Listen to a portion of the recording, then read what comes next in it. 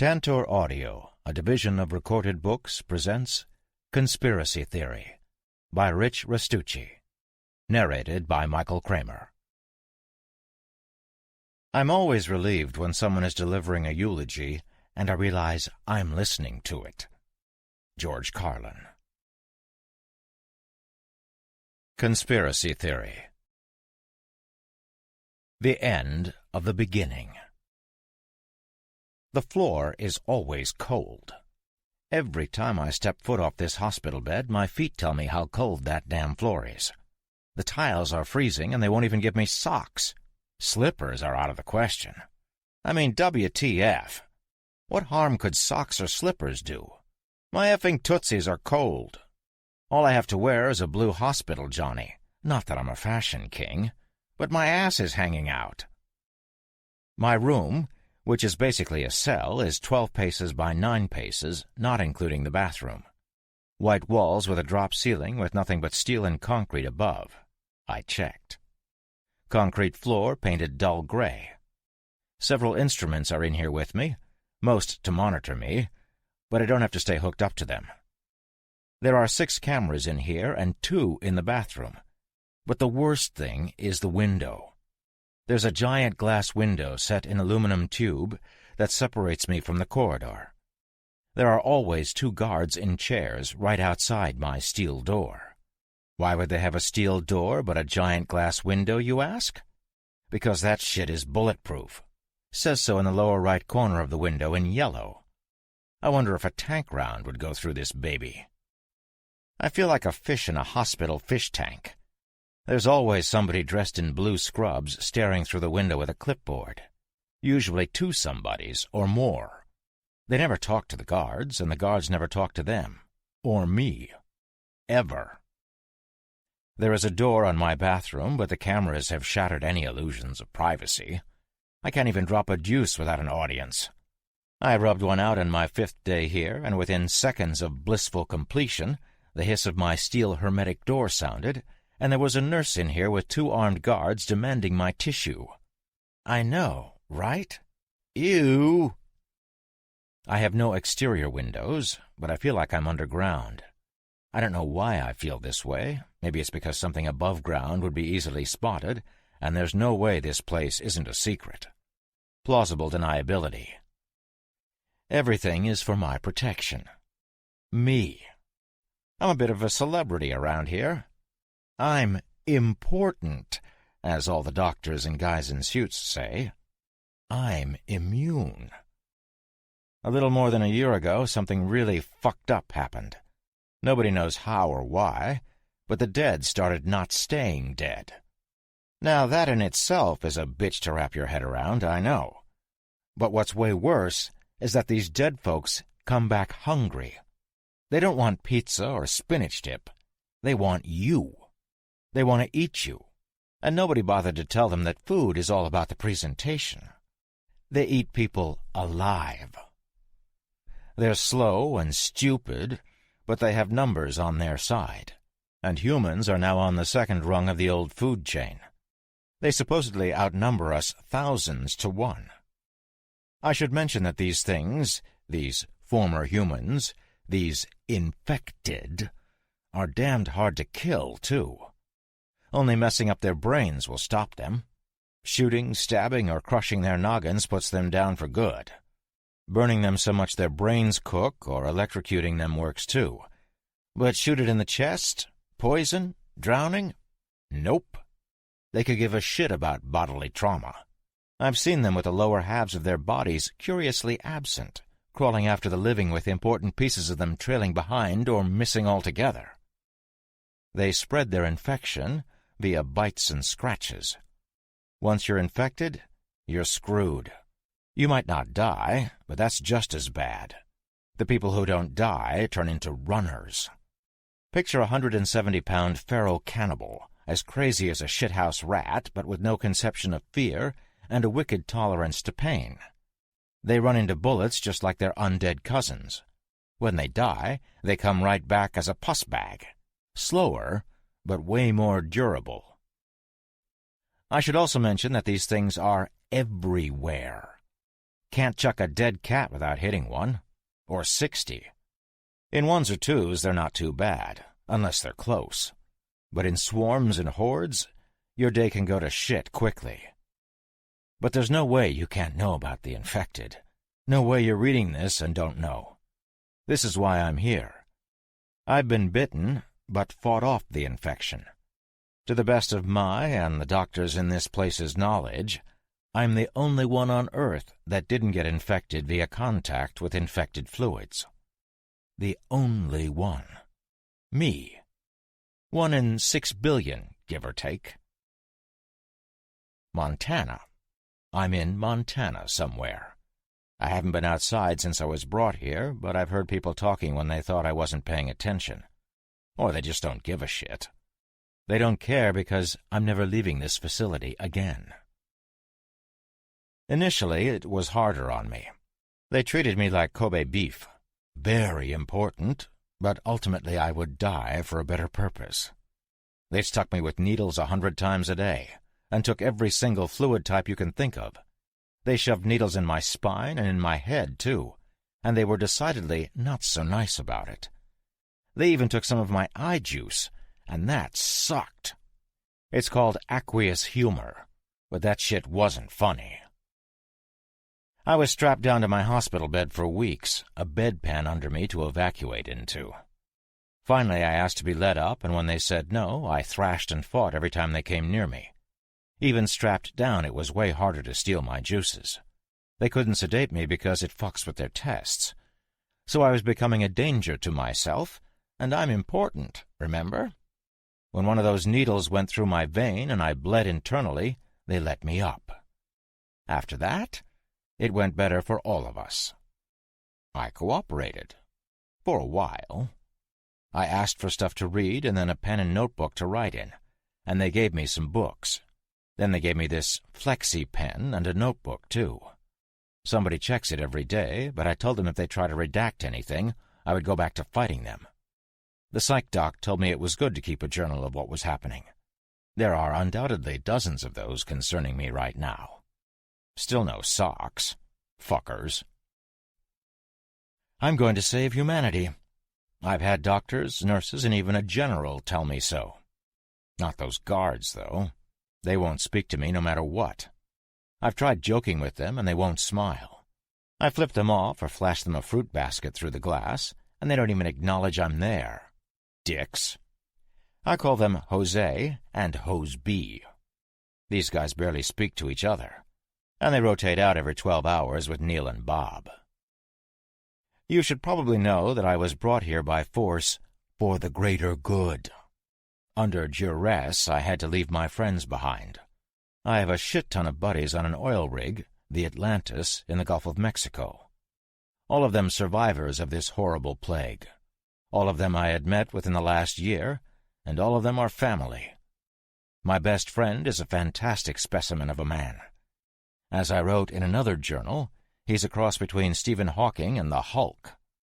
Near 7 feet of solid muscle, this guy is also a bona fide genius, like next-level smart. But he's mute. Sometimes that's a good thing. Then there's Kat. She's the toughest teenager in the world, I shit you not. A great kid who I think of as my little sister. She has a boyfriend now, a soldier named Alvarez, who will give his life for her. There are several others, especially a woman whose company I enjoyed, but I will leave out their names for their safety.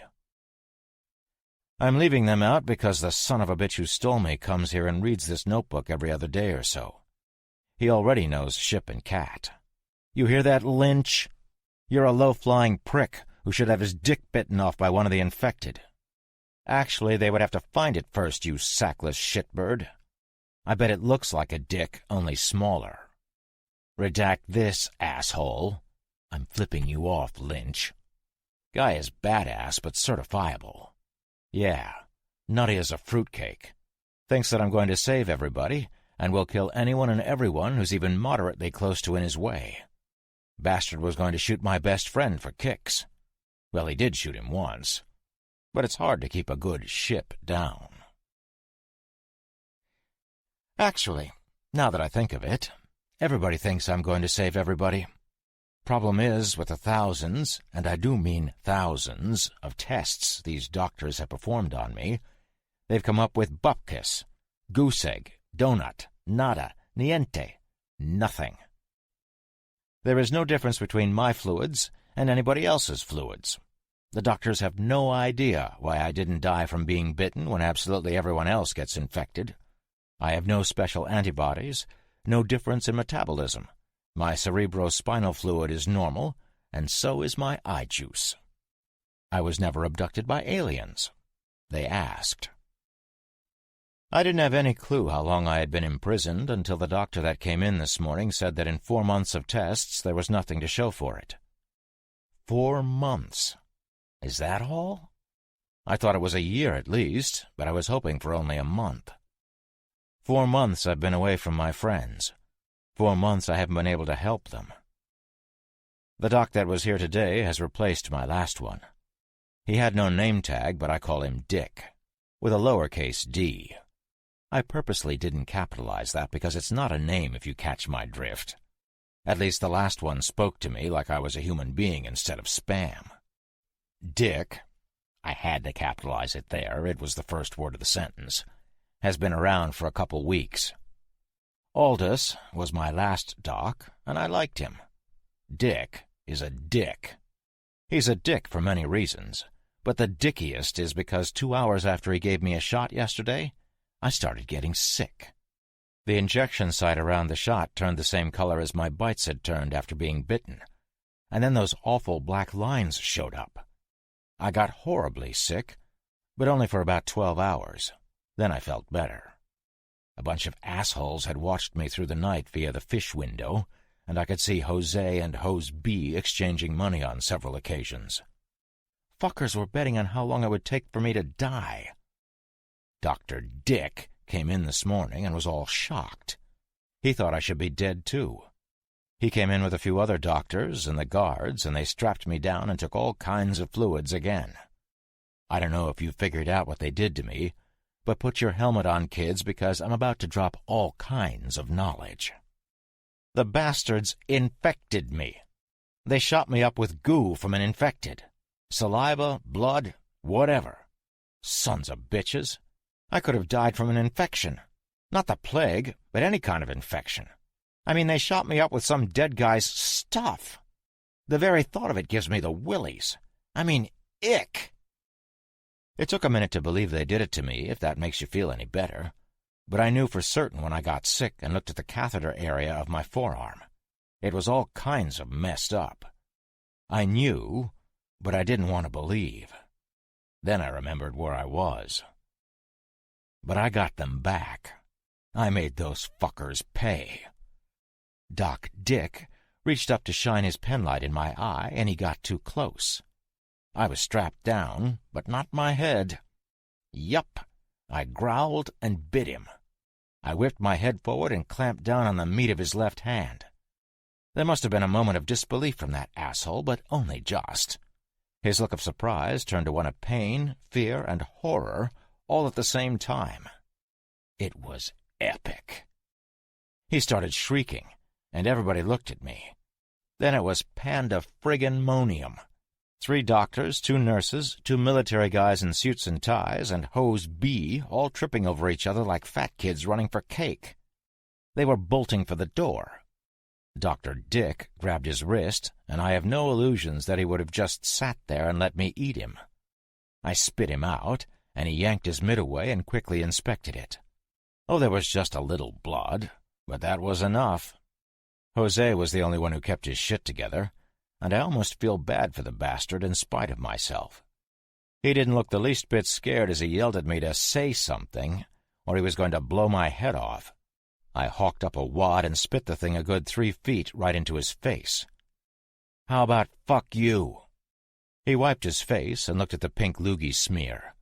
Dawning came over him, and then he did look scared. "You bastard," he said. "You just killed me." It was the second and last thing he ever said to me. "Oh, relax," I said. "You can't get—" He raised his M4 and aimed down the sight at my head. The sound of gunfire was super loud in the small room, but hey, this wasn't my first rodeo with that. Last time this happened, I did get shot in the head. Well, grazed, but still. What didn't compute was why Jose jerked to his right and crumpled to the floor. My ears ringing, I looked at the blue instrument box on one of my medical thingies. It was popping and fizzing, and smoke was coming out of a hole in the side. It was also dripping with Jose. Lynch stepped into the room and looked at me, shaking his head, wisps of white smoke coming from the barrel of his M9. He told Hose B, who was outside the room staring in through the fish window, to get the F back in the room. Doc Dick was standing there trying to rationalize himself out of his own doom. Been there, but I didn't feel bad for this prick. I couldn't infect anyone anyway. They had proved that. I'm not a carrier. I just come down with symptoms and my body tells the plague to fuck off. But this asshole was terrified. Lynch pointed at the doc and said, "Isolate him." Hose B nodded and took the doc out, still holding his paw. The spook smiled at me, shook his head again, and said one word. "Epic." Then he laughed and sauntered out. At least we agreed on something. And right now you're thinking, only a graze? Pussy. Well, fuck you. Try it. Damn, I gotta pee. Short but sweet.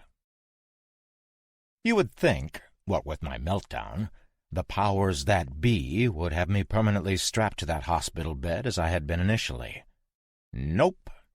My little tantrum worked wonders.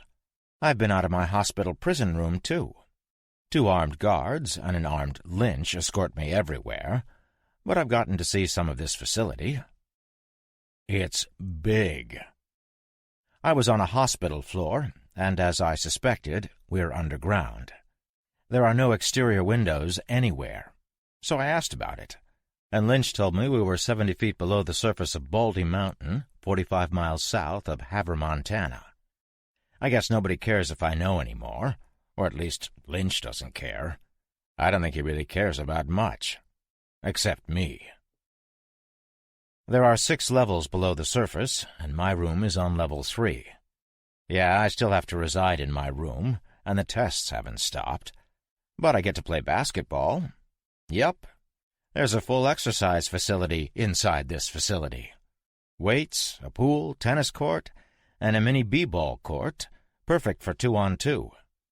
I've been eating up the competition. Far be it for me to brag, but I've been going HAM on these military pricks. Generally, my partner is Lynch, and he's fucking good. Better than me, and I'm good. Well, in comparison. I held my own against the big boys in the big house.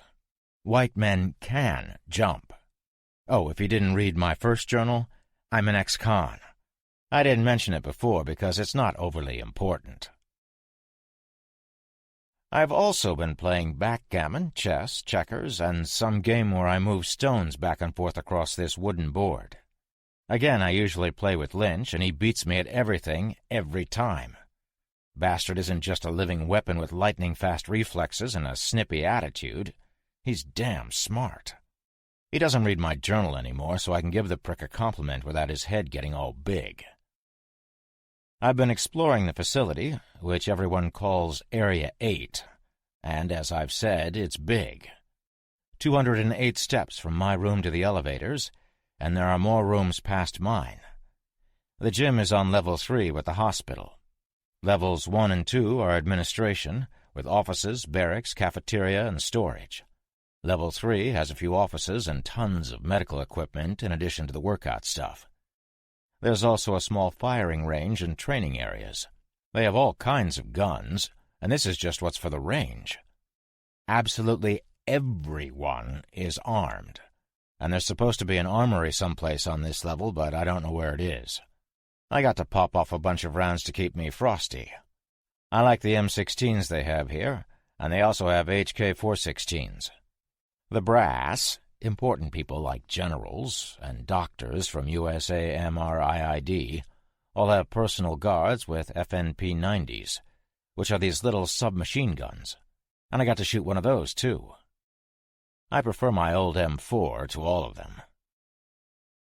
Level 4 is laboratories and weapons storage with some kind of satellite tracking facility. I haven't been up to the surface. Lynch says I can't. I could get a hangnail or something. My explorations are accompanied, but the only place I haven't been allowed to go, other than the surface, is Level 6. You need special clearance for that, and Lynch won't tell me what's down there. Level 6 has its own elevator. That makes me nervous. I don't know why. There are no guards on the bank of 6 elevators that ferry people up and down to all the other floors, but the lift down to 6 has its own guard shack. Not just guards, but a small structure you have to pass through just to get to the lift. There are 300 people down here, and Lynch says that the facility in the mountain above is just as big. He also told me that, other than the occasional stray zombie, there hasn't been an attack on the base since the beginning of all of this. Most of these people, other than the soldiers, haven't even seen any infected. They've been closed off down here for a year. They know their families are dead, the country is dead, and the world is dead. They got to watch it in high definition during the first weeks of the plague. I've spoken to some of them, and they're mostly friendly, but standoffish. I played a game of chess with a lab guy named Frank at 3 this morning. He kicked my ass, too. I can't roam freely, and there's still a pair of guards outside my room, but I can come and go as I please as long as the gun-toting guards or Lynch come with. Hose B hasn't come back as one of my door guards, but I did see him working on the Universal at the gym. He gave me death eyes. I haven't seen Dr. Dick since I bit him, though. Lynch said he's fine. They watched him for a while, ran some tests, and then let him out of quarantine. I hope they took his spinal fluid and eye juice, too. Prick. Yeah, so that's that. You've got the general layout of the facility, and my role here is guinea pig. You've figured out that Lynch is not my favorite person, even though he did save my life from a freaked-out Jose. You know my friends are all far away. That pretty much sums it up. I did get some shoes, too. A pair of combat boots and a pair of cross-trainers. I know what you're thinking. Where are my damn zombies? This is a zombie story, right? Not a stupid tale of some guy getting experimented on. I did not pick up this tattered and yellowed and probably blood-spattered journal to read about a government stooge with his lab rat reject. I want the living dead. Well, you've got them incoming. There will be zombies aplenty in the next chapter. I'm just too tired from running and dodging and shooting and being thirsty to write anymore. Besides, backstory is vital. It is critical need-to-know information in order for you to make a rational, informed decision on whether or not to chuck this notebook in the fire to keep you warm. Don't. Not yet. Unless you're really cold. Oh, and I got socks. Zombies, zombies everywhere, and not a drop to drink. I want a beer. Most times when I'm really thirsty, I want a soft drink or water. But damn, a beer sounds good. Not one of those yuppie microbrews or foreign heavy beer. I want a mass-produced, ice-cold, fizzy American brew. But water would do. I'm hoping the fact that I'm thirsty and have no access to liquid has dawned on you. How, you are obviously demanding, how is it possible that you are thirsty when you currently reside in a facility designed to withstand a nuclear holocaust, stocked with food and drink aplenty? You even told us there was a gym, for Christ's sake. Let me tell you how fast everything can go to shit. Seconds. I was in the gym you were just thinking about, playing a game of 2-on-2. Lynch was on the other team, and I was finally beating him. I was with Tim. He was some type of satellite technician who never, ever took off his ID badge, even when he was playing hoops. Lynch was with some Air Force Chief Master Sergeant named Brick. I don't know if that was his first or last name. Everybody called him Chief Brick. Game was to 21. Got to win by 2. And we were up 19-8. 19-8, and I was on fire. Couldn't miss. So, Lynch calls a timeout for a piss break and goes to the can. I'm sitting there bullshitting with Tim and Brick, my guard.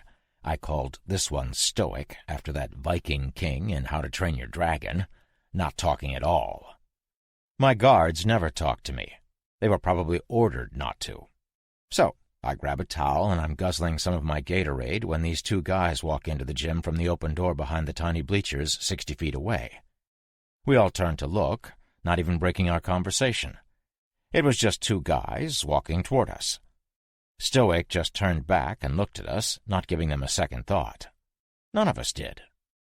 Brick had been talking about Larry Bird versus Magic Johnson and how that was probably the best rivalry in all of pro hoops. I disagreed and said that the Bird-Dr. J games were better. Tim says, "Yeah, but Kareem had that skyhook," and he proceeds to do one. The ball goes thump and sticks between the rim and the backboard. Stuck. Brick and I start giving Tim shit. I even caught Stoic with a half smile. So, we're standing under the ball, looking up at it, telling Tim that he jammed it so he should jump for it, when we hear a scuffle. The three of us turned around to hear the two guys that had come in tearing into Stoic, who never even fired a round. His Adam's apple was gone, a gaping hole into his throat, spurting and gushing his life away. One of the things is making this awful crunching sound as it crushes Stoic's larynx cartilage between its molars like a fistful of Fritos. Stoic never even made a sound, but the tearing and ripping of his flesh giving way will haunt me forever, and I've seen some shit. I could see he was trying to scream, but there was nothing left of his throat to make anything other than gurgling noises and coughing sounds as his lungs tried to expel the blood that was undoubtedly flooding them. Tim didn't move, the shock of the moment overcoming him, but Brick and I moved to the bench to get weapons. I grabbed Tim's M9 and Brick grabbed his.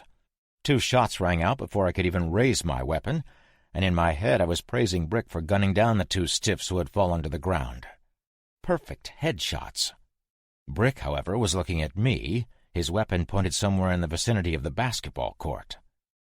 "We're in it now," Lynch said, the smoke from his M9 wafting into my nostrils. As my nasal passages were assaulted by the stench of newly fired pistol, my auditory senses came under attack from that same alarm klaxon that you've heard in every B-movie ever made that had an alarm klaxon. And that shit didn't stop for 9 hours.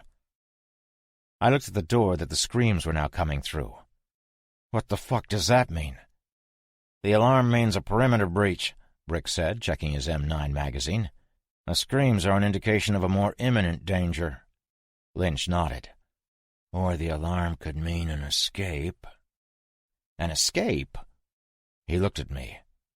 "What are you, a parrot?" "Yeah, an escape." Tim and Brick looked at each other, then at Lynch. "You mean a prisoner escape?" "Well, kinda. There are almost 200 infected caged on level 6. He said it like we were all morons for not figuring that out. Boom. There it was. Shockingly, the people in charge thought they were intelligent and could contain hundreds of carriers of the worst plague in human history inside a secure facility. Not 3 days ago I had asked about infected attacks on this structure, and had been told those attacks had been non-existent, which means there were no infected in the vicinity, which means they had to import the fuckers here and stick them downstairs. You knew. You fucking knew those things were here and didn't do shit about it? Of course I knew. I thought it was stupid, same as you, but what could I do? Dude, I'm not a soldier. I'm not a lab guy. I do what needs to be done. I get called in when nobody else can do the job. You and me? We just happened on each other back in Tennessee, and I knew how important you were immediately.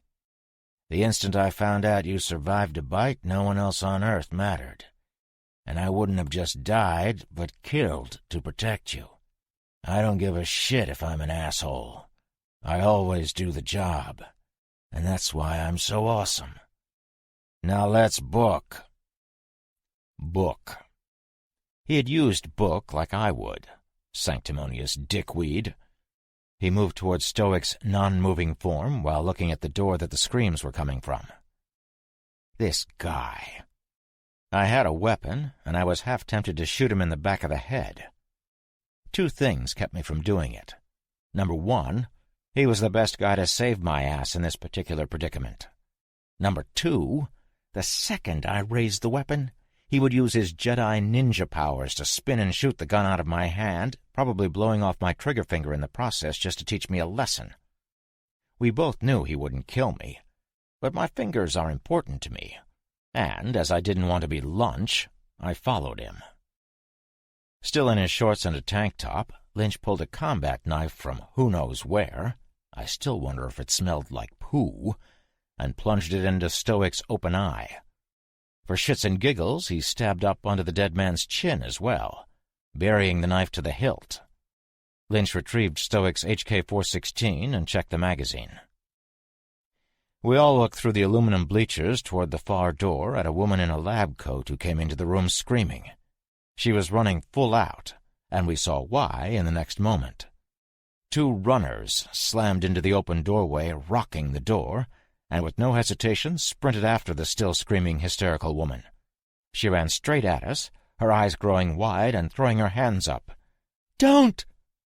I had no idea what the hell she was talking about until I saw Lynch aiming the assault rifle at her. 2 shots in rapid succession, and the woman jerked, her hands coming to her chest. She stopped, but she didn't fall. She moved her hands up and down her body, as confused as I was. She turned and looked at the 2 runners, one with a hole in her head, and the other struggling to breathe with a portion of his right lung splayed out on the concrete behind him. He looked at us, eyes full of rage, and not a little sadness. That look made me think back to the first time I was bitten, when I thought about swallowing a bullet. What if these things are still you, but something has taken over and you're trapped inside looking out while your body commits the most heinous acts possible? The thing tried to stand and growl, but only succeeded in gurgling and blowing a blood bubble from his right nostril.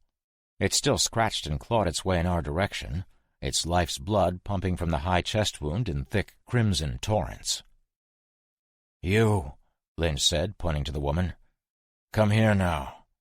Keep your weapons on her," he told Brick and I. She came to us, heaving, wringing her hands and crying slightly. The spook grabbed his black bag from the bottom bleacher and pulled a suppressed SIG P226. He slung the HK-416 and then pulled another suppressed SIG. He handed one to me and told me to give Tim his M9 back, which I did. "Watch her," he said, and sprinted to the open door. He took a quick peek out the door and closed it hastily. It was a steel door with a window laced with chicken wire. It had a push bar on this side and was not unlike any gym door you've ever seen. I asked the woman her name, and through the tears she said it was Sarah. Her lab coat was spattered with blood, and I asked her if she had been bitten or scratched. Suddenly very aware of the infected blood on her, she peeled that coat off with lightning speed. She looked herself over, and then looked at me, terrified. "I need to check," I told her, and she nodded. "I'm sorry, but you have to take your shirt off." She did, and I told her to lift her arms up and checked her for bites.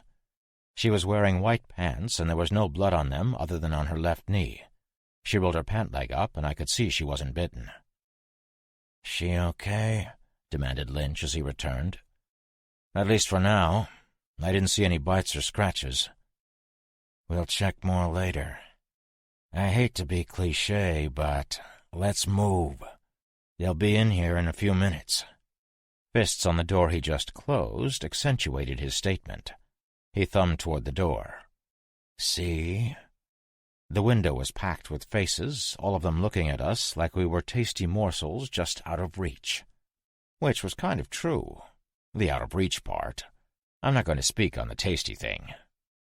We moved to the double doors on the side of the gym that empties into the hospital wing. Lynch stopped us at the doors, then looked Sarah up and down like she was a new tool. "Hang on." He opened his black bag again, fishing in it for a moment. "Do not fire unless you absolutely have to. This isn't suppressed, and you will call every dead bastard down on us if you shoot." He handed an M9 to Sarah. Then there's the fact that I don't want to be shot." I don't—" she stammered. He raised his eyebrows. "You want me to take it back?" "No," she said quickly. "Only if they get past us, then. Last resort." She nodded, and he opened the door, sweeping left and right. That damned alarm was loud. Wah, wah, wah. The hospital wing didn't have the alarm piped through as loudly, but it was still there. There were also panicked people everywhere. The long corridor was filled with doctors, patients, and some military looking for something to shoot. It wasn't chaos, but it was getting there, and I had seen this before. So had Lynch. He shook his head and sighed. "Everybody shut the fuck up!" It was like he flipped a switch. If it weren't for that damned klaxon, you could have heard a pin drop. All the folks in the corridor looked at him. "We need to fortify this wing pronto. There are infected at the far door in the gym. It will not hold forever." He started giving orders, and people started following them like he was the president. There were maybe 40 people here, and half of them pushed every single piece of furniture toward the double doors, which one of the soldiers had secured with a serious electrical cable. The problem was this was also a push-bar door, and the bar was on the other side. The door couldn't be locked, other than in the open position either. He had the other half of his little army start stockpiling all the food and water they could, but he kept the 5 of us together, and he said in a low voice, pointing at me, "This man lives. I don't give a shit about anything else, but he lives. Is that understood?" Tim and Brick looked at each other, but all of them nodded, and I felt like a dick. "We need to lock down the eastern elevators." Lynch grabbed 2 guys in scrubs. "Come with us." The 7 of us ran down the corridor, and I looked into some of the other rooms as we did. Many of the people in the beds would not be able to run. We reached another door, and this led to the section of the hospital where my room was. It was locked, and the guard let us through.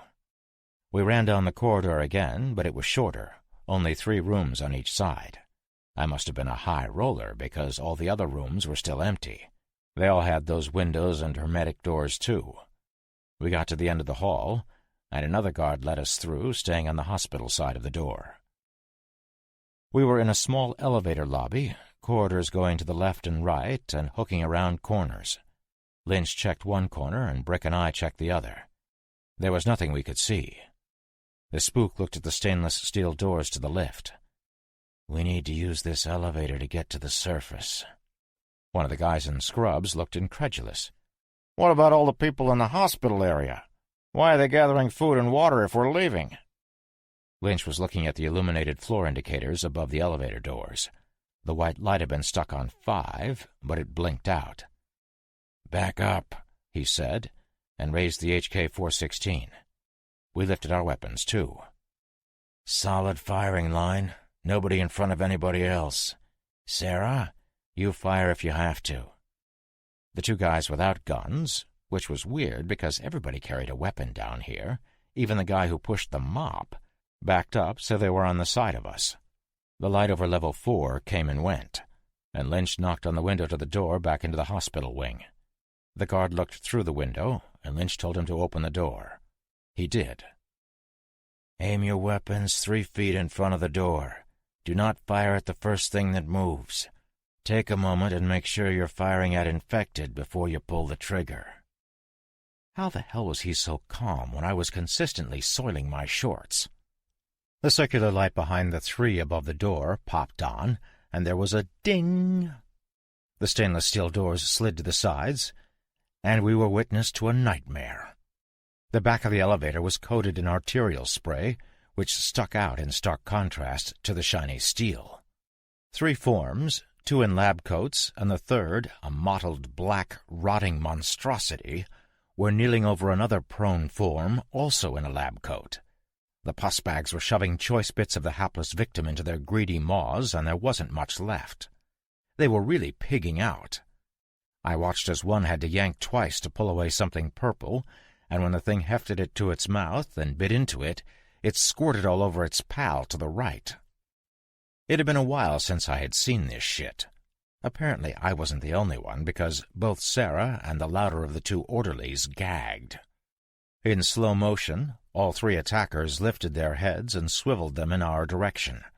The two in lab coats had been savaged and were missing important parts of them, but the rotten one was so far gone I couldn't tell if it had been male or female. "That's what we're fighting, people. No quarter asked and none given." Lynch fired his weapon 3 times before any of us could recover from the overwhelming feelings of pity and disgust. All 3 zombies crumpled. Perfect headshots again. The doors tried to close, but one of the slain undead had fallen into the door path, and the steel panels kept bouncing off its corpse and reopening. The spook stepped forward and shot the one they had been feeding on. He stepped into the elevator and did something, the doors remaining open. Then he looked up. "I need a boost." I didn't have a holster on me, so I passed my cig to Tim and moved to help. I stepped into the elevator, the stink from the rotten one so bad I almost gagged. Almost. Lynch looked at me as I bent down and reverse-steepled my fingers for him. "Don't get any blood on you." Don't get any blood on me? Was he fucking serious? There wasn't a square inch of this metal box not dripping or puddled with gore. The undead did not believe in napkins. Not being able to keep my mouth shut, "I can't get infected," I told him. "I can.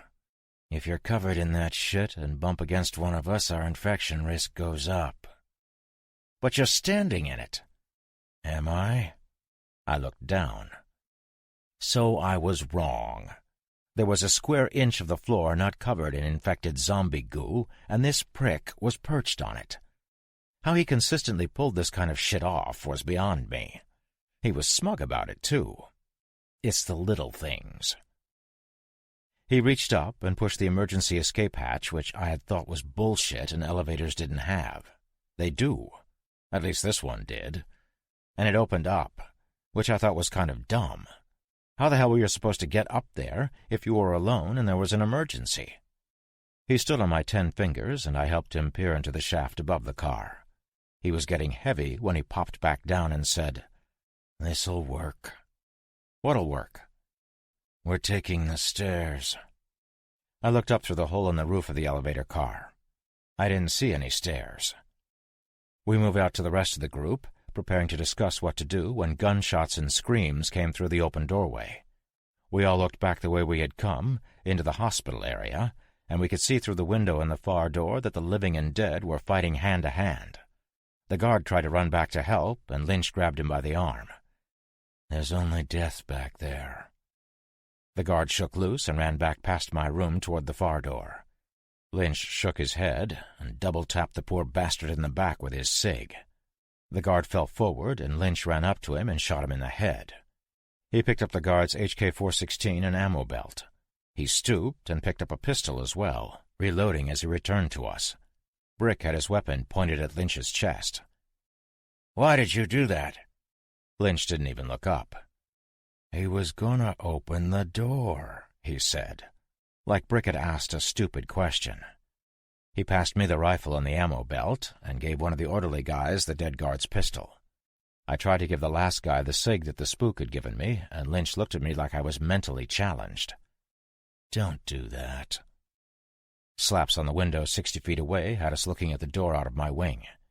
The dead were pressed against it, and some of them had been folks we had been talking to not 20 minutes before. Several were runners, and they were beating the shit out of the window. "Shouldn't he have a gun?" "There will be plenty lying around on the floors above, trust me. In the meantime, you keep those and shoot anything that gets past me, living or dead." "Living?" "Yeah. If somebody gets past me, then I'm dead. I want you to shoot that guy. I want you to shoot him if he's the president. How many times I gotta say it? You have to live. Not to mention, if he just killed me, I don't like him." The far window spider-webbed, and then a chunk of it busted in. It was that safety glass that had the chicken wire inside it, so it cut the crap out of the runner that was ripping at it.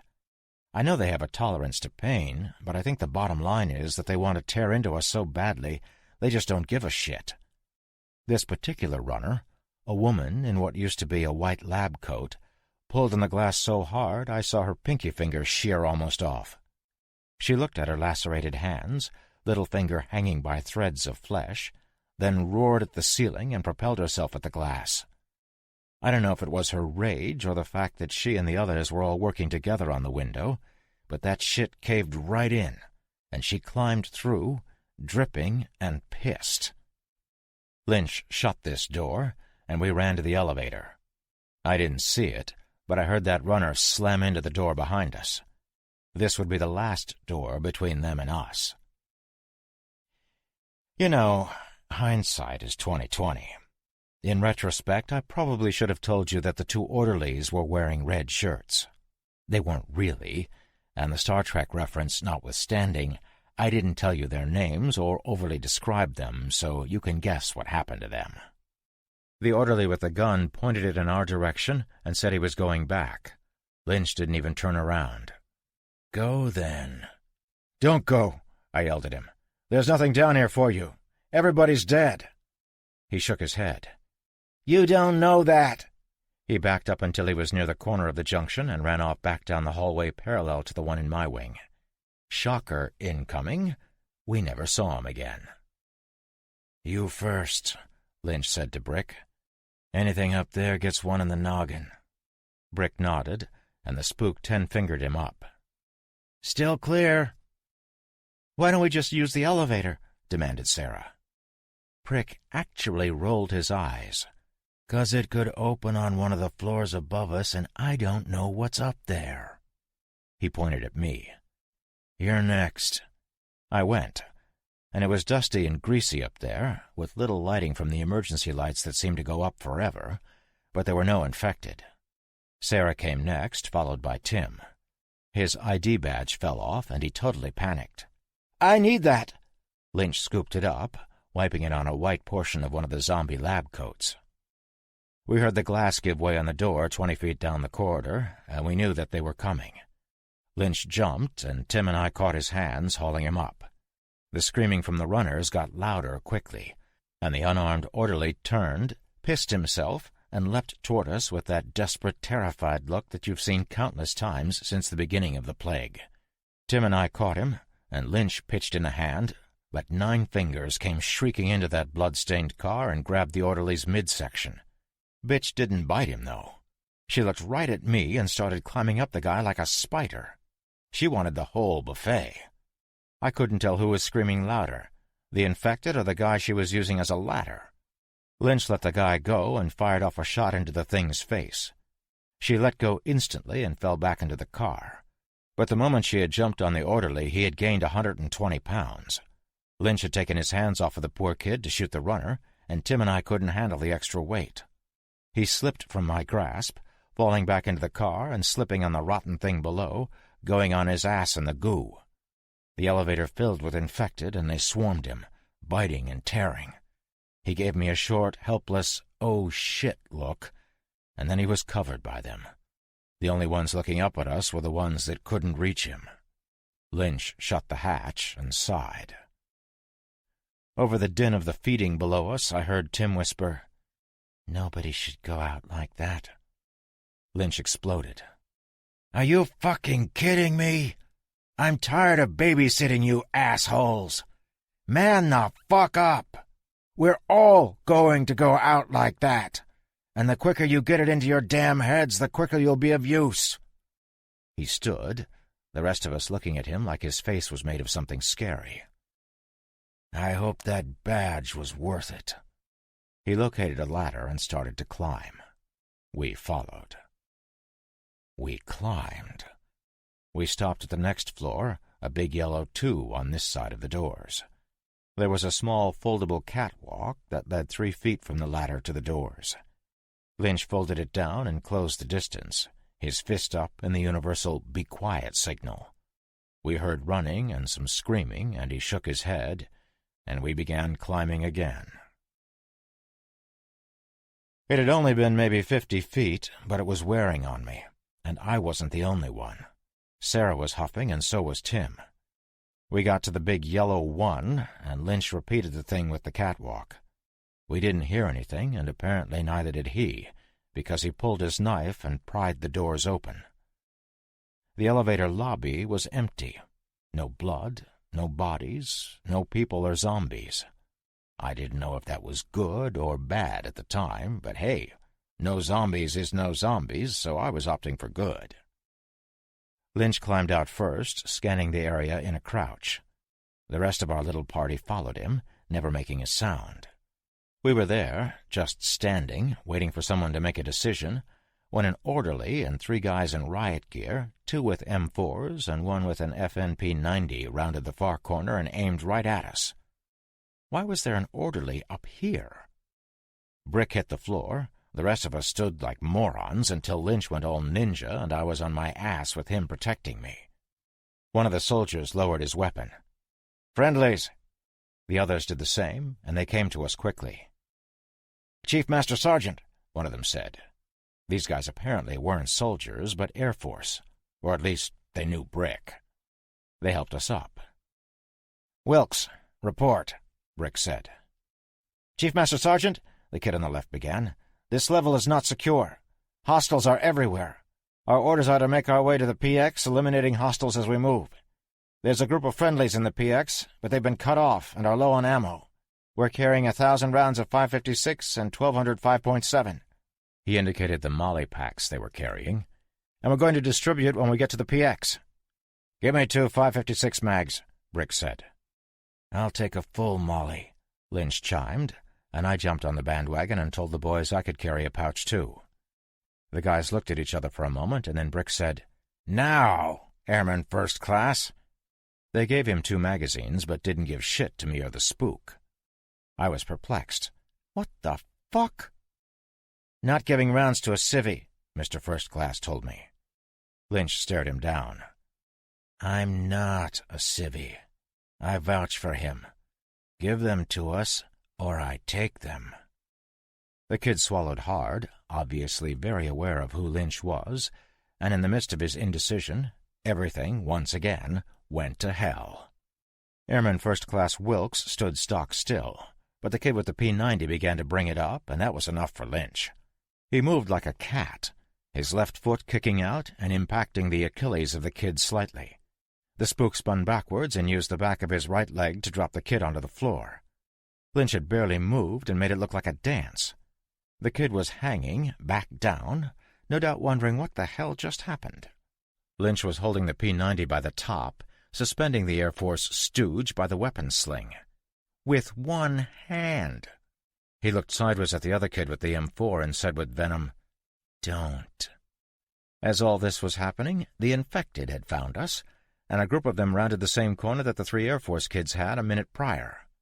They also came from the other direction, boxing us in. Well, shit. And wah, wah, wah, because that effing alarm was still going on. These were all pus bags, mostly fresh, too. No runners. Lynch pulled the kid off the floor, and everybody started shooting.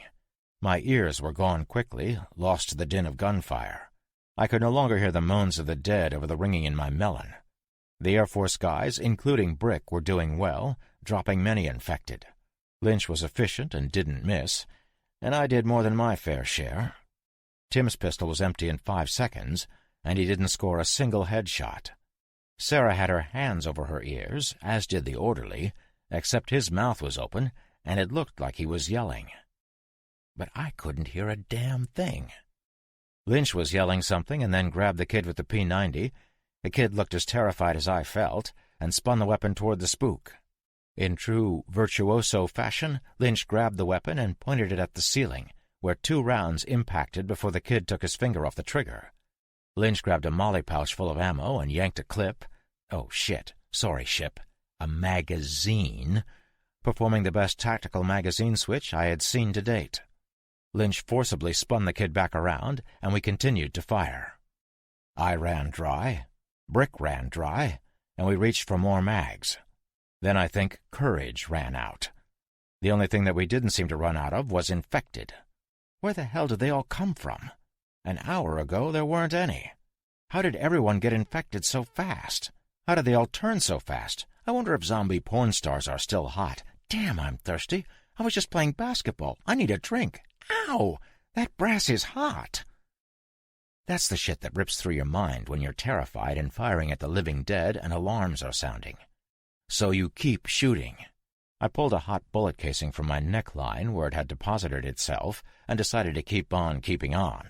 With bullets. The infected gained 10 feet and we kept firing. They got closer, stepping over or on their pals, and we kept firing. Airman First Class Wilkes ran dry, but it was terrible timing because at that very moment they were in amongst us, and we had to go hand to hand. His M4 was pushed to the side, and 3 of the things grabbed him. Many of these ones were fresh, but a couple were nasty. The smell was overpowering, and Sarah and Tim began to gag. Lynch was still firing his HK, but I had run out of ammo, and couldn't reach the molly pack on the floor.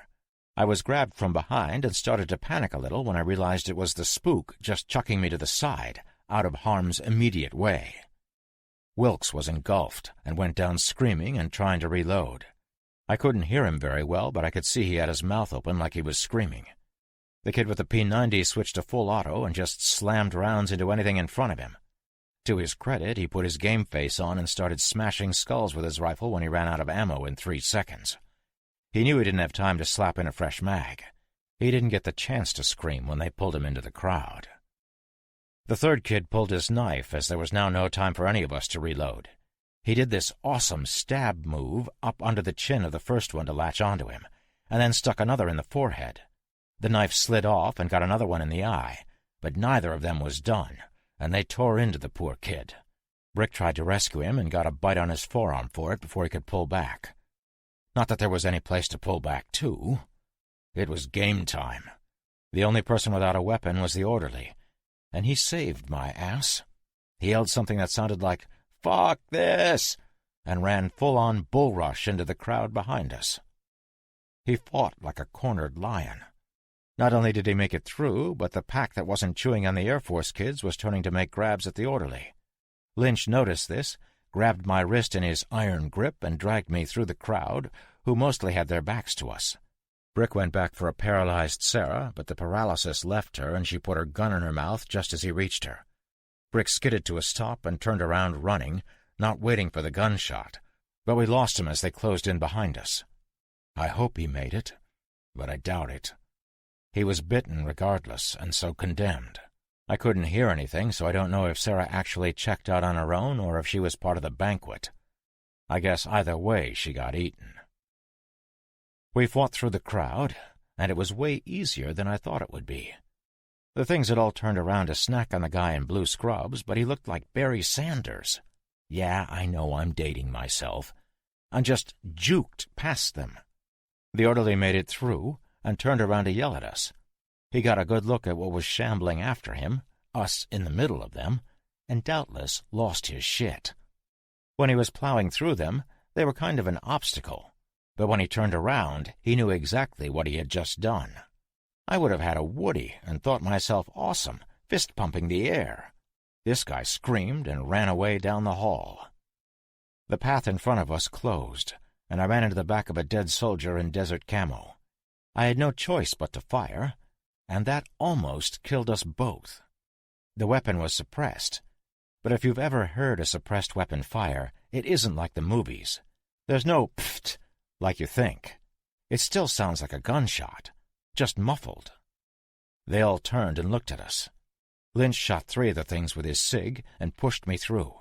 He shot them all in under a second, it seemed. Again, perfect headshots. 2 others grabbed him, and he fired, but one grabbed his arm, and his shot went wide.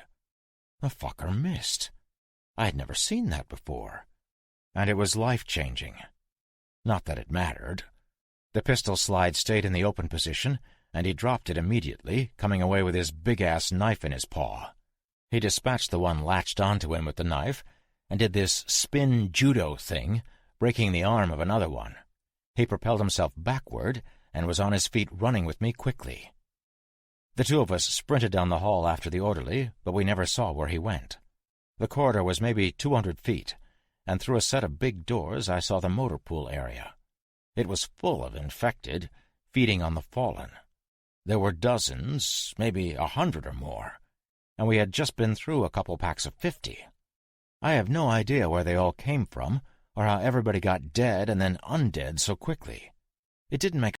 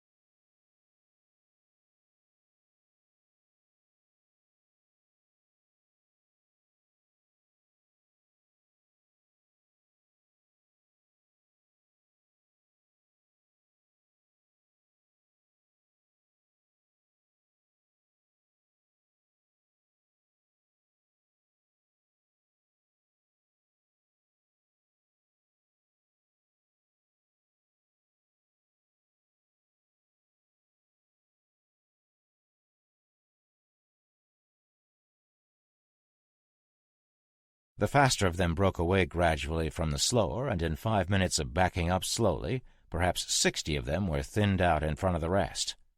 So I ran them over, ground them down. It must have been icky outside on that road.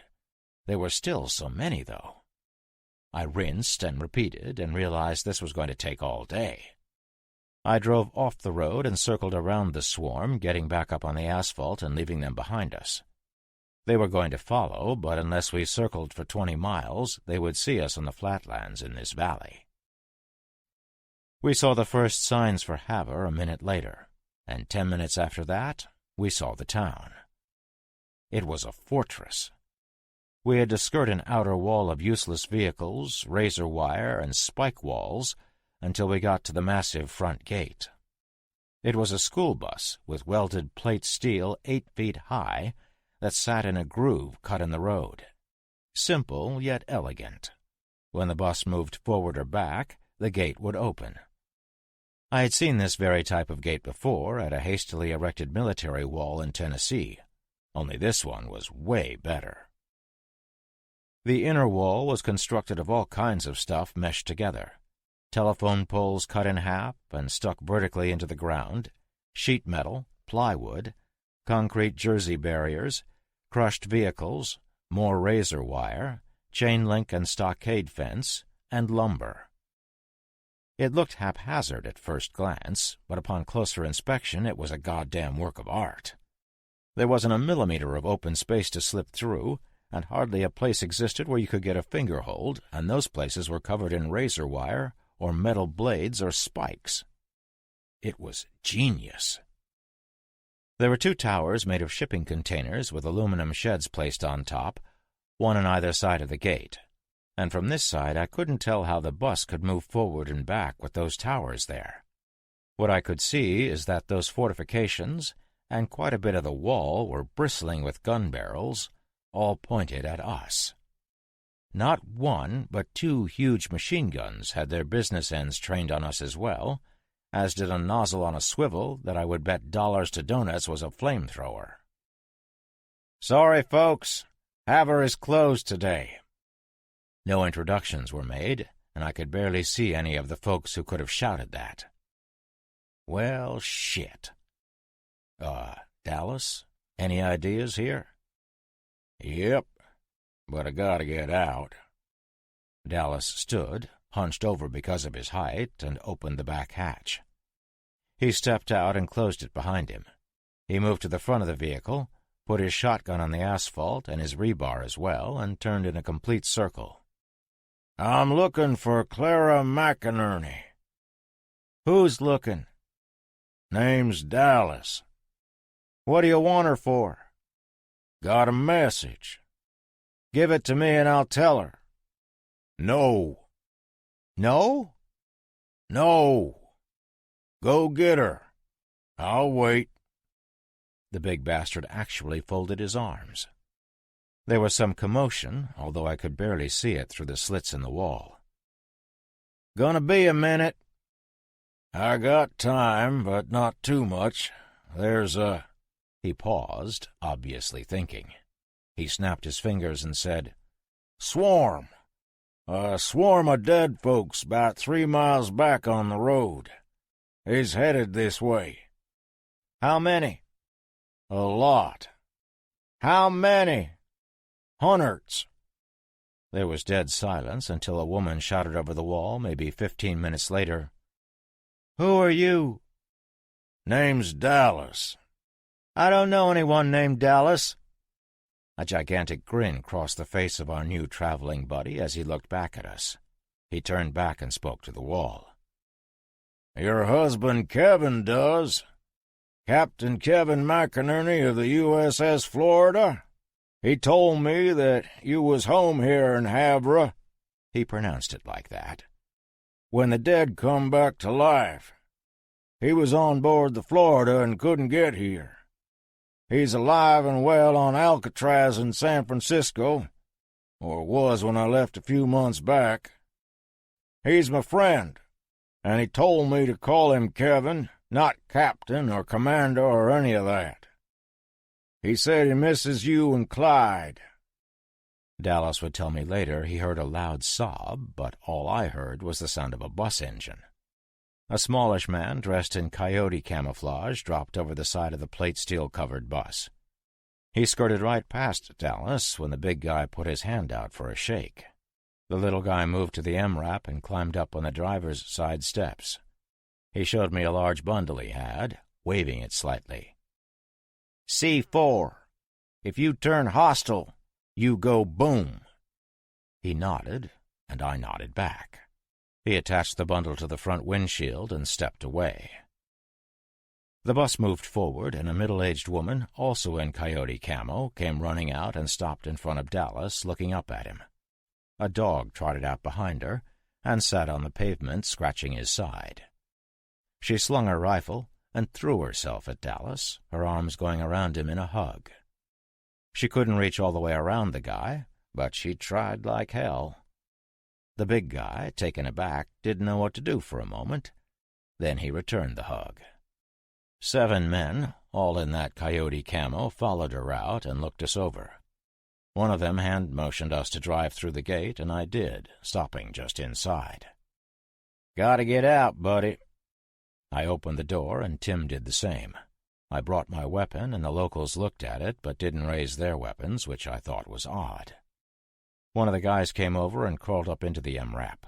He looked around and got out, nodding in approval. A different guy, older, with a beard full of gray, stepped up to us.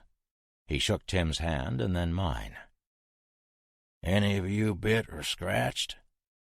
The dog, a bloodhound and a big one, came and sat at my feet, his gigantic tongue lolling.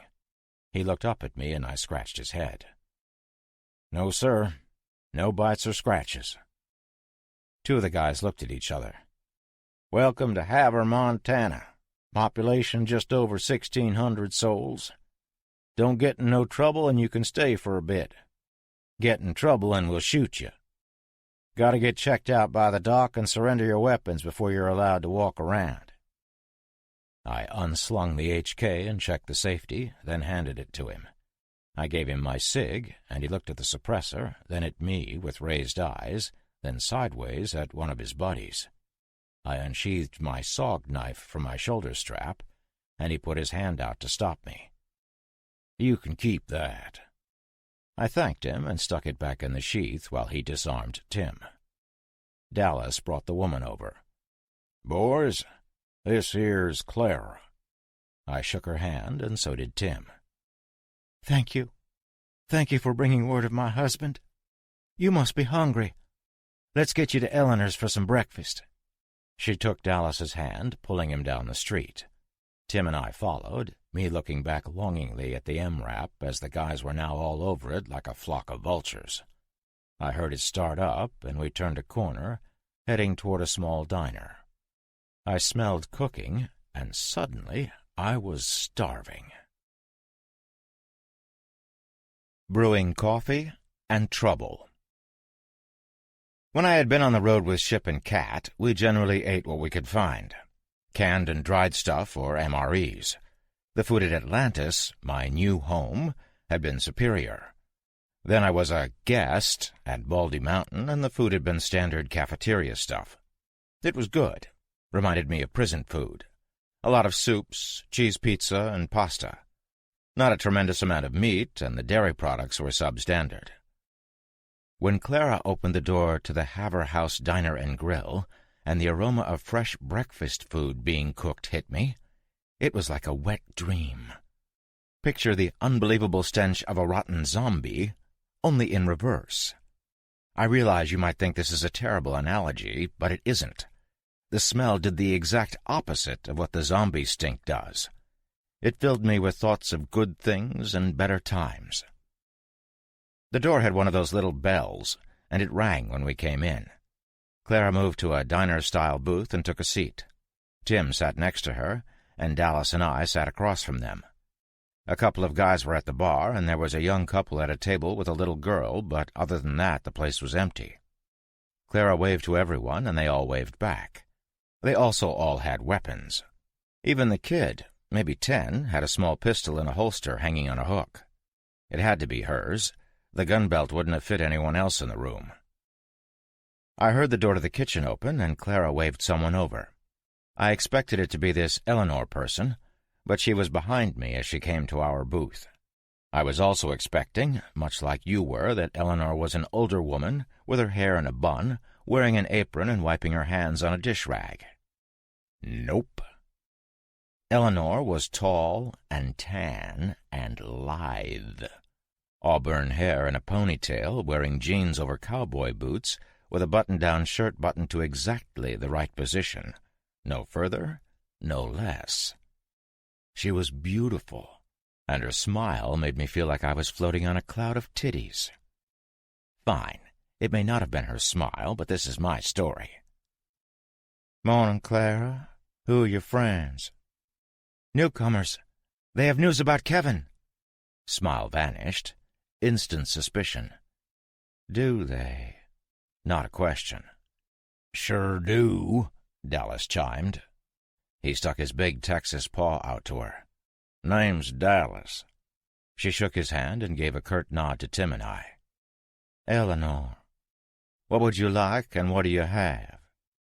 Seeing the blank looks on our faces, Clara explained, We work on a barter system. Money is useless, so we trade in goods and services. I had a service in mind. Dallas looked helpless, and I was thinking about a young lady friend on an oil rig a few thousand miles from here. Tim, with his ever-present logic and ability to totally pull shit off, pulled out a map of the area and a compass. Where he got that, I will never know. Will this do? She looked at his stuff and told him it would work. I don't need it, but there are other folks around that will trade for those. What about you fellas? Dallas continued to look helpless, and if he was half as hungry as me, he was about to start crying. I got a bunch of nothing. Eleanor's beautiful brown eyes shifted to me. I like that knife. She nodded toward my SOG. Now this girl was hot, but my knife? Nope. No way. I was absolutely keeping this knife. It was a seal pup, for fuck's sake. Quite possibly the best knife on the planet, according to Lynch. But boobs. I detached the Velcro and put it on the table. For both of us, I said, indicating Dallas. She smiled and nodded. We have fresh sausages and bacon to go with the fresh eggs, milk or lemonade and coffee, but it's instant. Dallas and I both gave her our orders, and we didn't skimp. Tim ordered big too, and Clara had a glass of milk, stating, jokingly, that instant coffee was a construct of the devil. When Eleanor brought us our food, we dug in with gusto, and Dallas began his story to Clara between mouthfuls. The food was fantastic, and listening to Dallas's story again wasn't horrible. When he got to the part about meeting us, Clara let loose with a small exclamation. Oh, I thought Kevin sent them with you. No, ma'am. And, begging your pardon, but Kevin didn't send me neither. This here's a favor, and he don't know nothing of it. Actually, he might by now, if and reckon the others got back okay. Kevin wouldn't have asked me. No, he wouldn't, Clara said quietly. He would have gotten you situated and come by himself. I reckon that's true. I heard the little bell on the door ring, and a shadow fell over us. It was the bearded guy from the gate. Mind if I join you folks for a bit? Not waiting for an answer, he grabbed a chair from a nearby table and spun it around so the back was to us. He straddled it and sat, looking over his shoulder. Can I get some of that coffee, Al? Be right out, Sheriff. Excellent. The law. His name was Dimitri Sabatino, a name which fit a Midwestern sheriff about as much as a cat screwing a dog. He told us the story of his town, which was probably the same as every other town across the country. Except with their remote location, they were able to cordon off a section of the town when the first of the plague hit, and remain in relative safety. We were almost done walling up the whole town when trouble started. We had one death in the beginning. One death. and overnight 4/5 of our population was infected. We lost half the town area, too, but were able to fight off our friends and neighbors until we got a makeshift barricade up, and then a wall inside that. The wall is damn sturdy, but we have issues." I didn't look at him as I used my fork to spear one of the grilled tomatoes I was about to shove in my head. It was tasty. "What kind of issues?" He looked at me. "Funny you should ask. We used to get deliveries from Baldy Mountain. A bunch of military types would come in and give us supplies, medical stuff mostly, and they never asked for anything in return. That truck you're driving, it looks like one of the trucks from Baldy." "It is." "May I ask how you came by it?" I sighed and pushed my plate away. Looking up, I noticed that the two guys at the bar were looking at our table. "Baldy's gone. Infected from the inside. Actually, the geniuses that ran the place thought it would be a good idea to study the infected, so they brought hundreds of them there to check them out." I looked at the sheriff. "You seem like a smart fella, Sheriff. You can do the math on what happened." He nodded. "How many survivors?" "Me and him." I pointed to Tim, who was shoveling food in his face as fast as he could, probably expecting to be arrested or even shot. He indicated Dallas. "And this fella?" "Picked him up hitchhiking." "Saved me from the swarm of debtors that are going to be knocking on your door in about an hour is more what happened." Eleanor brought over the coffee and stood next to the sheriff. "There's a swarm?" Tim finished wiping his mouth with his napkin. "Couple hundred, anyway."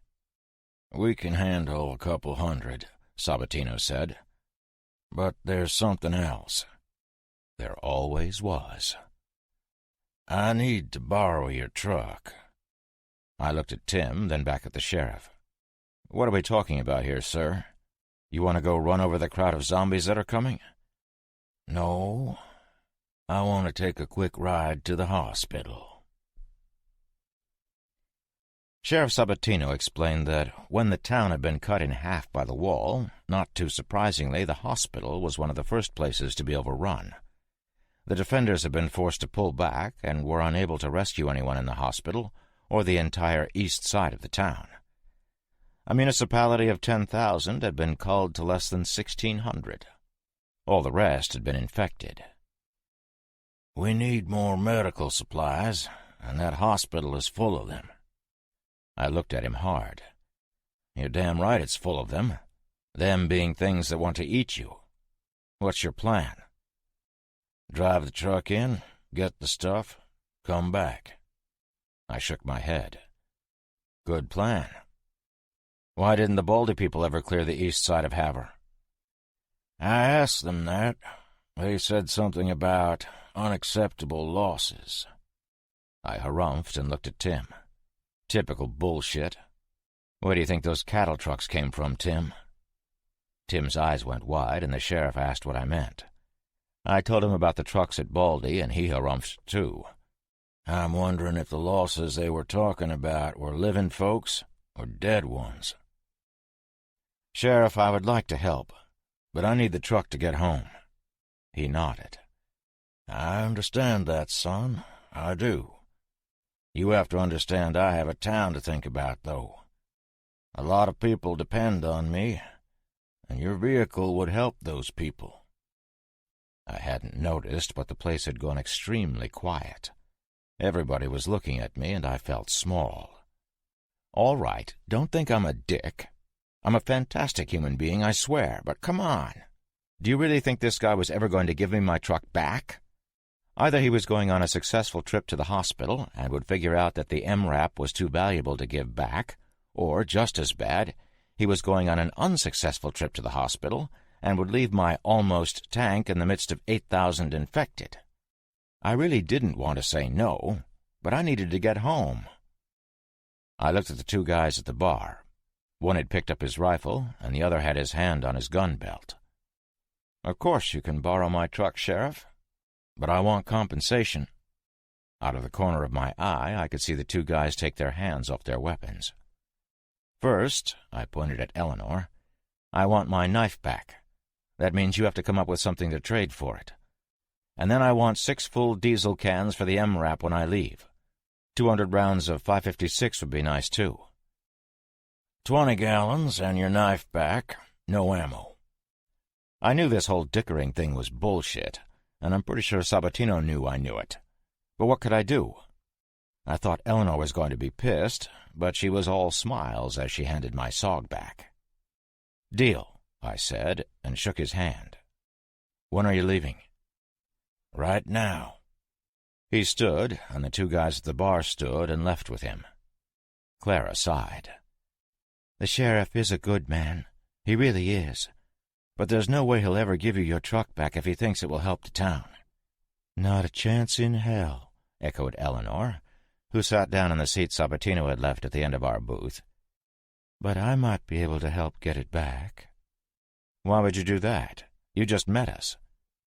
"Because I want to come with you when you leave." "Me too," Clara said quietly. "I would appreciate a ride at least part way to San Francisco. I have quite a few supplies we would be able to take as payment for a taxi ride." I looked at Dallas, who smirked. "Well, I ain't staying here." The 2 guys that had been at the bar were our escorts. They showed back up about 10 minutes after the sheriff had left and were very friendly. They said we had to see the doc, and they brought us to him. We had gotten a once-over when we were let in, but this guy was thorough. He noticed the bite scar on my leg, running his gloved fingers over it a few times, but the fact that it had healed threw him, and he didn't even question me about it. We were cleared just about the time the gunshots echoed across the town from the western gate. "A few dead ones hitting the gate is all," one of our escorts told us. "Nothing to worry about. Them's probably the ones we drug with us." "Agreed, my large friend." I looked at our guards. "What now, fellas?" "Now you get to do whatever you want. Me and Tom will shadow you to make sure you don't get into any trouble until the sheriff says we don't have to anymore." "Fair enough. Wouldn't mind a little rack time." "They can stay with me," Clara told him and us.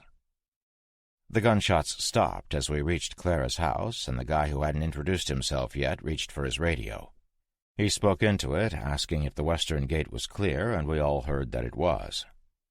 Dallas, Tim, myself, Clara, Tom, and No Name sat on a pretty couch and 3 chairs in her house for a few minutes talking, and then I asked if I could take a nap.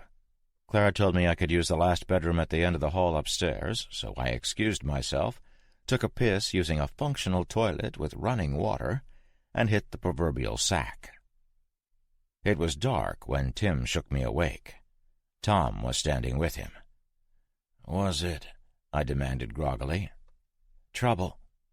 I sat up immediately, well aware that my weapons were now in the possession of one Dmitri Sabatino, sheriff of Havre, Montana. Tim put his hands up, palms toward me. "Whoa, we're okay. No infected attacking us." That made me feel better. Tom piped up, "The sheriff called on the radio. He and the scavenging team are trapped in the hospital." That made me feel oddly better, too. I let loose with a colossal yawn and stretched. This was the first time I had been allowed to sleep more than 4 hours in a row since my incarceration at Baldy, and no needles either, or probes, or questions, or requests for other fluids. I could tell Tom wasn't done. "And," Tom passed me my HK, "and we need help getting him back." NMH and zero tolerance. Now, what would be comical about a group of cowboys, complete with cowboy hats, trapped in a hospital and surrounded by a few hundred living dead, jonesing for some human flesh with a side order of fries? They're trapped in the damn morgue. Sabatino had taken 4 guys with him, one of whom was dead, and another unaccounted for. 3 of them were trapped in the basement of the hospital, with half a town of undead roaming the halls. The yokels hadn't been found yet, but the sheriff said that the pus bags were getting close. The half-a-redneck also reported that he had several huge duffel bags full of medical goodies, but no way out of the hospital. All of this Tom had related to me while we sat at Clara's table. Sabatino hadn't contacted Tom again since he first radioed almost an hour ago. Tom ended his tale by asking me if I would help. I looked at him dumbfounded. What the hell can I do? You guys can come with me to get the boys and meds. Wait a minute, damn it. Don't you have almost 2,000 people here? Can't a few of them help? Not to mention I've been here 10 seconds and you trust me with your sheriff's life? The sheriff asked for you specifically. I blinked. What? What did he just say? He said that you knew how to deal with the dead up close.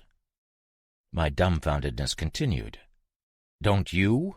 Haven't you had a swarm of them living right next to you for a year? Yeah, but we don't go over the wall. At least, not to the east. We haven't needed to until now. Fine. But where are your red-blooded American cowboy dudes that want to ride into the sunset after they rescue the sheriff? Tom seemed to find something particularly interesting on the floor near his shoes. Nobody else will go. I was about to tell him that I sure as shit wasn't going, when I remembered my MRAP. Your illustrious sheriff took my truck, didn't he? Yeah. I shook my head and started grumbling under my breath. Carla looked surprised at my language, and I was surprised she could decipher it. Dallas looked shocked, too. Pard, are you okay? Dandy, I yelled at him. Just fucking great. I was set to finally get home, and now Wyatt fucking Earp swiped my goddamn Palomino and lost it to the Injuns. Best damn analogy ever, considering our location and the circumstances. Dallas stood. So let's get her back. I put my hands over my eyes and shook my head again. Yeah, I'll go. Tom, I need you to show me where the hospital is and the best way to get there. Most importantly, I want a map so I can memorize the best way back. Dallas fingered his rebar. When do we leave? We don't. In case you've forgotten, you've got a busted wheel there, King Kong. And Tim stays too. I'll take Tom, and that's it. Whoa there, Pard. I can help. Dallas, please don't be upset, and for Christ's sake, don't kill me. But you'll only slow us down. You're not walking properly, and we will undoubtedly need to run. He nodded. You're right, horse. Plus, if anything happens to me, nobody'll be around to take Clara to Frisco. He sat down. Good luck. People from San Francisco hate it when outsiders call their city Frisco. Dallas looked thoughtful. Tom left and came back in 5 minutes with a huge map of the town. DPW map, he told us. We studied the map, Tom drawing routes with his finger. The straightest path went unmentioned, and I asked about it. No way. That's where most of the infected hang out when they aren't attacking the wall. They just stumble around until they see or hear something, then they move like a flock of birds towards whatever it was spooked them. Perfect. We took 2 hours making a plan, with several diversions and a run across the rooftops. Soon Tom and I were standing at the wall, yet another piece of Haver artwork, staring down into the dead faces of about 50 infected, scratching the wood and metal and staring right back at us with a malevolent hunger. The guys on the wall knew the plan, and they started making noise. It was exactly 9 p.m. when Tom and I moved 100 yards south and dropped over the wall. I was instantly petrified. Fuck bravery. Fuck doing the right thing. This was pants-shitting terror. Tom moved forward, and I followed him to a drugstore with a smashed front window. We crawled in, careful not to step on the glass and make a shitload of noise for any critters lying in wait in the aisles. It smelled of death in there. Tom had told me that there was rooftop access that we could use to get half a mile closer to our destination before we would need to hit the streets. In the darkness, I looked around. The damn shelves were full. This store was 50 feet from the wall, but Sabatino had opted to go 1.5 miles into the city to the hospital. Not being a doctor or a pharmacist, I didn't know what kind of drugs the hospital had over the drugstore, but this place should have been raided months ago regardless. There was a ton of shit in here, and not just over-the-counter drugs. Dozens of drinks in closed coolers, packaged food, all kinds of toiletries and sundries, and even small toys for kids. The back of the store was loaded with prescription drugs on metal shelves, and there were even some in yellow manila bags that had never been picked up by customers. Tom was in front of me, and I was watching him closely. The floor was cheap, shitty linoleum tiles, and I could make out the sound of footsteps, but just. What was weird was that for every step he took, I heard two, like there was an echo. I reached out and grabbed the back of his shirt. Probably not the best move, because he spun and pointed his gun in my face, his eyes wild. He mouthed sorry to me and tried to turn back around, but I held him fast. He had stopped walking, but the steps hadn't ceased. I made a fist with my hand, and he nodded.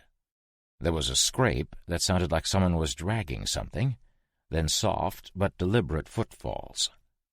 I looked down, and we had moved off of the linoleum onto a carpeted area by the pharmacy. I couldn't see further than a few feet in the darkness, but I did see what was left of a body on the floor nearby. It had been human, but it wouldn't be getting up again. The top of its head was gone, and a huge pistol was on the ground next to it on a section of carpet that I could tell was significantly darker than the rest, even in the low light. The corpse had no arms or legs, and the chest and abdominal cavities were empty. Poor bastard had killed himself, and the fuckers ate him anyway. I knew there had to be a way back behind the counter, but there was no way I was going to look for it. Tom and I moved forward and began to climb over the table. I slipped on some paper and went down on my knee. It didn't hurt at all, but it made a nice thump. A low moan came from very close. It sounded like it was behind me and to the right, but I couldn't see. More moans answered, and they were definitely in front of us. We hopped over the counter, and not 2 seconds later I heard the sound of a body hitting the desk behind us. It started hissing, and I turned around to look at it. It had been a woman, and it was horribly emaciated and dry. The skin on the thing looked like gray beef jerky. One eye hung out of its socket, and the other was so loose it looked as if it would be joining its brother at any time. It began to climb over as we did, when I heard a sharp intake of breath from Tom.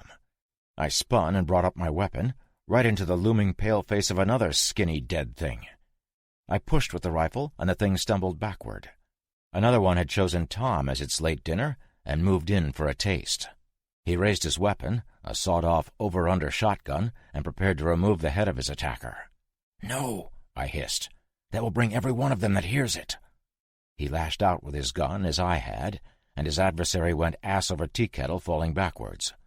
A loud snap punctuated its landing, bone protruding through its forearm.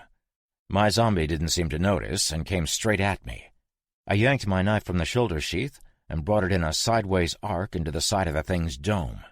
I had been aiming for the temple, but it was a tad further back. A year of rot had taken its toll on this thing's cranium, I guess, because my sawg slipped into its melon easily. I tore my blade loose as the creature collapsed, and I turned to help Tom with his adversary. I had totally forgotten about Beef Jerky Lady, and she latched a whole bunch of dried fingers onto my load-bearing vest. I'm not ashamed to admit that I panicked for a moment and spun left with a tiny but masculine yelp. This thing had no weight to it, and it fell off the counter but remained locked onto me. I heard Tom stomping his sized hands on the noggin of the one he had shoved down, and I ducked down and threw the thing over my shoulder. It did indeed go up and over, and when it landed on its back, its face, more importantly its teeth, were 2 inches from my nose. That would not do. It didn't take long for the thing to want to nibble my honker, and in slow motion it came for me. I whipped the sawg in another arc, but in my haste I missed and caught the creature in the mouth. So picture this. I'm bent over, the monster on the ground in front of me on its back, its arms reached around the back of me, my knife in between its jaws as it struggles to bite my schnoz off. I pushed down as it pulled up, and the knife cut its face in half, the upper jaw, nose, and forehead of the thing falling away the instant the spine severed. "Ew!" It let go of me, but the eye in the socket wasn't done looking around.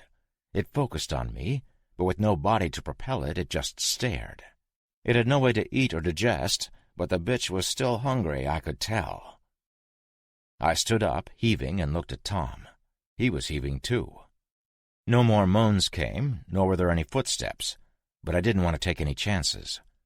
Tom brought me back to a small storeroom with a ladder to the roof.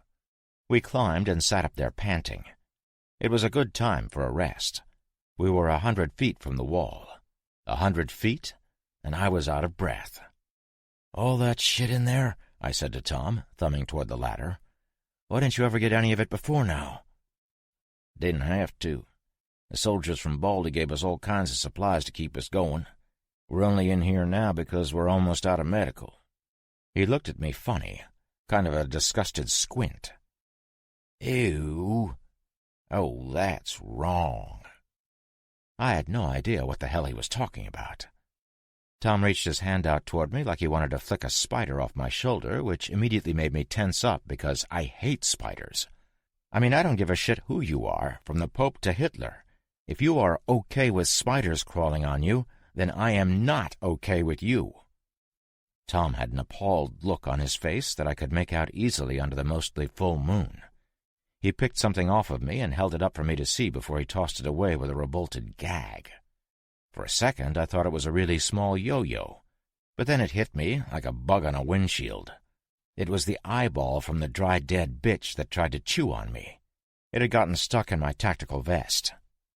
At least it hadn't been a spider. Fully ooged out, I stood and casually, very casually because I'm effing cool, checked myself over to make sure no more of her desiccated ass was on me. I couldn't see any, so I stretched like it had been no big deal, etching my cool into the annals of awesomeness. Tom wiped his glove on the gravel roof with a look of revulsion. Not cool. He didn't even try to look cool. Looking across the roofs, I could see that uncool Tom had known what he was doing during the planning stage of our little outing. The rooftops were quite close together, no more than a few feet apart for a quarter-mile. We hopped the gaps and used this impromptu bridge to get within sight of the hospital.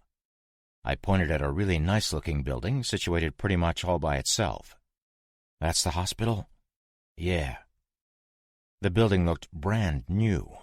It certainly didn't look like a hospital, more like a space center or something. It was a damn nice-looking building, wide, with 3 stories and tall vertical windows. The parking lot, however, looked like something out of a war movie, or a story about the zombie apocalypse. There were at least 100 vehicles, some with doors open or windows smashed, others burned to metal husks. Trash was strewn everywhere, and some type of military helicopter was turned on its side, also burned. The remnants of medical tents were flapping in the breeze, and I could see dozens, if not hundreds, of wrapped figures piled in heaps next to a 10-wheel military truck, also with its driver's side door open. The entire parking lot was crawling with the dead as well. They moved in between the vehicles, stumbling over forgotten stuff on the ground and shuffling in and out of the ruined tents. I looked to the left of the lot and noticed a school bus. I was happy when a cloud moved across the moon and shielded my eyes, and not a little bit of my sanity, from the tiny figures moving around in that bus. There was something about zombie children that really bothered me. The whole unfairness thing, I guess. They never had a chance. The dead also staggered in and out of the ruined front doors of the hospital. The cloud moved off, and the moonlight illuminated the lot once again. One pus bag leaned against the Northern Montana Hospital sign off to the right. It looked like it was out for a smoke break. Something about it... I sighed. "Oh, shit." "What?" "Look there," I pointed, "near the sign. Do you see him?" The undead I pointed at jerked when one of his brothers got too close. He undoubtedly snarled, although I couldn't hear him from so far away. He launched himself at the other zombie, and my suspicions were confirmed. Infected? Yes. Undead? No. A damn runner. The runner slashed and punched at the zombie. Then it did something I've never seen before.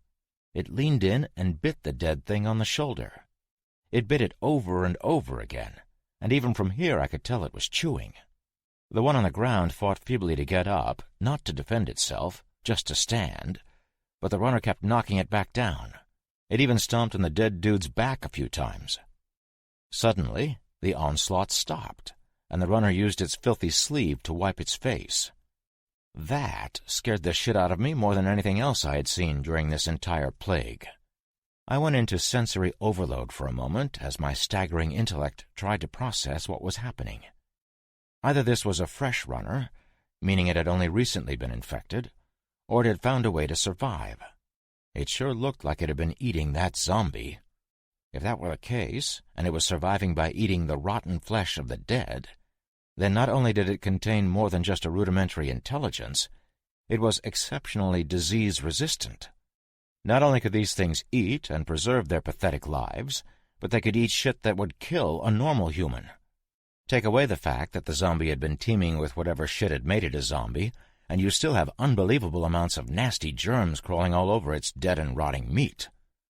So runners didn't starve to death. Or just this one had figured out how to eat? Fuck. Yeah, my mind said back to me, but you're forgetting that the bastard just wiped his face. Oh no, I didn't forget, mind of mine. I remember all too well. Why did the thing wipe its face? Instinct? Doctors at Baldy used to theorize that both zombies and runners exist on instinct alone, but I thought that was bullshit. Now I know it. I agree that eating is instinct. Wiping your mouth is not. It is a learned response to having something uncomfortable on your face. This thing had remembered. It remembered to wipe its mouth.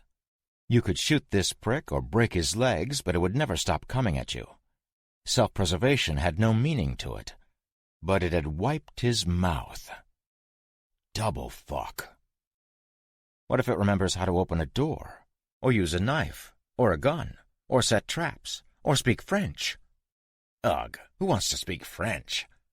If this bastard had indeed survived and was learning, then we were in a whole new world of shit. Or it could have been a fluke. Just some weird shit that meant nothing. I filed it away in my head for later consideration. Someone was talking to me. It was far off, but I couldn't help thinking it was also close. I blinked and looked at Tom. What? I said, what the hell was that? Just one more thing we need to be extra careful about. We'll have to skirt far around that runner. Shit, I thought they'd all be dead. Runner? What's that? He looked in a few directions. The runner. The infected that just...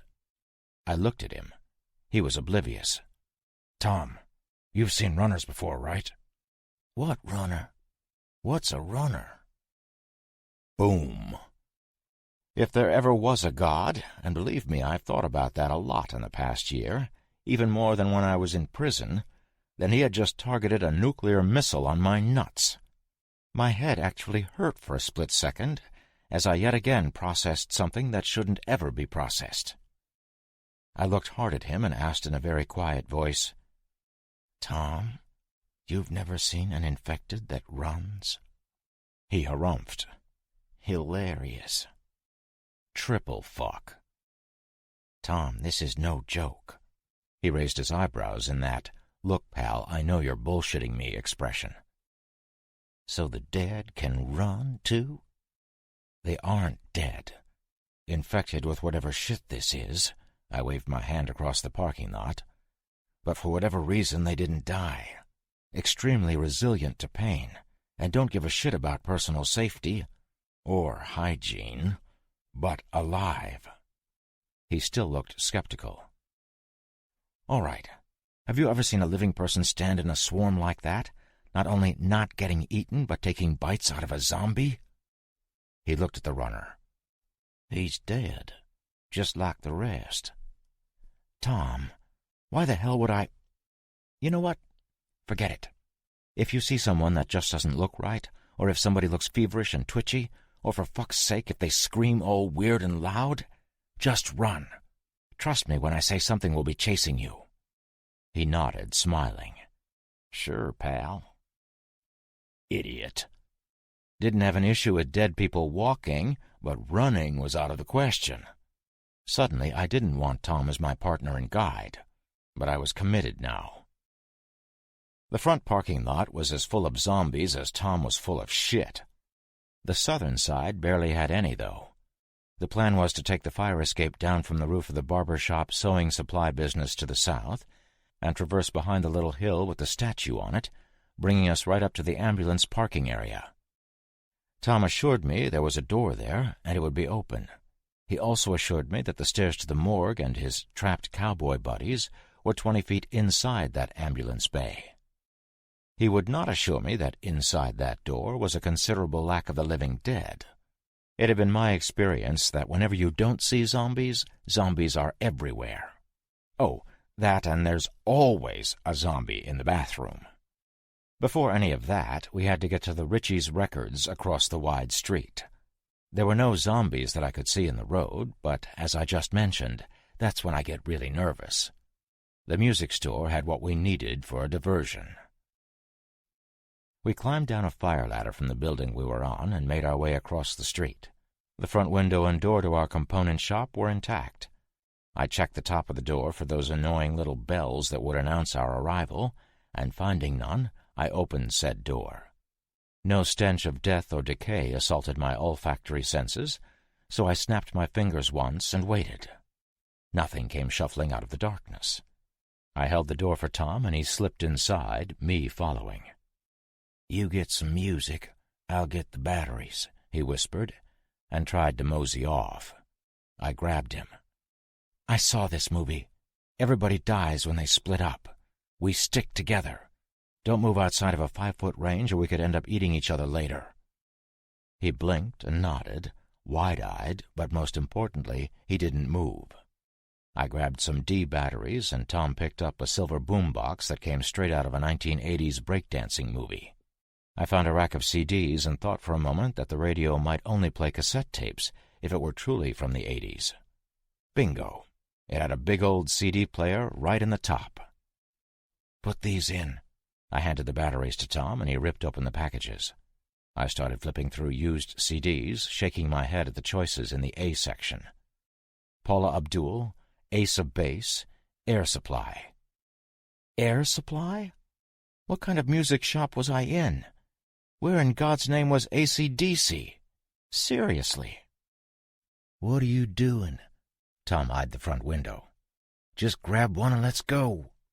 He grabbed the first disc in the first rack. Yup, you guessed it. ABBA. He handed it to me, and I almost puked.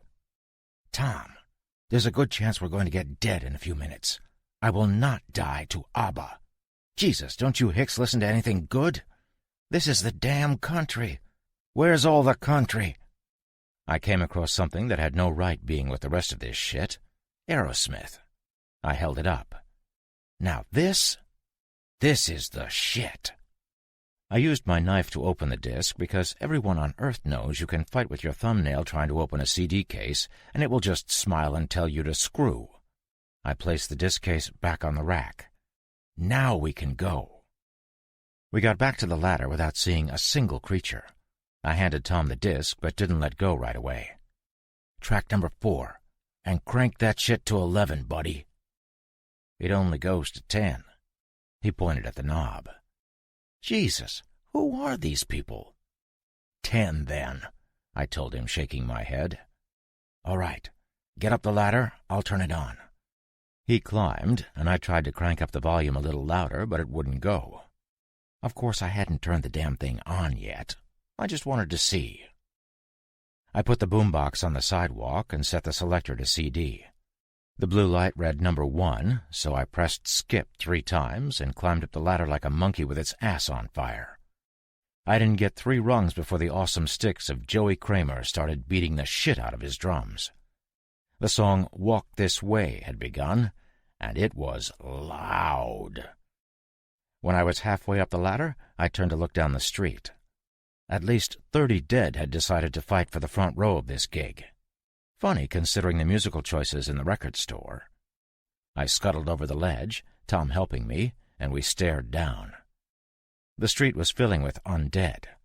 We moved 2 buildings over, and that might not sound like a lot, but it was probably almost 1/8 of a mile when you consider the corner and the way the road was situated. Pussbags were stumbling past us down below, all headed for the concert.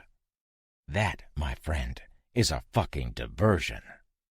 He nodded, smiling, and we made our way to the fire escape a few more buildings east. We belly-crawled up to the edge and looked at the hospital parking lot. Sure enough, dozens of them were moving off toward the music. The runner was gone, too, but I didn't see him sprinting anywhere. When the coast was clear, we climbed down the iron ladder. We had to pass several inky black windows, which concealed God only knows, but nothing attempted to eat us. Keeping low and skulking between abandoned or crashed vehicles, it took us just under an hour to make that last quarter-mile. The trip had been scary. I checked my watch, and it was almost 3 a.m. The sun would be up in 2 hours, compromising our stealth. But I didn't want to hurry for fear of making too much noise or being seen. The caterwauling howl of a runner froze my blood appropriately. That little shiver that most people say runs down your spine but actually scrunches your balls, sorry, ladies, hit me, and Tom looked absolutely terrified. I had no idea how he could have lived this long and not heard that scream. The scream had been close.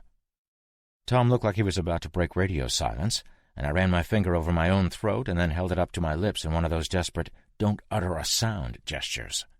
He got it and kept his teeth together. No, dear reader, there was no radio, but that sounded great, didn't it? We were hunkered down next to an ambulance with open back doors. I peeked under it to make sure no feet were on the other side or crawlers were down there. What I did see was the giant, sexy rear tires of my MRAP. It was backed up to the ambulance bay, and it, too, had the back door open. That royally pissed me off. Morons brought my truck into a dangerous situation and then left it completely vulnerable. It was no great wonder that these assholes were trapped. I didn't have tons of time to remain angry because those feet I was looking for a moment ago shuffled into view. They were wearing cowboy boots, but that was no surprise. We were in shit-kicker country. The boots moved toward the back of the ambulance, and I pulled my SOG from the shoulder sheath once again. The thing moved past the end of the bus. That's what paramedics and EMTs call an ambulance, and I think it is just as cool as radio silence, and stopped, sort of looking about. It didn't look in our direction, though, and I crept up behind it and tapped it on the shoulder. It turned slowly to see what had touched it, and before it could moan, I drove the point of my blade into its eye. This corpse was fresh, still dripping. It had been savaged, and most of its important morsels had been removed, although it still had its arms and legs. With my knife in its eye, the thing grabbed me and made a noise like "raw" before its remaining eye rolled back in its skull and it collapsed. The sound it had made was more or less quiet, and we hadn't attracted any other critters. I was hoping most of them were listening to Aerosmith a few streets over. I heard Tom sigh. "Jesus, Jimmy," he said under his breath. "Was this one of the guys that came in with Sabatino?" Tom nodded. It had gone bad for this guy, but I also understood the need for the supplies they came for. We wouldn't disappoint. Tom and I moved around the front of the bus, and I looked at my truck in all her beautiful glory. I stepped up on the passenger's runner and looked in the window. Nothing was amiss.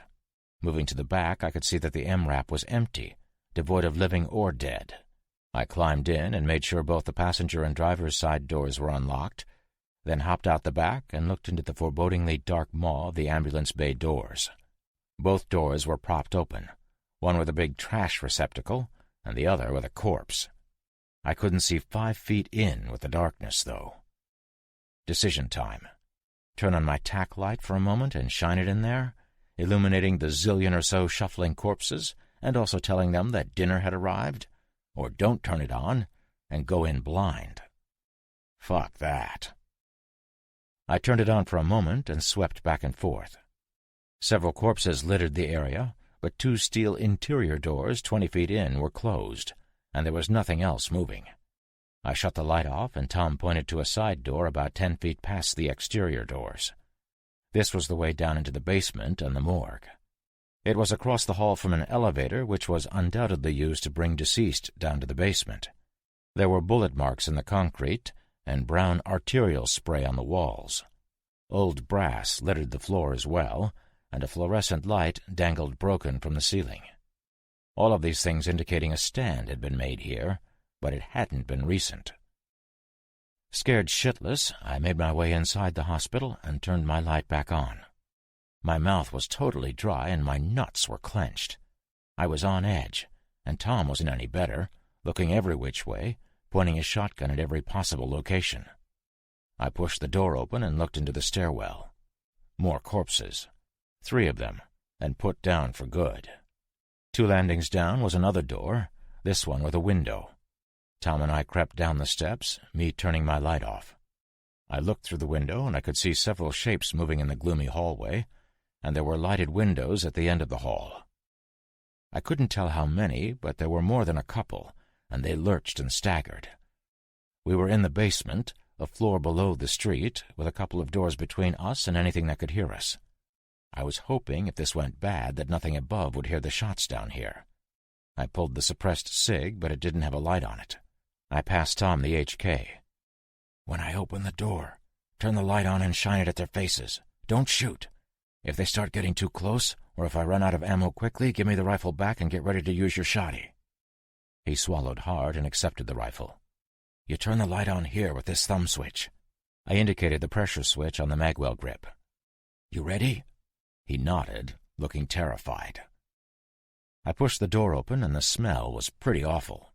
The door hadn't made a sound, but the moment Tom hit the light, 13 dead faces looked right at us.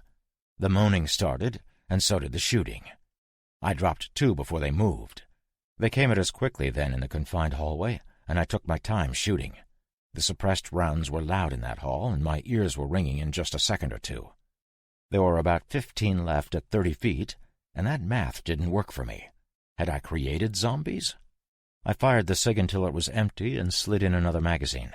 I fired that one empty too, but there was still plenty left. I'm not going to lie and tell you every shot was a headshot, but I did pretty well. When the cig's slide racked into the open position, I knew it was about to get louder.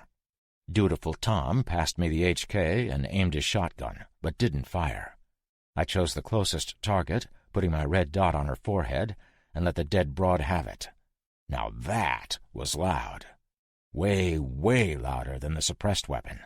It sounded like a friggin' grenade, and the sound bounced all around the corridor, instantly making my ears ring twice as loud. Those dead bastards never made it within 5 feet. I dropped them all. 2 more came from side rooms down the hall, and I ejected my magazine and shoved in a fresh one, yanking the charging handle and taking aim. 2 shots later, and the moans stopped. I could barely hear them anyway over the ringing, but I could tell they were done. We moved down the hall, and I looked into the first open door. Janitor's closet, and empty. Second door was closed, and the third door was an office in a complete shambles, but devoid of bad guys. I closed the door anyway, and Tom got the janitor's door. The morgue was at the end of the hall, and it was all glass windows with that chicken wire embedded in it. There was also a light on in there, and that didn't make sense. Heavy curtains covered all the windows from the inside, and I knew this is where Sabatino and his 2 guys were holed up if they were still alive. I could hear something moving around through the double doors at the end of the hall, but there's no way whatever it was hadn't heard the shots and the moaning. So it was either incapacitated or blocked from getting into the hallway. I shined the light back and forth down the corridor, but nothing more was coming for us. That didn't mean that there weren't 8,000 ambulatory corpses bearing down on us from upstairs, though. I looked at the curtains again. If the boys were in here, those curtains had saved their lives. The 25 or so undead that I had re-killed might have overwhelmed the living men had they tried an escape. Granted, there were 3 cowboys and only 1 of me, so if I could do it alone, then the shit-kickers should be able to do it too. I asked Tom if he would be kind enough to click the radio twice, wait, then twice more, signaling Sabatino that we were outside the door. He did, and we received 4 clicks in response. I knocked on the morgue door, and I heard something heavy being moved out of the way behind it. The door opened a crack, and someone I didn't know looked out at me. He let loose with an audible sigh and opened the door to allow us in, shutting it immediately after. "Heard you shooting." The light was a camping lantern, and I almost laughed at that. These dumbasses were lucky the dead hadn't wanted to investigate the light, but if it had been on when the zombies got down here, I get why they didn't smash the windows in. The mortuary looked like any one you would picture, with the steel fridge doors to store horizontal chilled corpses against the wall, a couple of examination or autopsy tables, file cabinets, a desk, stainless steel sinks, and coroner's tools. Sabatino and his 2 remaining stooges did indeed have 7 bags full of pilfered medical shit, but on their best day they wouldn't be able to carry it all out in one trip. I wondered how they got it all down here, but I didn't want to spend the time to ask. Stooge number 3 was on one of the tables, very dead. "He got bit," said stooge number 1.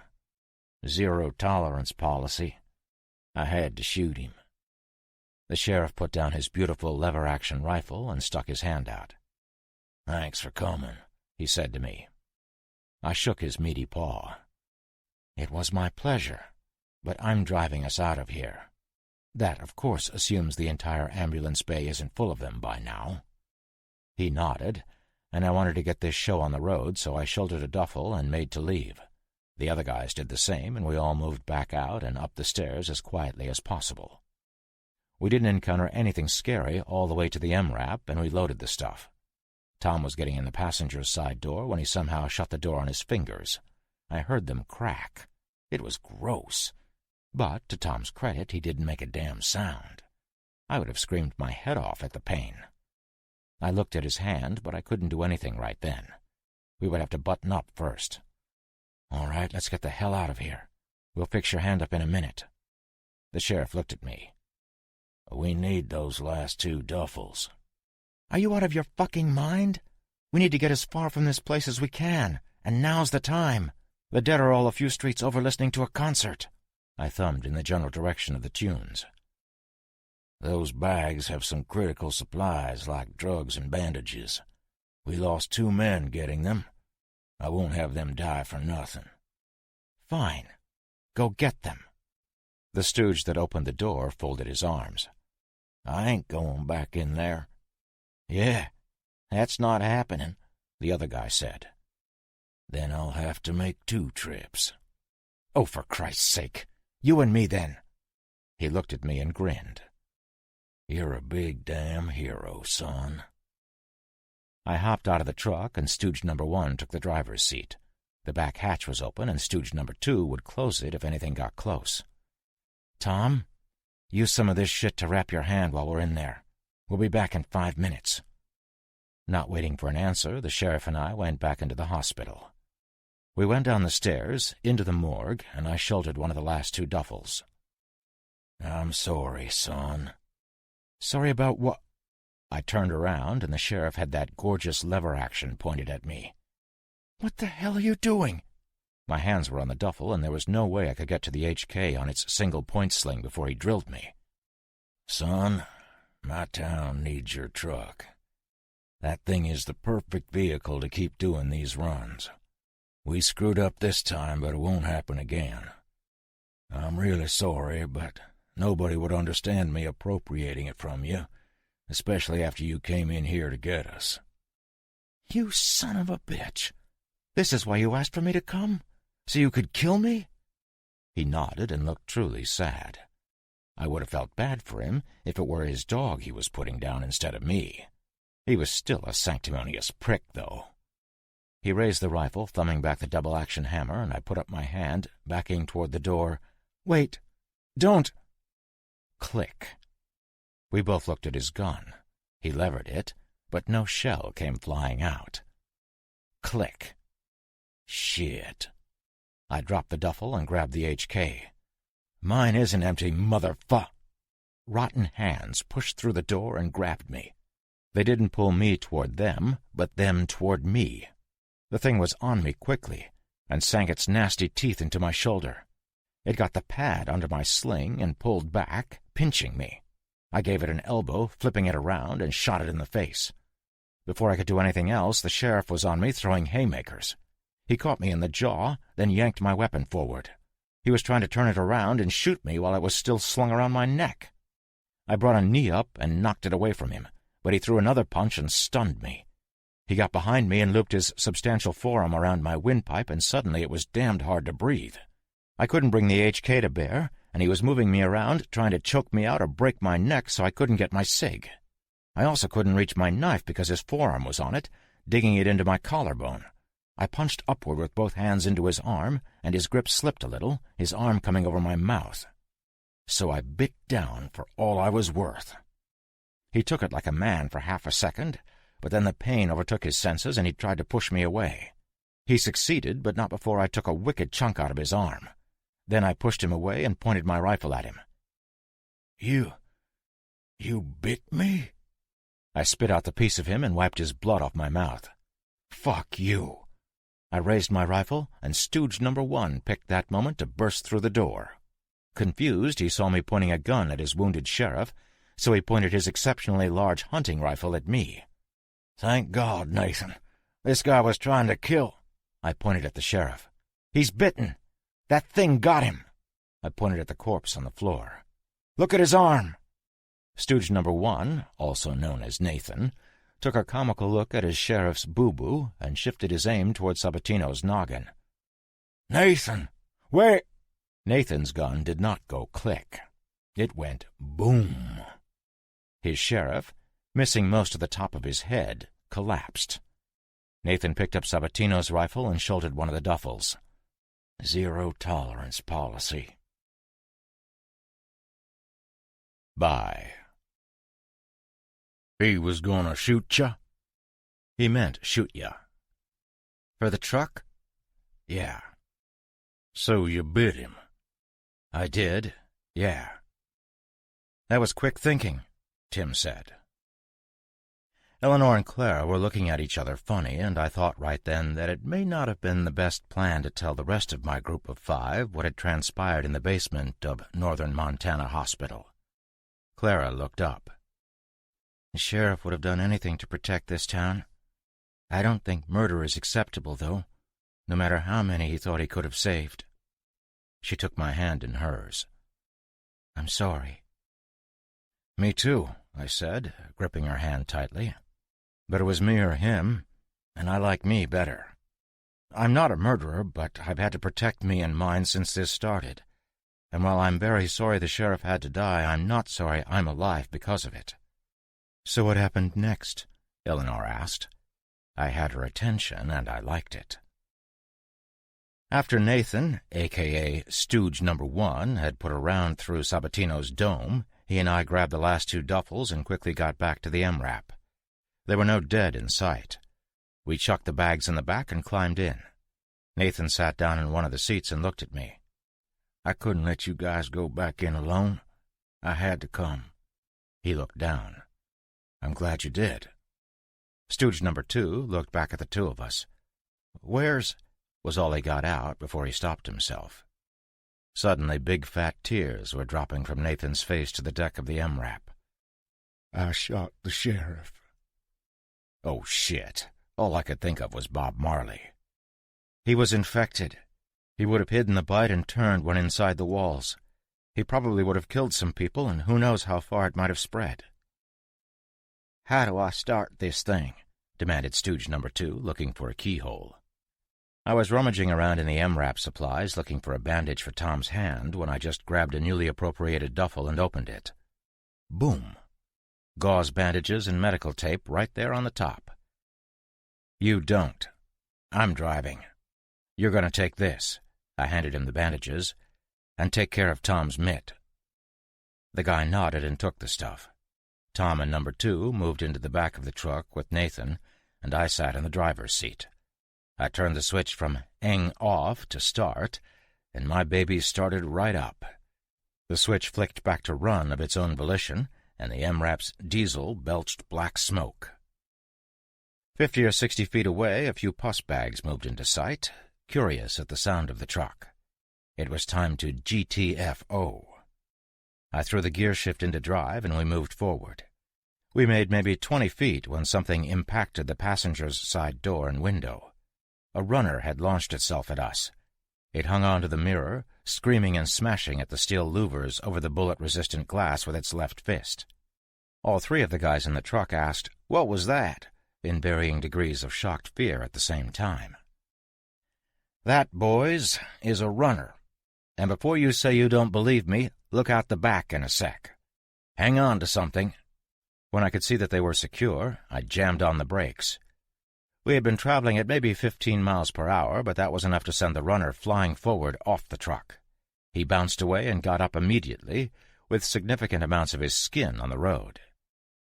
Apparently neither he nor I gave a shit about his scrapes because I accelerated away, and he sprinted after us. Stooge 2 stood up and looked out the double-back windows. These were not louvered, but were like two windows stacked on top of each other, like a double pane with 8 inches between them, and they stuck off the back of the truck maybe a foot. Hey, there's a guy back there. He's running after us. We need to stop for him. Jesus.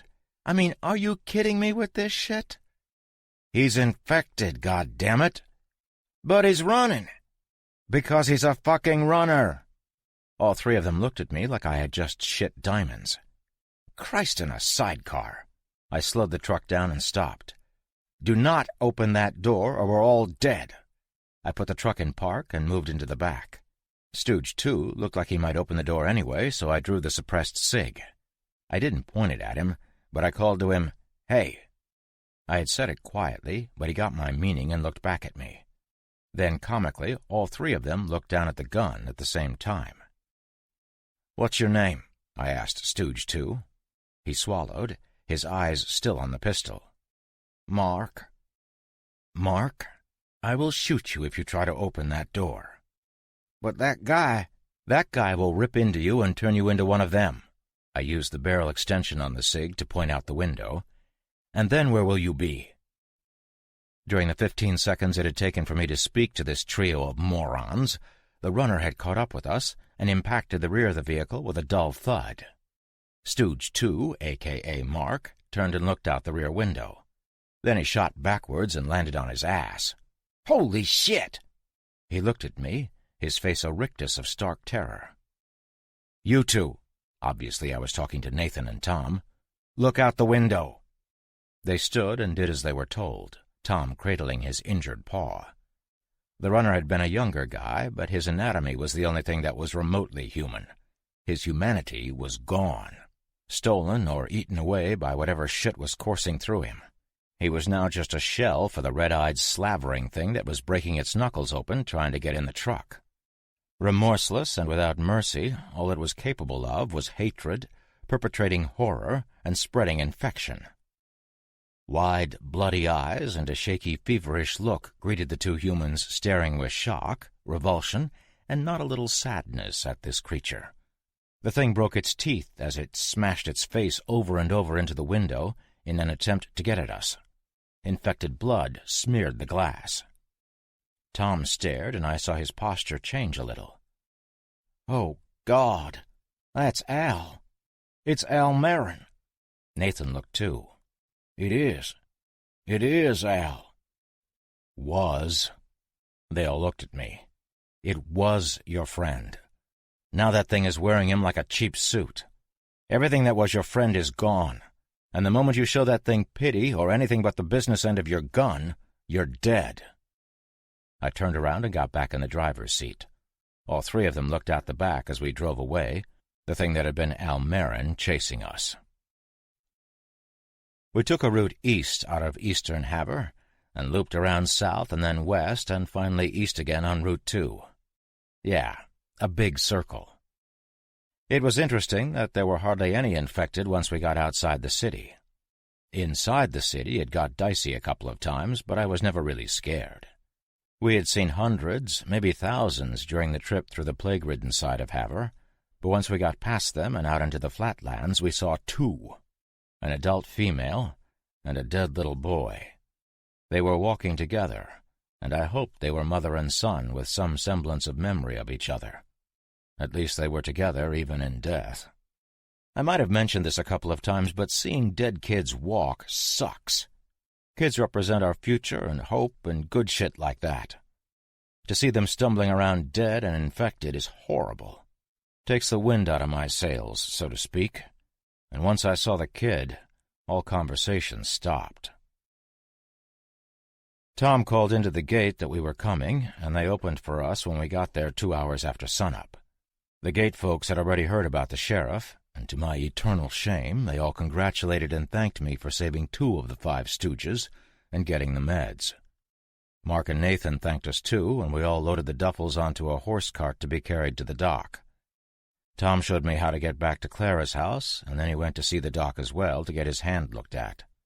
He told me he would get the fuel cans I was promised ready, and maybe some other sundries as well. "And that's that," I finished. Eleanor looked up. "So now what?" "I'm leaving. Tim, I'm hoping you'll come with me, but you're welcome to make a home here if they'll have you." "I'm coming with you," he said immediately. Eleanor stood. "Me too. I have a ton of supplies we can take, and even some ammunition." "I got nothing," the big guy interjected, "but I sure would like a ride a little ways west. Clara, too, if she's coming." "I'm coming." "Fair enough. There's room. But," I waited for everybody to look at me, "you haven't been out there. Dallas and I have. Once we leave, there's no coming back.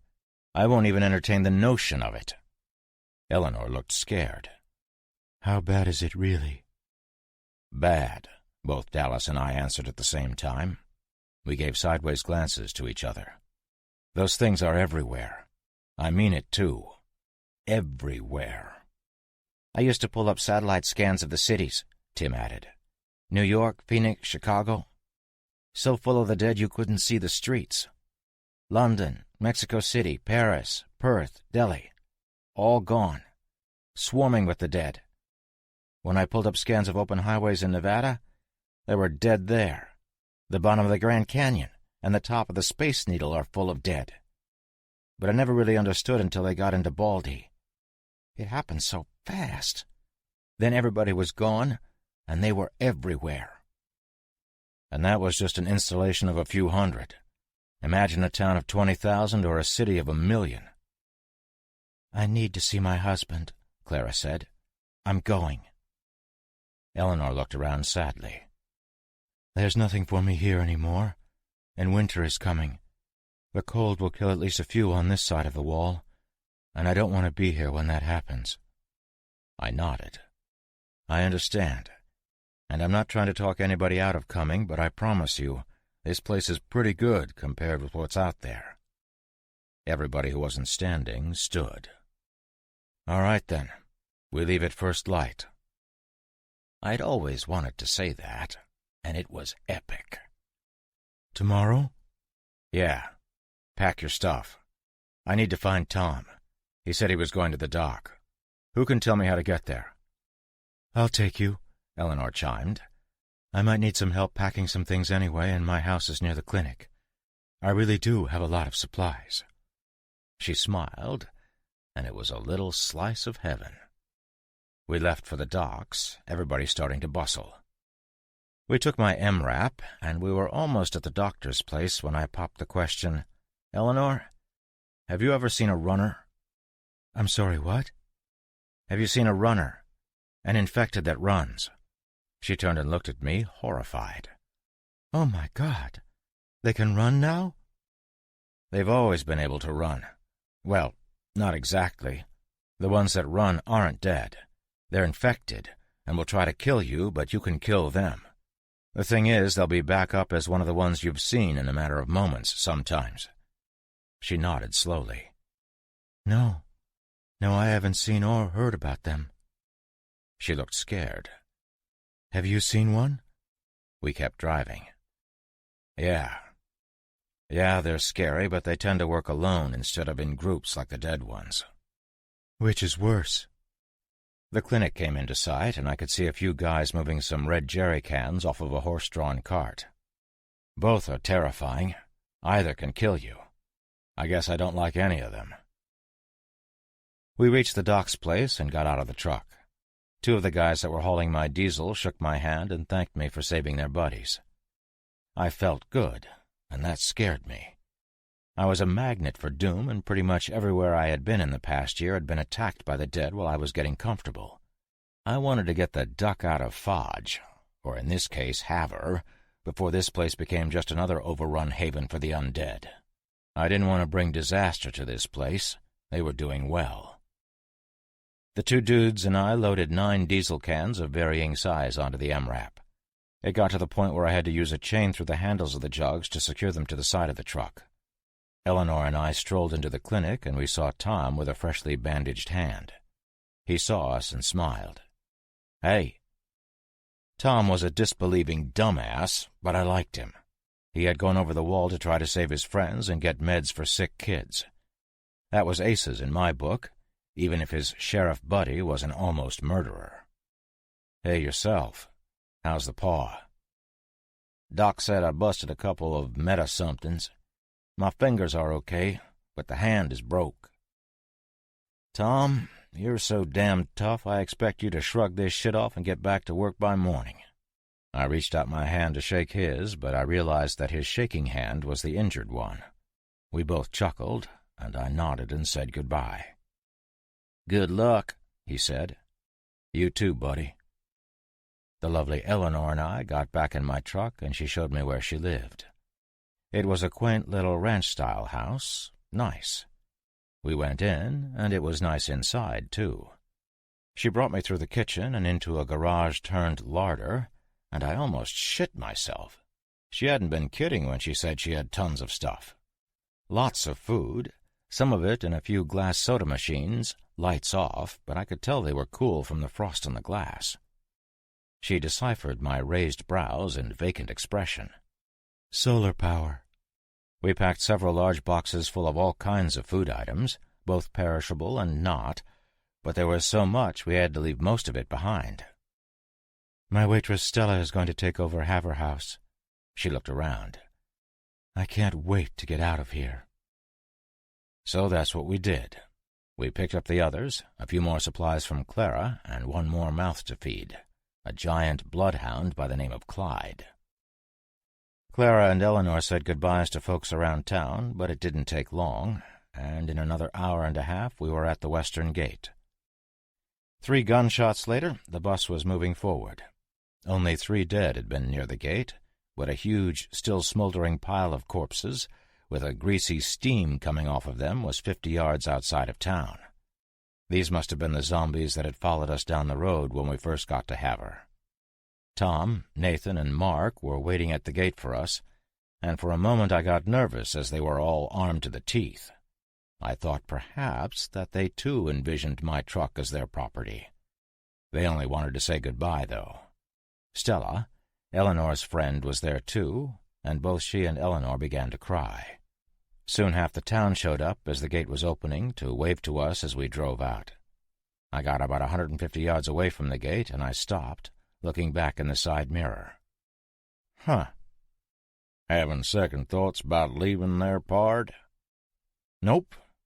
I'm waiting for the inevitable wave of zombies to begin to tear into Haver and kill everyone. This time I'm going back if it happens, and I'm going to kill every damn zombie first." I heard sharp intakes of breath from the ladies, and I realized what I had just said. "Look, I'm sorry. It's just that Lady Luck has left the building when it comes to me and the undead. Most places I visit are overrun while I'm visiting." Clara stood and looked back out the rear windows. "Well, I'm glad we left then." I shot the back of her head a glance, not knowing if she was serious or kidding. I realized it didn't matter and stepped on the accelerator. Haver disappeared into the side view as we moved west down Route 2. Time to get your geek on. All I can say about today is, holy shit! Less than 1 day on the road and we get in it deep. I mean deep. Like bottom of the ocean whale shit deep. I've mentioned that things can fall apart in seconds, and they can. They do. We took Route 2 west for a bit, then 87 south quite a while. I saw 16 abandoned vehicles in 4 hours. Nobody was around, living or dead. I blinked and realized my eyes were burning. I hadn't slept since I crashed in Clara's spare bedroom back in Haver, and that was before I engaged in legendary heroics that could quite possibly elevate me past Achilles or Hercules or even Bruce Willis in awesome status. Now I was just plumb tired. Yeah, I just wrote that. Plumb tired. I sound like Dallas. Whatever. Forgive me if I ramble. I've had a bad day. I stopped the MRAP in the middle of nowhere, in the center of the road. According to our map, which was the map that Tim had traded to Eleanor for some food, we were about 10 miles north of the city of Great Falls, Montana. Yeah, I said city. Havre had a population of about 10,000. Great Falls was 80,000. Screw that noise. We couldn't safely get through Great Falls, even with the MRAP. Plus, at some point, we would have to cross the Missouri River. There are several very important things I had learned during the zombie apocalypse. One of them, and this is a biggie, stay the F away from bridges. Unless there is no other option, you go around. Bridges are either jammed-packed with abandoned vehicles, which means shitloads of infected, or they just aren't there. The military blew them up early on to stem the tide of infection. You could get trapped on bridges, and zombies seem to like them. I don't know if they just liked the feel of a bridge, or if they somehow knew that food would come to them if they hung around, or maybe just stayed where they were when they died. None of that shit matters. What does matter is that bridges suck. We planned a route that would take us along a river, and we would move steadily southwest until we hit the mountains. That was something else. There were more friggin' state parks around here than living people. A couple zillion square miles of state park, and that would mean little interaction with the living or the dead. Or so we thought. Growing up in the Northeast, I had a different understanding of roads than the folks out west. A highway was something with a ton of cars on it, all traveling at 60 miles per hour, and there was no real way off the road other than an off-ramp. An interstate was worse for both congestion and exits. Both were elevated for runoff from precipitation. In Montana, at least the part of Montana near Great Falls, if you wanted off the highway, you took a right or a left anywhere, and you were driving on dirt or maybe a secondary road.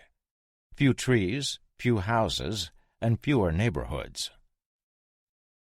We started seeing our first signs of infection and destruction at that 10-mile mark I mentioned a few paragraphs ago. When I stopped to look at the map, we were just outside a destroyed neighborhood.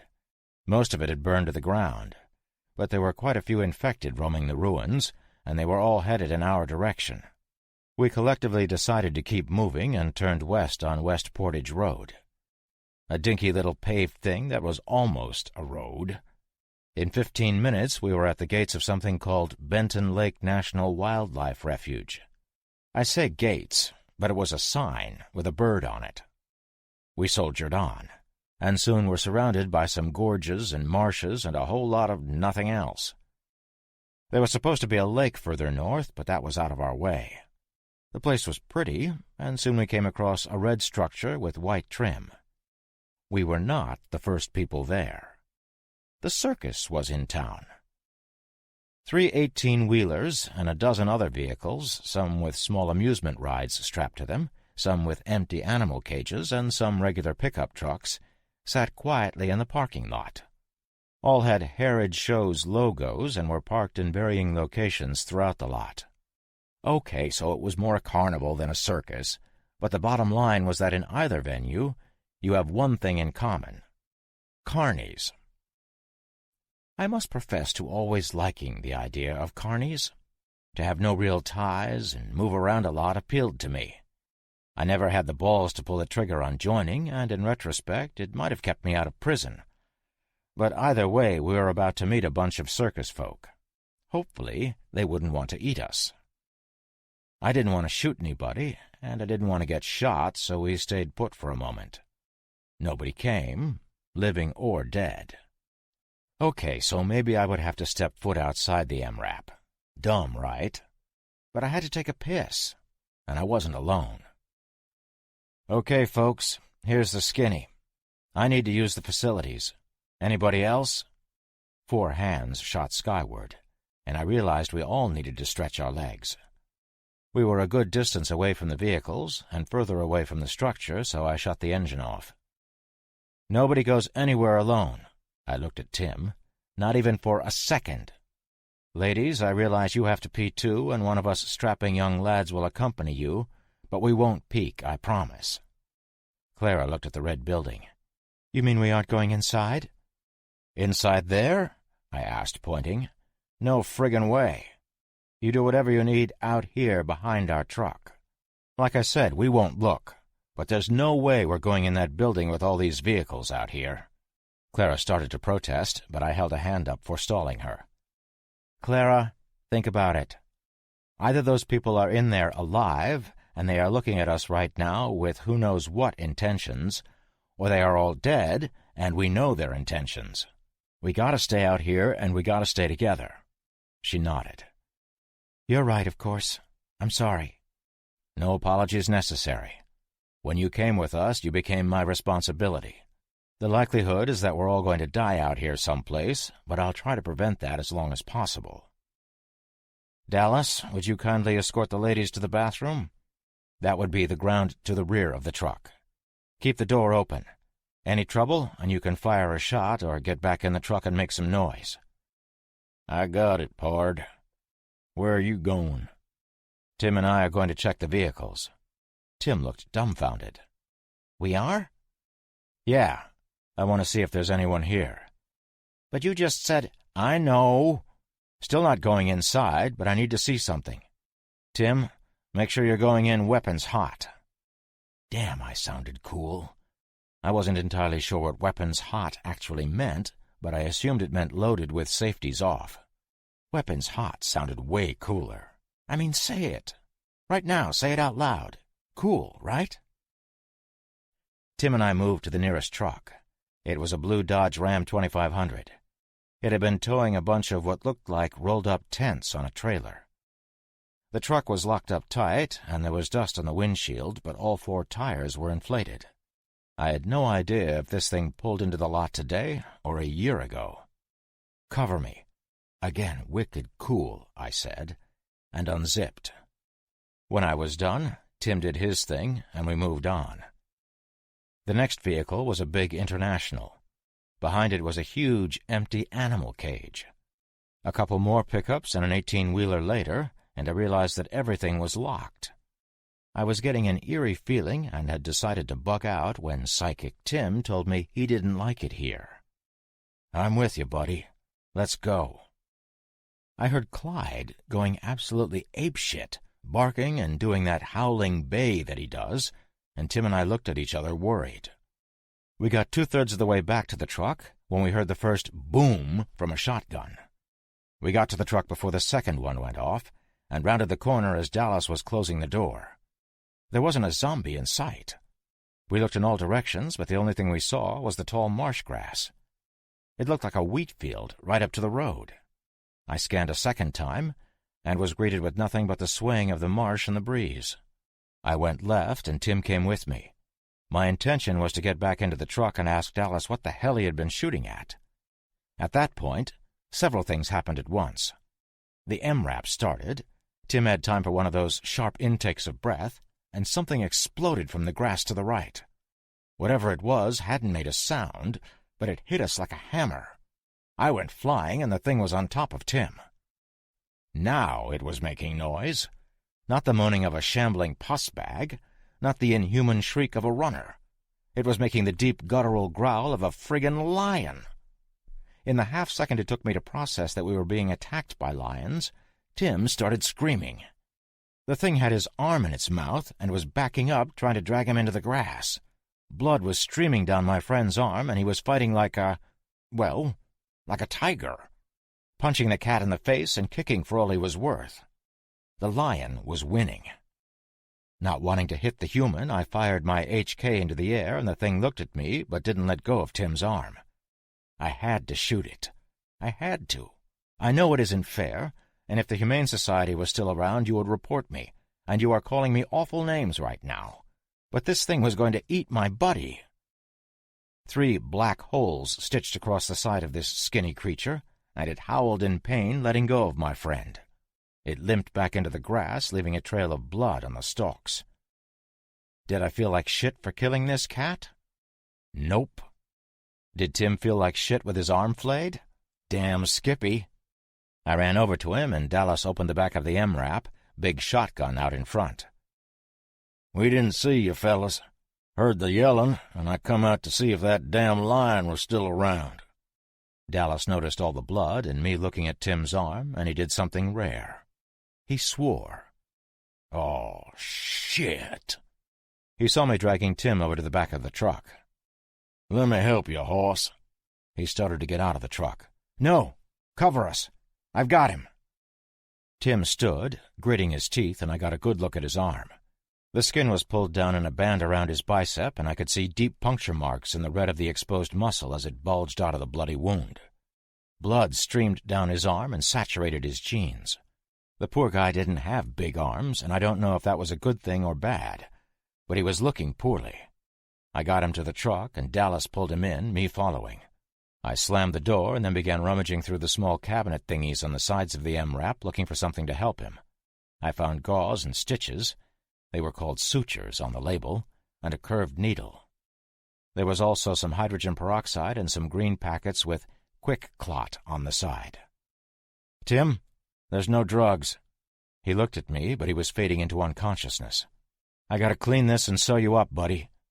We got him on one of the cots, and I went to work. Or I tried, anyway. I put some peroxide on a gauze pad and pressed it against the wound. I thought he would go bonkers and start screaming in pain, but he had passed out. "What are you doing?" demanded Clara. "Give me that." She took the stuff from me and began to clean his wound with water from a squirt bottle and a cloth. Clara actually lifted the torn flaps of skin and rinsed his muscle. She was making faces, and they weren't nice ones. In 15 minutes she had him cleaned and was finishing stitching him up. I was amazed.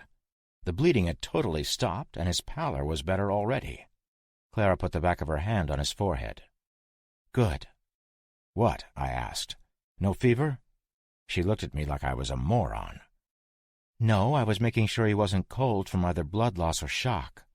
He seems to be okay. We'll need some antibiotics and painkillers, though, for sure." She moved her fingers up and down his limb. "His arm doesn't feel broken." All four of us were looking for the drugs when Clyde sat up looking around. We all looked at him, expecting him to start growling or something, but all he did was let loose with a tremendous fart. It was atrocious. Given the choice between that eye-watering dog gas or lions, I bordered on opening the door. The big bastard lay back down and put his chin on his paws, and I swear to Christ he smiled. We came up empty on the drugs. Tim was in for a painful night, and who knows what that lion had been eating lately, so I did what any prudent plague survivor would do. I tied him to the cot. This lion bite could be as serious as a bite from an infected if the lion had been gnawing on zombies. Time would tell. I had wanted to see what the circus trucks had in store for us, and I guess I found out. Stupid. Just stupid. I glanced back and saw Eleanor cleaning Tim's blood off of the floor of the MRAP, then threw the truck into gear, pissed at myself. We traveled west, and in about 5 minutes I saw entrances for Interstate 15. We drove under the elevated interstate and kept moving west, entering small neighborhoods. All of the street names were numbers, like 4th Road Northeast or 7th Road Southeast, and the neighborhoods were set up like perfectly square city blocks. Other than the overgrown lawns and lack of home maintenance, the only thing out of place here seemed to be the occasional shambler. I saw the name Shoto a few times and figured out that was the name of this small town. Tim woke up in extreme pain when I juked around an overturned baby carriage that came out of nowhere in the middle of the road. He wasn't happy and gritted his teeth when he told Clara he was fine. Tim's a friggin' bona fide hero. The first signs of destruction leapt out at us around the next corner. A mail truck had been hit by a pickup, and they had both burned, as had the house on the corner. 3 big cement walls surrounding boxy front yards held the vehicle corpses tight, and I was unsure if the MRAP could make it through without damage. I turned the truck around, but then I saw a red S on a white store in my side view. It was a CVS, a drugstore. I circled the area, moving up some streets and down others, but it seems this part of town was where a lot of fighting had occurred, and every route to the store was blocked. "Listener, old buddy, you've made it this far, so you and I both know what had to be done." I parked the truck near a pretty ranch-style house with a broken bow window. I couldn't see the CVS, but I knew it was only a couple of blocks away. "What are we stopping for, pard?" "There's a drugstore up the road a little." I looked at my shoes and sighed. "I'm going for some drugs for Tim." Tim tried to sit up and realized he was tied down. "No, you can't." "Got to, buddy. You're tore up pretty bad." Damn, that had sounded like Dallas, too, but it had come out of me. The store looked untouched from what I could see, and Dallas started checking his shotgun and the shells in his bandolier. What are you doing, Dallas?" "I'm coming." "Nope. Your wheel is still bad. You can hardly stand on it. You'll slow me down just like you would have at the hospital." "I'm fine.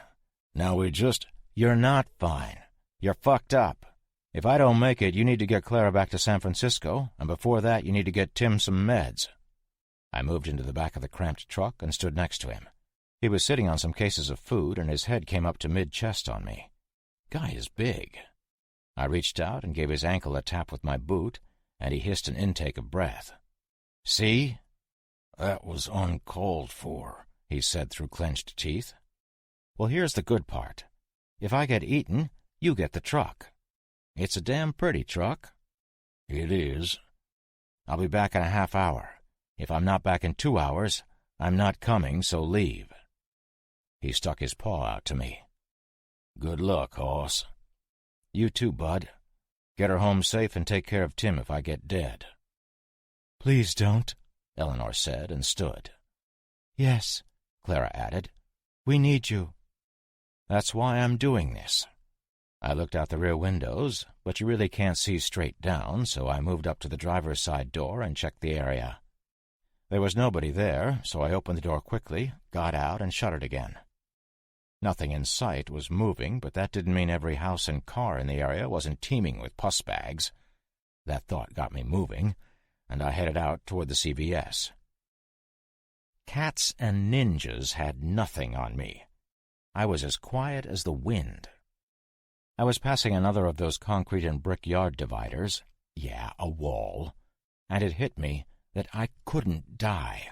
I mean, I could die, sure, but I really had to strive not to. Okay, so everybody strives not to die, but I was special. Shit, I sound full of myself, but you know what I mean. But you're also thinking that I could quite possibly be a huge part of stopping this damn plague in its tracks. And I was out here, alone, trying to save the life of one insignificant guy. Well, fuck you. Yeah, that's right, screw. Who are you to decide the fate of my friend? He has as much right to live as any of us, including you or me, and if I choose to risk my life for his, then it's my decision. And if I don't try to help, then what the hell are we all fighting for? I had already been with umpteen doctors, and they didn't find out shit. Lynch would have killed 1,000,000 people if it would have protected me, but for what? A chance? Every one of those 1,000,000 people that would have been killed for me also deserves a chance. I'm not him. I'm not Lynch. And I wouldn't kill anybody that didn't need killing either. I intend to live, but not at the expense of everybody else. Unless those people are trying to kill me.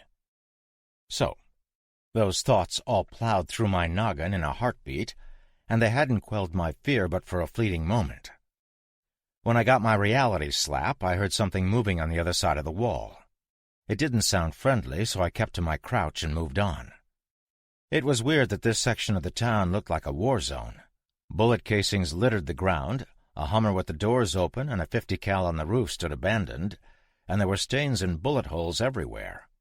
But there wasn't a single body or pus bag in the vicinity. One of the damn infected must have been killed. At least one. They don't get back up if you shoot them in the dome, and humans certainly wouldn't have moved them in the middle of a firefight. So where were all the bodies? I moved down the center of the road, between cars and a pockmarked fire truck, scanning for anything odd. I made it to the front doors of the CVS without incident, and put my hand above my eyes, pressing myself to the glass to peer inside. Nothing looked amiss, other than the store appeared to have been looted. Shit was on the floor, but I didn't see anything moving, so I pushed on the door. It was one of those automatic types that opened when you stepped on the pad, but the power was out, so it needed persuading. It opened quietly, and I stepped inside. It was darker than what you would have seen pre-plague, but there were tons of windows, so they brightened the place a bit. One of the windows must have caught a stray bullet, the only thing left a few clear shards in the frame. The breeze blew some type of banner, making it sway, but other than that, I was the only thing moving. I was still effing scared. If you're reading this, then at some point you have been out there, hopefully not alone, but out there avoiding them. Skulking in a place you shouldn't have to be skulking in, like a gas station or a convenience store, trying to find some spam. You get it. You understand the feeling I had in that CVS. I checked every aisle, and there wasn't a single infected. No bodies, no drag marks or directional spatter. No bullet holes that I could see either. Sure, the place had been looted, but barely. It looked as if this place had been hit hard and fast, or with a specific goal. I got to the back, where the pharmacy was, and it was just like in Havre. I pushed through the half door that separated the counter from where the patrons would be, cleared it, and looked through the shelves. There was a whole section for antibiotics, and I took everything that would fit in my bag. That wasn't a lot, but I got most of it. I got to the painkillers and found tons. OxyContin was a winner, as was oxycodone. I took it all. Then I left back the way I came, grabbing some OTC stuff like aspirin and Neosporin. I even had the foresight to grab a big tube of SPF 30 sunscreen. Easy peasy. I got outside and left the door open, thinking I would never come back. I had an epiphany and turned around, going back inside. I grabbed a couple of boxes of stuff and put them in one of those red plastic handheld shopping thingies, then made my way back to the doors and then out. This time I closed them. I don't know why. I began my skulk back towards the truck when I realized something had changed. All the cars had been about the same height when I came in, but now something was different. I turned and focused on that different, and was a little surprised at what I saw. On top of a cranberry Toyota Camry crouched a man in rags. He was on his haunches, his ass almost touching the roof, his fists on the top of the car between his feet. He looked at me with one eye, as the other had a black patch over it, his head cocked a little to the side.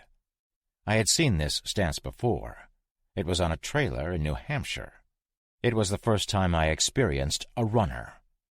The man looked at me for a second longer, then stood from his crouch, his head tilting a little more. I did that sharp intake of breath that is repeated countless times in this text, and that was all the impetus the thing needed. Its eyes went wide, and it let out that awful shriek. It propelled itself off the car and landed on all fours, scrabbling. Up very fast, it sprinted at me. I had my pack full of stuff, and a red shopping thing full of more stuff. Going hand-to-hand with this thing wasn't out of the question, but I had a bunch of shit with me. He was 30 feet away when I was finally able to get the cig out and shoot him in the chest. Silencer. Bullshit. I'm going to find the guy who coined the term silencer and punch him in the friggin' nose if he isn't dead already. Shit is loud. More than that, it doesn't belong. And this is what tipped off the pus bags. It echoed through the formerly soundless cars and houses. Or maybe it was the shriek from that runner. That brings them too. The moaning started. That wet, gurgling cry, or the hacking scrape that they do. It shrinks my nuts when I'm by myself. Hell, it shrinks them when I'm in an armed convoy. There were a shitload of moans. A shitload. When I had crept down the street a half an hour ago, I hadn't seen any of them, and they hadn't seen me or they would have been on me. Now they came from under vehicles, out of doors and windows, from between houses, from the back of the burned mail truck. They were everywhere. Back the way I came was not an option. The road was thick with them, and they were coming my way. I ran back to the CVS and got inside. There was nothing more than a cardboard sunglasses display to bar the door with, and all they had to do was push on it, and it would open. I ran to the back, but before I got there, they were already inside, stumbling and smashing their way toward me. I ran by the drive-through window and noticed it was relatively clear of infected outside, but I couldn't fit through the receptacle, so I had to opt for the door that I had missed. Yeah, I know, I'm a dumbass. In my defense, it was painted the same color as the wall and had an eye chart on it, and I was scared shitless and just above panic mode. It wouldn't open, though. It had one of those push bars, but nope, not opening. I descended into panic and was about to start futilely pounding on the door until I saw the little silver turn lock. I turned it and ran out into the parking lot behind the store. They were out here too, but not nearly as many. I ran across the lot and into a big school playground, them on my tail, the mass of them maybe 200 feet back. The things were in front of me too, and they came from the other sides of the park, stumbling across the pavement. They were everywhere, and I could see where this was going. I was trapped. I was going to die on a yellow hopscotch cart. Had I not returned to the store, I might have made it. More than that, the reason I had gone back into the store was for feminine hygiene products for the ladies. Yup, I was going to die for tampons. It started to thunder, and I realized I was going to get eaten alone and wet. I had been hoping to go when I was a few years older, in the midst of banging the A-list celebrity actress of my choice, but that wasn't going to happen. I was about to be eviscerated by the nails and teeth of 200 undead flesh-eaters. Hopefully the feminine goods would sop up some of my blood. I had a horrible image of me stumbling around as a zombie with maxi pads permanently stuck all over me, but with this many of the dead, there wouldn't be much left to reanimate. The thunder pitch had increased, and it now seemed to come from everywhere, like an earthquake. God had a funny way of sending me off with his angels playing bass. The zombies were hearing the rumble as well, and not a few of them turned to look in all directions, but most were focused on me. I was totally encircled, no way out, and they closed in. I hoped the folks in the truck would make it. They were all good people. Maybe Tim would go with them to San Francisco. That would be the smart choice. None of my friends at Atlantis would ever know what had really happened to me, and that made me sad. I hoped they were all right as well, and would live long lives, but in this world that was getting harder to envision. I put down my bag and shouldered my rifle. I had almost 200 rounds of ammo, and there were probably 200 undead, but with reloading and missing some noggins, I knew I was screwed. Time to man up. I dropped to a crouch and took aim at a particularly fat dead man with no face. My finger tightened on the trigger, and the thunder, which had gotten exponentially louder, came into view. It was not a tank. It was not an MRAP. It was about 50 armored horses with all manner of people on them. The front ranks were dressed like knights. No shit. With lances lowered.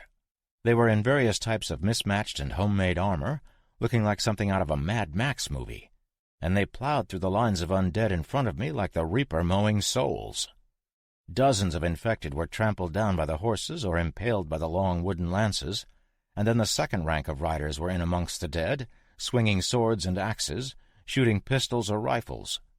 One guy had a big ice scraper and was thrusting it at the zombies, taking off the tops of their heads from the eyes up. 2 riders on heavy horses rode 15 feet apart with some type of wire between them. They didn't decapitate any of the dead, but they sure as shit fucked them up as that wire hit infected in the face or neck.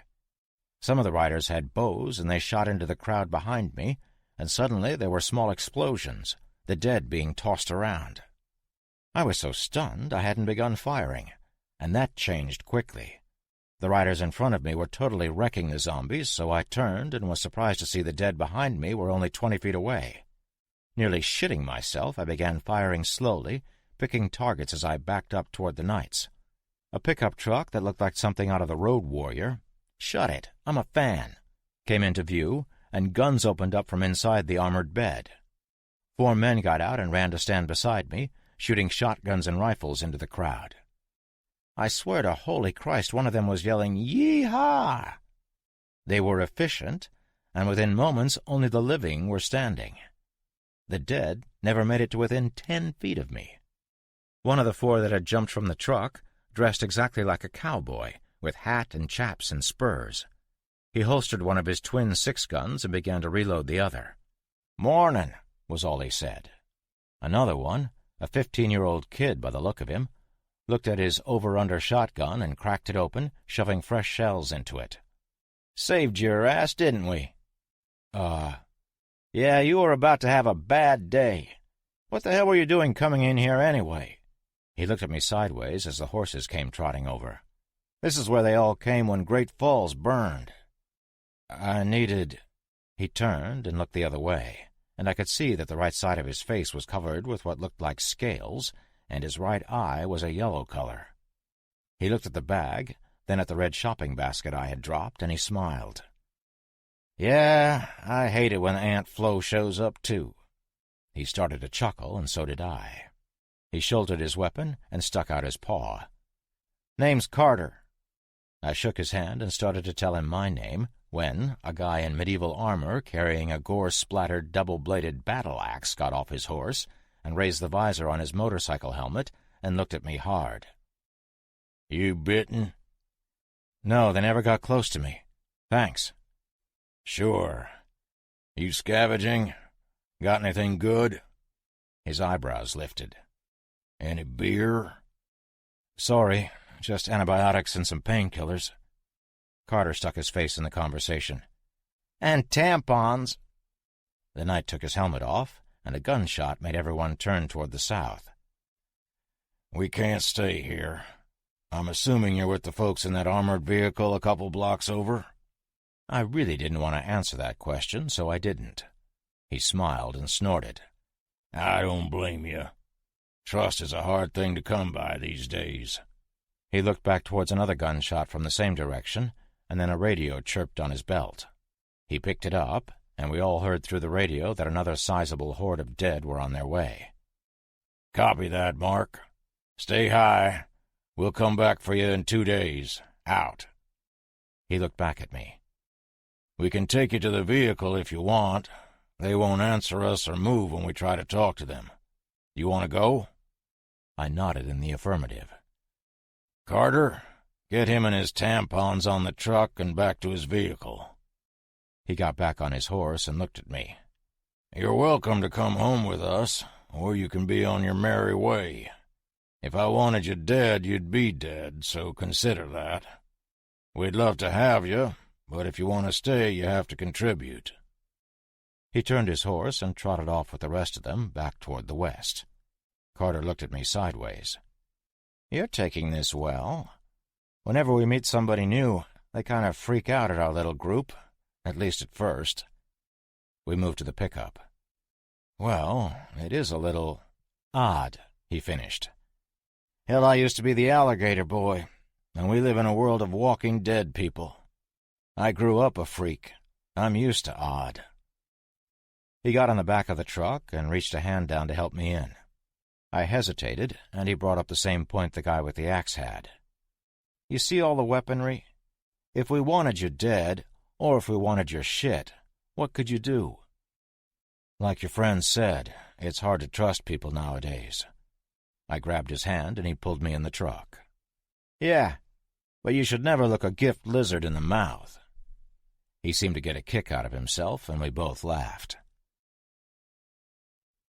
We got back to the MRAP, the pickup at the back of the column of riders, and I hopped out. Dallas was smiling at me through the bullet-resistant glass behind the armored louvers of the driver's side window. I held up the bag of drugs. "Got them." His smile faded, and he pointed to all the folks that were around me. "They saved my ass, big guy. You can open up." He did, and Carter followed me over to the MRAP. "If you want some hot food, you can follow us back to our camp. You're all welcome. If not, best of luck. And don't get your asses bitten off out here." With that, he got back in his truck and drove to catch up with the horses. Eleanor hugged me, and Dallas looked out the window as I passed the drugs to Clara. "I seen some weird stuff, but, who cares? Can I drive?" "Yeah. Follow them. How's Tim doing?" Tim craned his neck to look at me. "It hurts, but I'm okay." Clara looked through the bag. "Oh, well done." She was reading off some of the names of the drugs. Augmentin, cephalexin, ibuprofen. This amoxicillin will need to get mixed. She opened a bottle and lifted Tim's head as she gave him 2 pills, which he washed down with water. "What was that?" he asked weakly. "Percocet. That should help you out with the pain. I need to check the expiration dates on the antibiotics, but this is what we have, so we'll need to use them even if they're expired." "Can I drive?" Dallas asked again. "Sure. I could use a sit-down. And that's just what I did. Dallas put the MRAP into gear, and we followed the ragtag group of weirdos that had pulled my fish out of the fire. Carnies and Tough Guys. A group of carnies and some folks from a Renaissance fair walk into a bar after a long day on the road. One of the Ren guys orders a beer and sits down at the bar, the other folks looking at menus or using the bathrooms. The fair guy begins a polite conversation with the pretty young bartender. Food and drinks are delivered, and merriment ensues. The creaky tavern door opens, and the Renaissance guy doesn't even turn around because things are going well with the bartender. The drink slinger leans to the side to look behind the hot guy she's working up, who works as a knight in the show and is the hero of the fair. Her eyes go wide, and her mouth opens in the shape of an O. Naturally, the knight, who is not in his dress clothes, turns to look and sees this bloody, disheveled guy stagger in. Another member of the fair, the king, stands up to render assistance to the obviously injured man, and the man latches onto the king and tries to bite him. The king starts yelling, and the knight, true to his station, attempts to rescue his liege. The crazy man maneuvers in and takes a big chunk out of the king's forearm, so the knight sends a beefy roundhouse right crashing into the side of the offender's noggin. The biter is unfazed. Everyone keeps yelling at the man to let go of the now bleeding king, a couple of folks stepping in to help. They are bitten as well. Not seeing any way out of this, the knight realizes that this particular individual is either batshit crazy or on drugs and batshit crazy. He draws his knife, utters a threat to the man, who pays no heed, then drives the knife into the man's side. While the man is still unfazed, the rest of the bar is extremely fucking phased, and they all realize there is more at work here than bath salts. Benny the dwarf, one of the carnival workers, decides he has had enough, puts down his cigar, pulls out his .32 pistol, and drills the guy in the forehead. Benny calmly sits down and says to the bartender, "Might want to call your sheriff for this one." The pretty bartender removes her hands that were covering her mouth in shock and replies, "That was the sheriff." Shitty punchline, I know. But there isn't a lot that's truly funny anymore. I was sitting around a campfire with a bunch of carnies and fair folk and people they had taken in. We were swapping stories about our time post-plague. Most of the folks told exactly the same story with little nuances in the details. When my turn came along, I related what had happened. Of course, I left out the minor detail on why the government wants me. They didn't need to know that. When Dallas related his tale, one of the guys that didn't look like he belonged with a group of carnival people scoffed and said one word. "Bullshit." "What was that?" "I said bullshit. There's no way you traverse the entire country from west to east, then halfway back again. I've been out there. I've seen what it's like." The guy stood, chucked his coffee in the fire, and stormed off. "Don't mind him," Carter told us. "He's one of our military guys, and as such is skeptical that you were able to make it as far as you did." I looked at Carter. Military guys? I don't have to tell you that where there are army guys, the government isn't far behind. "Oh, yeah. You don't think we could have done all this without help, do you?"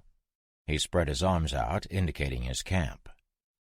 The camp housed almost 200 people. Built into the side of a mountain, they had augmented a natural cave system to fit their needs. There were dozens of rooms, including a great room where everybody gathered for meetings. The cave was complete with hot and cold running water in the form of an underground stream and geyser. Outside the caves was a fort-like structure, the likes of which you may have seen if you watched old movies about cowboys and Indians. It's what I would think Fort Apache would look like, with high wooden walls that were trees jammed into the earth, the tops cut to points. 3 towers made of the same wooden poles were at mismatched intervals down the wall, catwalks running between the towers. The whole thing encompassed a motor pool area with several cars and trucks, including 2 buggy-looking things that I had never seen before. One of the guys called them flips. They were armored and looked really cool.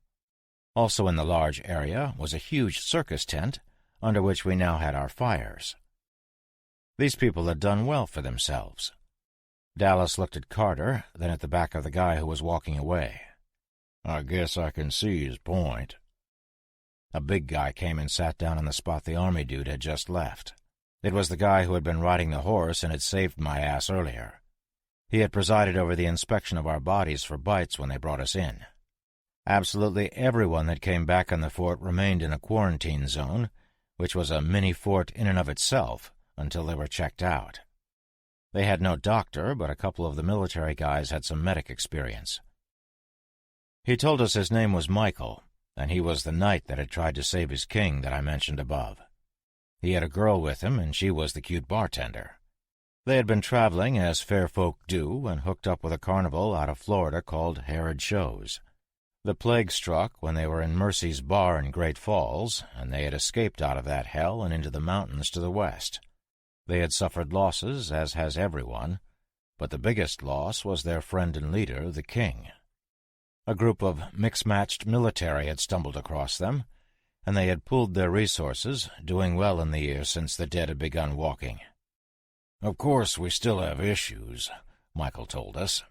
He related a story about how, when the group was on a run to collect and scavenge, they came across a group of bikers calling themselves the Devil's Reapers. Apparently the Reapers were not the friendly type, and moreover did not like to share, so naturally a gun battle ensued.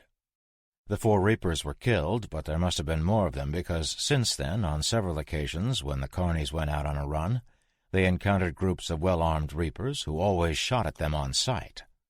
On one such run, the survivors had seen about 150 bikes riding down the highway. A few of the carnival group had been lost to zombies, and some more to the Reapers, but for the most part this was a thriving camp. I figured this was a good place to hole up while Tim was on the mend, and Clara was a better medic than anyone else in camp, so we decided to stay for a few days. I was able to earn my keep by helping fix some broken-down stuff. Eleanor helped cook, Clara, as stated, helped with the medicine, and Dallas did some repair on the walls. The lion that had attacked us had been one of 2 that were released into the wild when the carnies had reached the Red and White Rangers station in Benton Wildlife Refuge.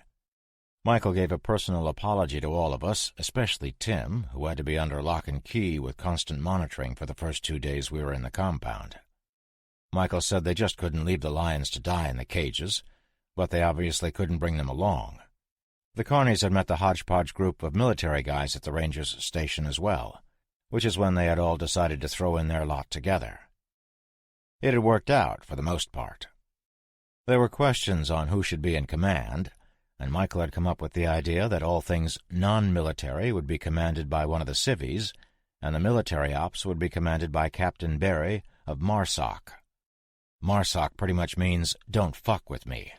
They are Marine Special Operations Command. There were also a few Army Rangers, 2 Air Force guys, and some Green Berets, who tell me they are Army Special Forces. 23 guys altogether if you include some National Guardsmen. Oh, yeah, and Remo. I asked Remo what he did, and he simply replied, "Teacher," shouldered his rifle, and took off. That's the only word he's really said to us or anybody else since we got here. I got into a conversation with some of the Rangers about the baddest of the bad in the military, and soon all the other military guys were in on it. It was yet another friendly conversation around the fire with some boasting and bragging and exaggerated facts. Remo was, of course, not present. So in the midst of hearing about how the Rangers would beat the crap out of the Marines in a game of Tango Down, I asked what Remo really did. "He's a Marine Scout instructor," Dex, one of the MARSOC guys, said. "Yeah, he told me he was a teacher, but what does it mean?" Dex looked at me. "It means if you get the option of picking a fight with him or a pack of wolves, you choose the wolves." "I disagree," Barry said and spit in the fire. "Dead quicker with Remo." Everybody at the fire nodded in agreement quickly. Dallas joined in the conversation, and we got to talking about how tough truckers are. Everybody was having a good time, and then Dallas mentioned Alcatraz.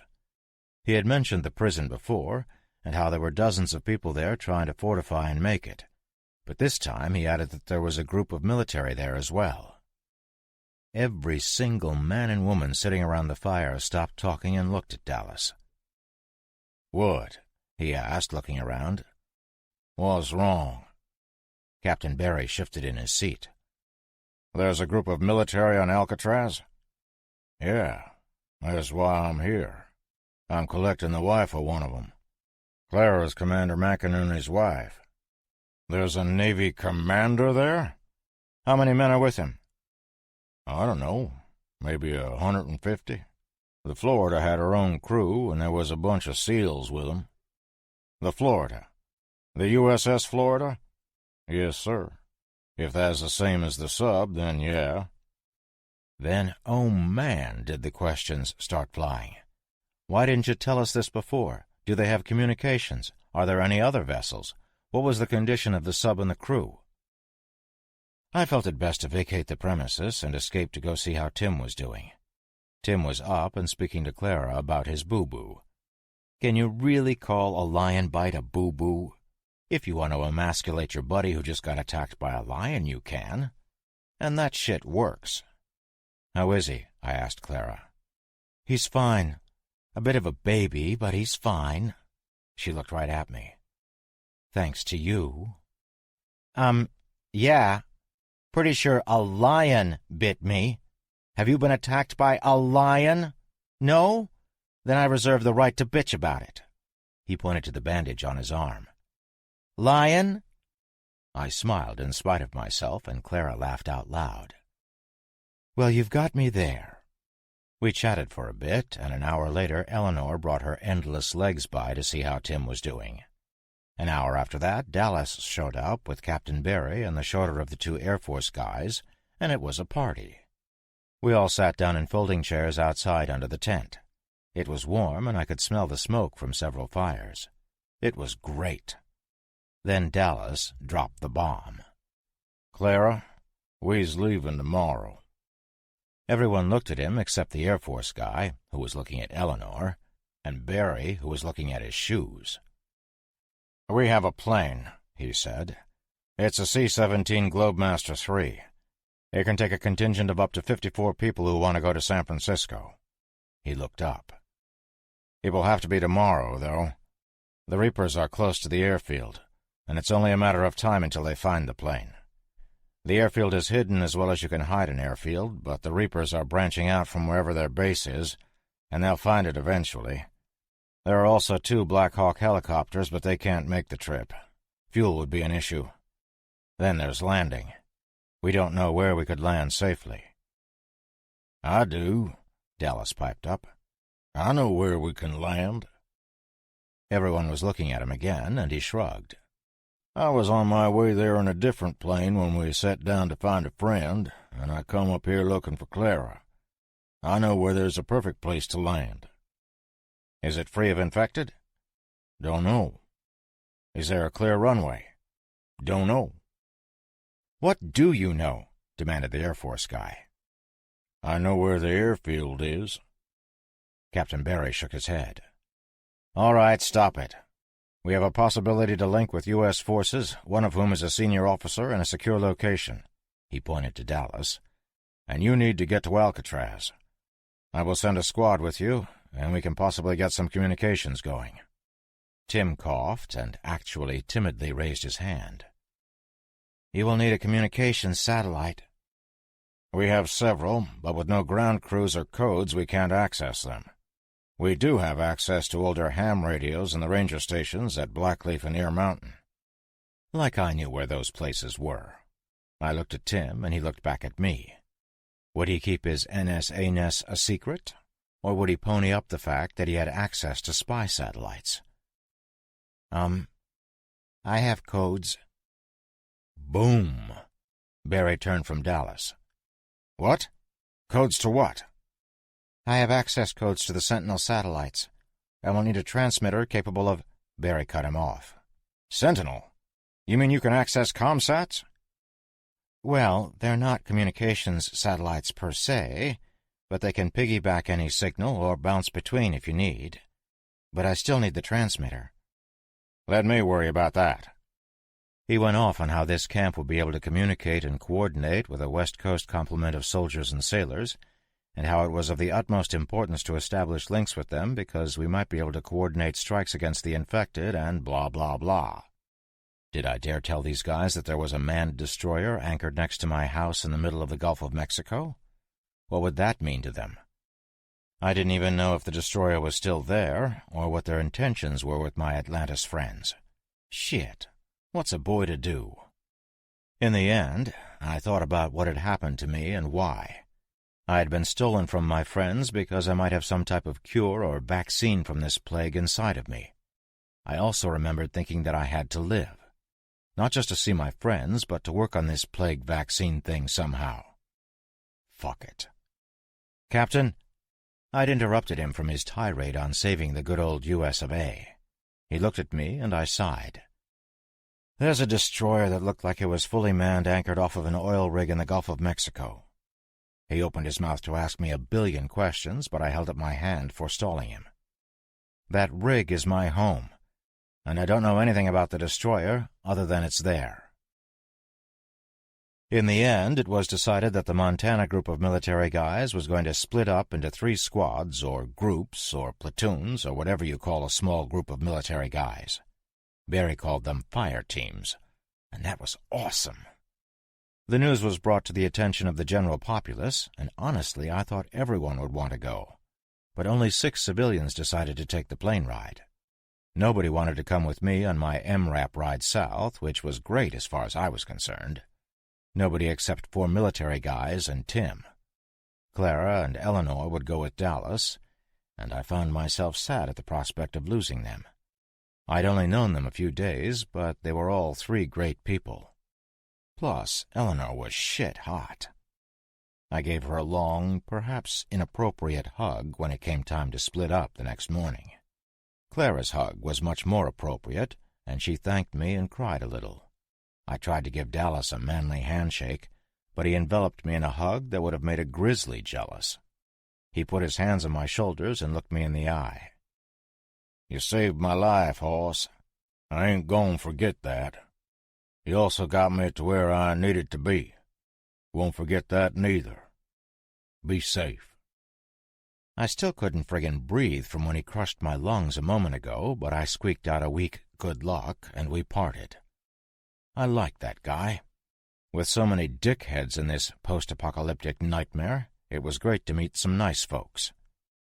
Tim and I were sitting in the MRAP, nose pointed toward the gate, when our detachment of badasses showed up. We got 3 MARSOC guys, and to my utter surprise, Remo. Each of the jarheads had a bag of gear and a bag of supplies, but Remo, who was also technically a jarhead, but his jar was made out of awesome, had 2 bags of gear and no supplies except for a water bladder attached to his tactical vest.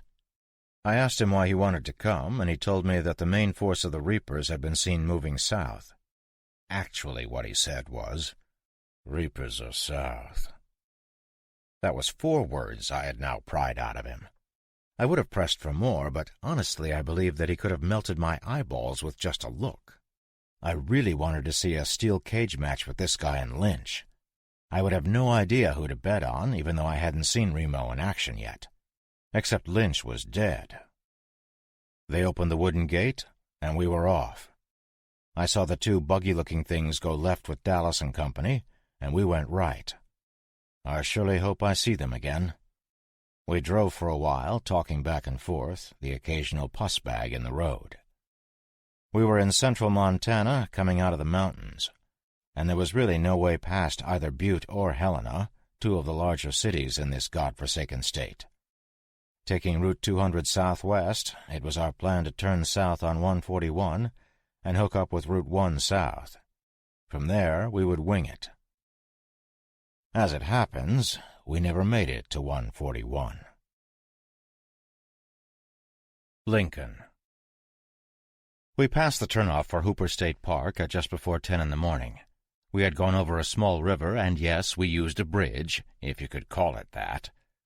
The river was called Grofield Ditch, and that's pretty much all it was. A small ditch in the ground with a trickle of water running through it. The bridge wasn't a scary bridge loaded with zombies. It was a 2-lane piece of road laid over a concrete culvert. The streets in Lincoln, the town we were about to pass through in less than a minute, were all numbered as they had been up by Great Falls. So much for originality. Lincoln hadn't escaped the plague, as there were signs and evidence of it everywhere. The abandoned vehicles, broken windows, scattered bones, and burned buildings were a testament to how powerful this epidemic had been. Even a tiny, and I mean tiny, town like Lincoln had succumbed to the evils of the undead. The growl of the MRAP was like ringing a dinner bell, and soon we found the town's entire population of zombies. They came at us with that shambling stagger. Both of them. One was a guy in ragged business suit that was as rotten as you can imagine after a year. The other was a teenage girl, and she was fresh. Didn't make a lot of sense. This whole town didn't make sense. If everybody was dead, where were they? Why didn't they come out? "Stop," Remo said, and that was enough because I couldn't get my foot to the brake pedal fast enough. We slowed, and he shouldered a bag of gear. "Pick me up on the other side of town in an hour." WTF? Complete sentences? He popped open the back hatch and was gone from sight before I knew what was happening. Brick, one of the MARSOC guys, shut the hatch and told me to keep going. The two zombies hadn't seen Remo either, and they plodded along after us, reaching. We drove for a full 4 minutes before we came over a hill and saw First Avenue running perpendicular to us. It was a road like all the other roads, with trees on each side and a small structure to the right. The odd thing was there was an electrical truck with a cherry-picker bucket on it and a tow truck across the road, nose to nose. It looked exactly like a roadblock, and before I could even think that, one of the MARSOC guys yelled at me to stop and back up. I jammed the brakes and threw the MRAP in reverse. Before I was able to step on the gas, a guy in jeans and a black leather vest stepped through the gap in the vehicles, with a tube on his shoulder. Two guys popped out from behind trees on the left with rifles and ran toward us, and I could tell by Ray-Ban's, another Marine, sitting in the passenger's seat, expression, that some were coming from the right as well. "Fuck," was all Ray-Ban said. "Is that?" "Yeah, that's an RPG." I heard engines and saw in the rear view that 4 motorcycles were coming in fast behind us. Brick was looking out the back windows. "Contact rear, 4 bikes." Ray-Ban didn't take his eyes off the guy in front of us. "RPG up front." "They all have military gear," Brick informed us, and flipped the safety off his M4. "We can take the ones in back, but that RPG will waste our MRAP, and it's a long fucking walk to Texas." Our MRAP? Whoa. Just whoa. Ray-Ban got up and joined Brick, the other Marine Kinga, and Tim in the back of the truck. "What's up, boss?" They were all checking their weapons, even Tim. "Business as usual. We kill them all. That RPG is a game-changer. Doesn't change the plan. Those are Reapers. Come out shooting and don't get shot."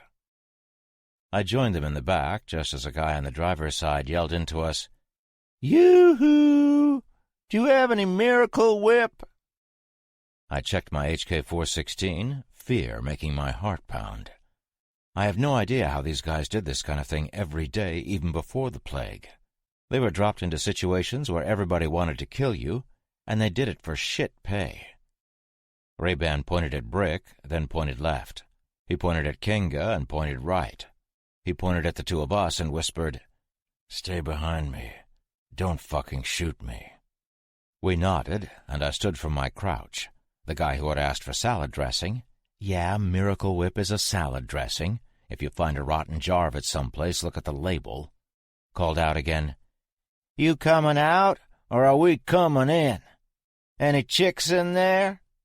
He knocked on the door. "Don't worry, we can open this up. We have a can opener." I looked out the front window at their can opener. The guy with the RPG was looking bored. He got a sudden smile on his face, and I knew we were screwed. I was about to turn and scream to Ray-Ban to open the door when Remo stepped out from between the two trucks, pulled the big dude's hair back, and jammed his big-ass knife into the guy's Adam's apple. He didn't slice across. He jabbed down and sawed right for half a second, more or less decapitating the guy. Fucker was dead before he knew he was under attack. As he fell, Remo grabbed the RPG, spun it to his left, and fired it. We all heard it streak to wherever he pointed it. There was a significant boom, followed by small arms fire from outside. Screams started before Ray-Ban pushed the door open, leapt out, and fired into the guys that were looking in all directions behind us. They did a little dance before falling to the ground, clutching at themselves. The other two Marines went right and left, but the RPG and Remo's M9 had already taken the rest of the bad guys out. One of the guys in the RPG blast zone was screaming, but I hadn't seen what he looked like yet. Remo was leaning against the MRAP, unwrapping a stick of gum. I leaned next to him, and he held out the pack to me. I grabbed a stick, and Remo pulled his M9 and shot one of the Reapers that had been trying to stand. The guy was 100 feet away, and Remo drilled him in the chest. The best word I can think of for the way he had shot the guy is nonchalantly. Yeah, I can rock an adverb. "Clear," he said as he chewed his big red. "Clear," I heard from the other three Marines, almost in sync. Brick ran over to the guys who had been hit by the RPG. One was goo, and the other had stopped screaming and was just kind of rasping. It was this ragged breath cough thing, and I will never forget that sound. Ray-Ban trotted up to the guys he had shot, and I heard two more shots as I made my way to the RPG guys. It was bad. I had seen this kind of thing before when I had first met my pal Ship, and these redneck douches had been ravaged by a few claymores. I heard retching and turned to see Tim with his hands on his knees back by the MRAP. The goo guy looked like goo. There wasn't a lot left. The other guy was a real mess, but was at least recognizable as human. His right arm and leg were hamburger. Think about that for a second. Hamburger. It is exactly what his arm and leg looked like. Strings of meat with some bone fragments sticking here and there. He was a good 20 feet from where the RPG had hit the ground, and his other leg was bent under him. He was holding his guts in with his left hand and was doing a shitty job because a purple loop of intestine slid out and hung like one of those strings of hot dogs you used to see in the deli section of the supermarket. The guy made this sound like "ugh" about 3 times, and he died. Fuck him. What do you think he was going to do to us?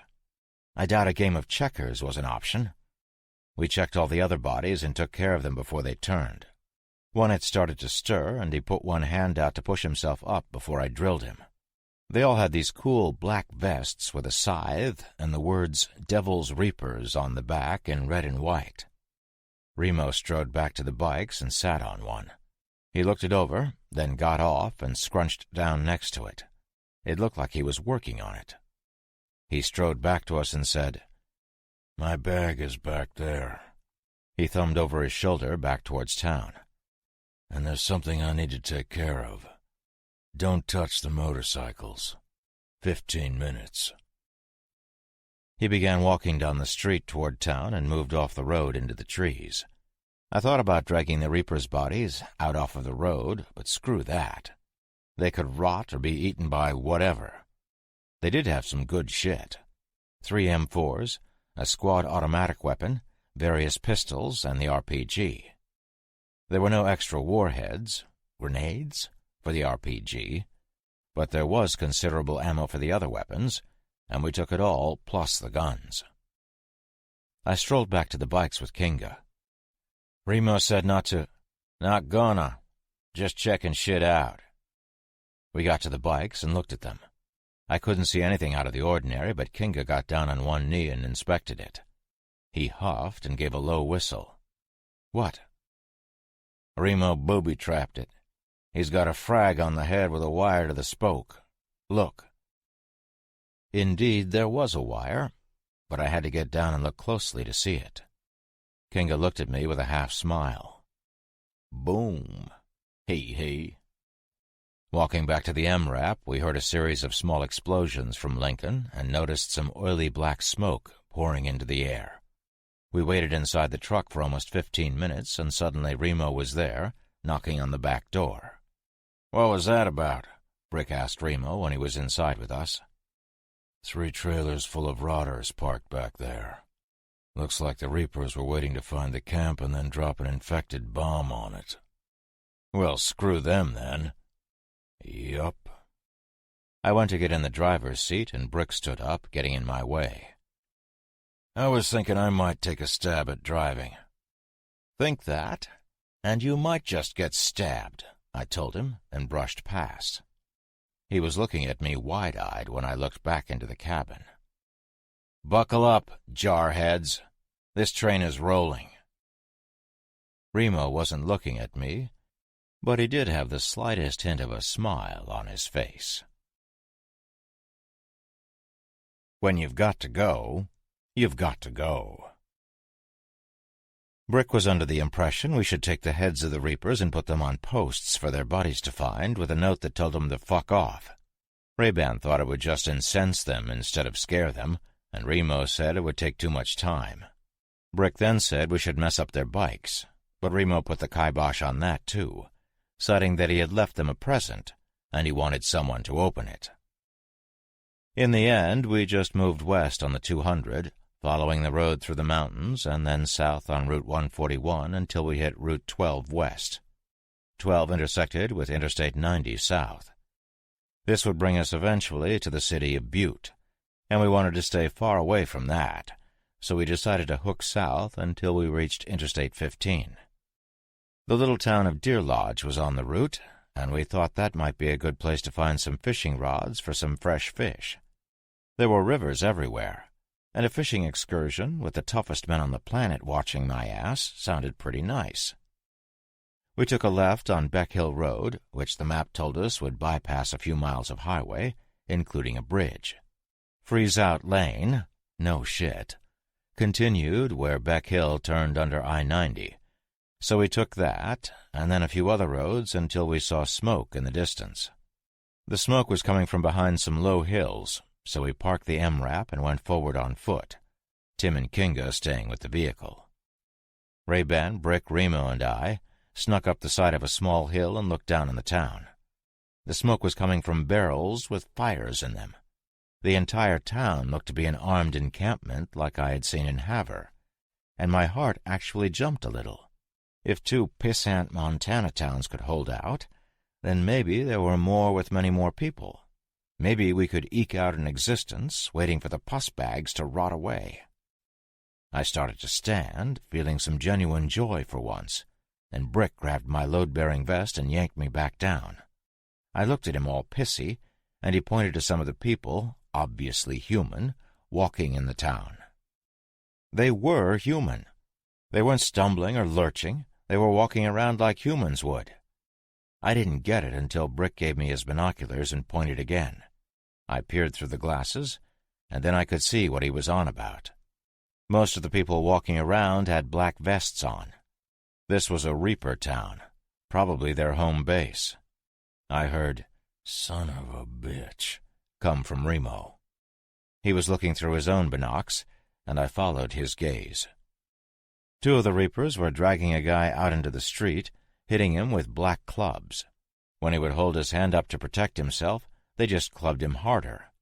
They hit him and hit him until he stopped moving. Looking at the small town through the binoculars, more of the same was happening, albeit not as bad as the stick beating. The streets were mostly empty, but every now and then some Deer Lodge citizen someone would need something, and they would have to brave the streets to get it. Oftentimes, someone in a black vest would shove them or swat them. There wasn't a zombie in sight. So the Reapers had taken over the town and cleared it, or they had taken it after it had been cleared. Either way, you took your life in your hands walking out into the streets as much from the bikers as from the zombies in another shitty town. 36th and I can see, Ray-Ban said as he lowered his binoculars. It should be tonight, when they're drunk. WTF was he talking about? Yeah, but there could be 100 in the buildings that we don't see. Look there. Brick pointed toward a large parking lot near what looked like a hotel. There were dozens of motorcycles parked there. Maybe Brick was right. Maybe there were 100 bikers.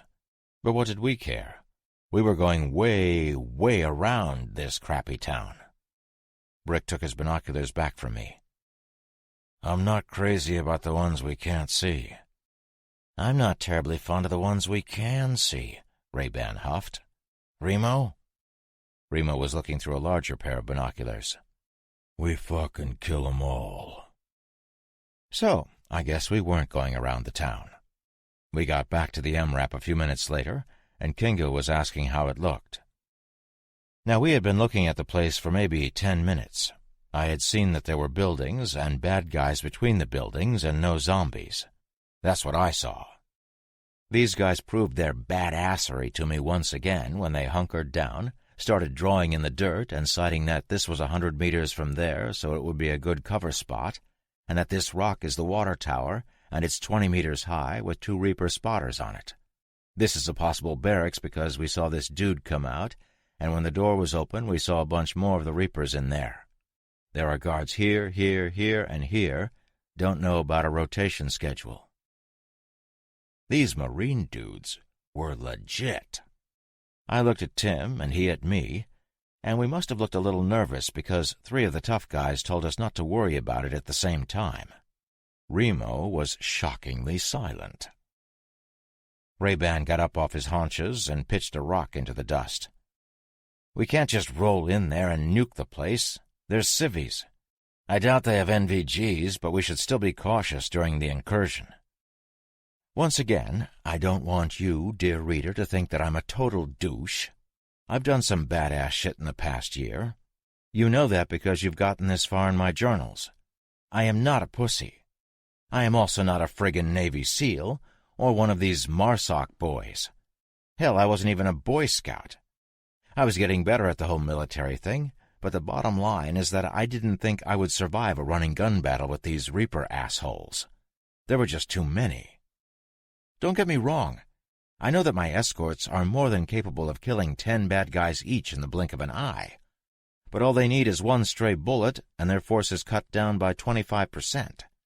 Not to mention that, while I consider myself somewhat capable now, I can't compete with 100 well-armed dickweeds that have probably been killing people for fun for a generation or 2. I didn't want to complain, and I certainly wasn't about to tell these guys that I was taking my MRAP and going home, but come on.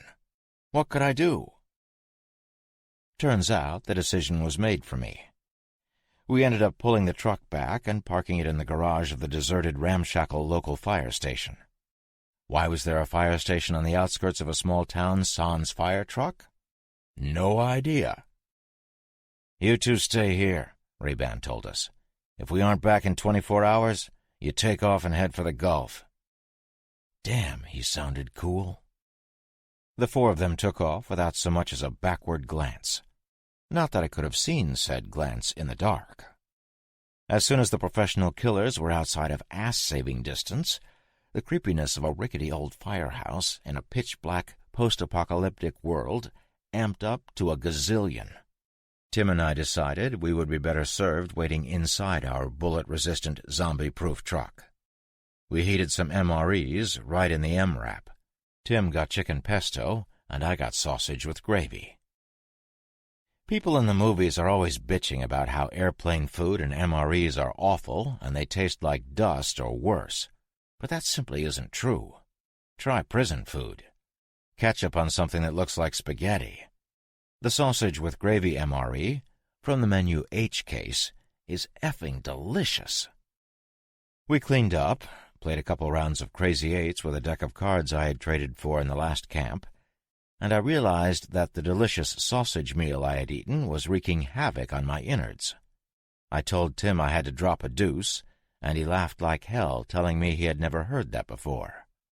I didn't think it was funny, but grabbed some toilet paper, checked our surroundings, and went to look for the toilet in the firehouse. The bathroom was on the 2nd floor, and I creaked up the stairs with Tim close on my heels. No way was I going anywhere alone, possibly ever again. We passed the fire pole on the way to the bathroom, and I thought that there was absolutely no chance I was not sliding down that to get back to the truck. The bathroom door was stuck open with one of those little rubber wedges when we found it. There were 2 stalls and a urinal.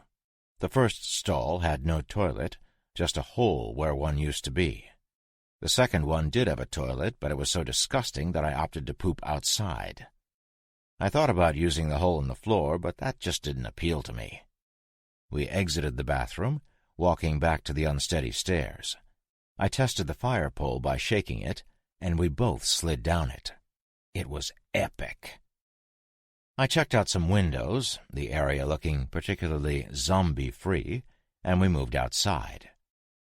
Being in prison with a cellmate, there isn't even the illusion of privacy, so I was used to squatting with other guys around.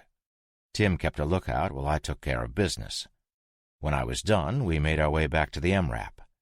I opened the door to the firehouse garage, heard this whooshing sound, and inky blackness took over as the ground rushed up to meet me.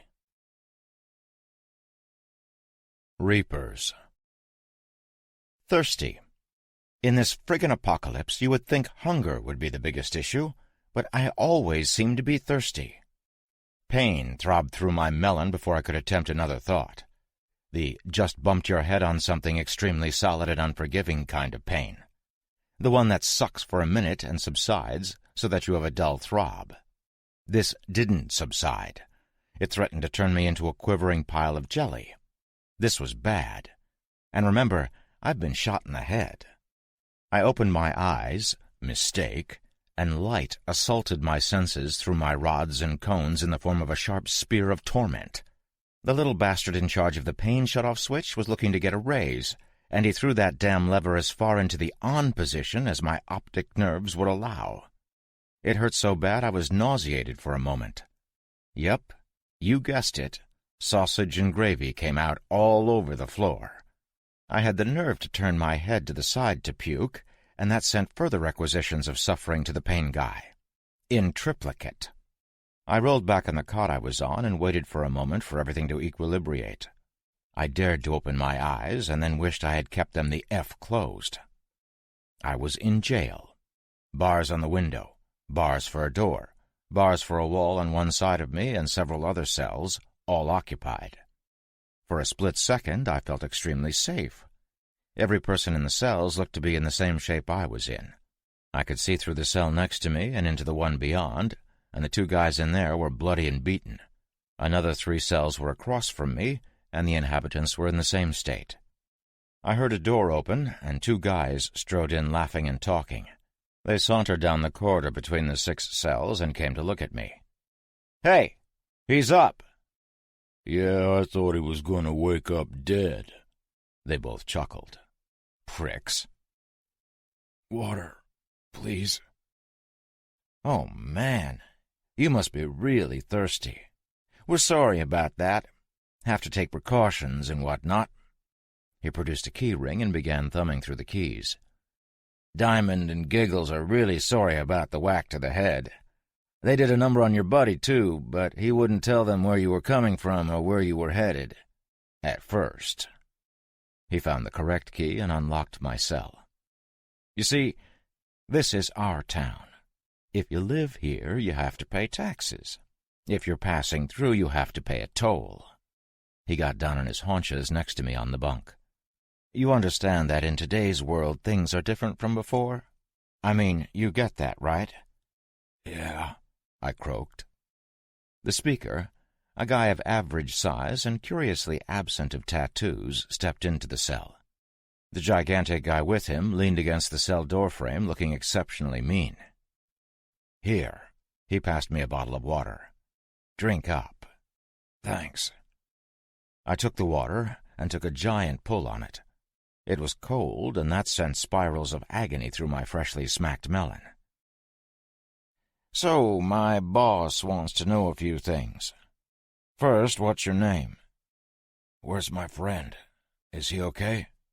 "Whoa, pal, that's not how it works.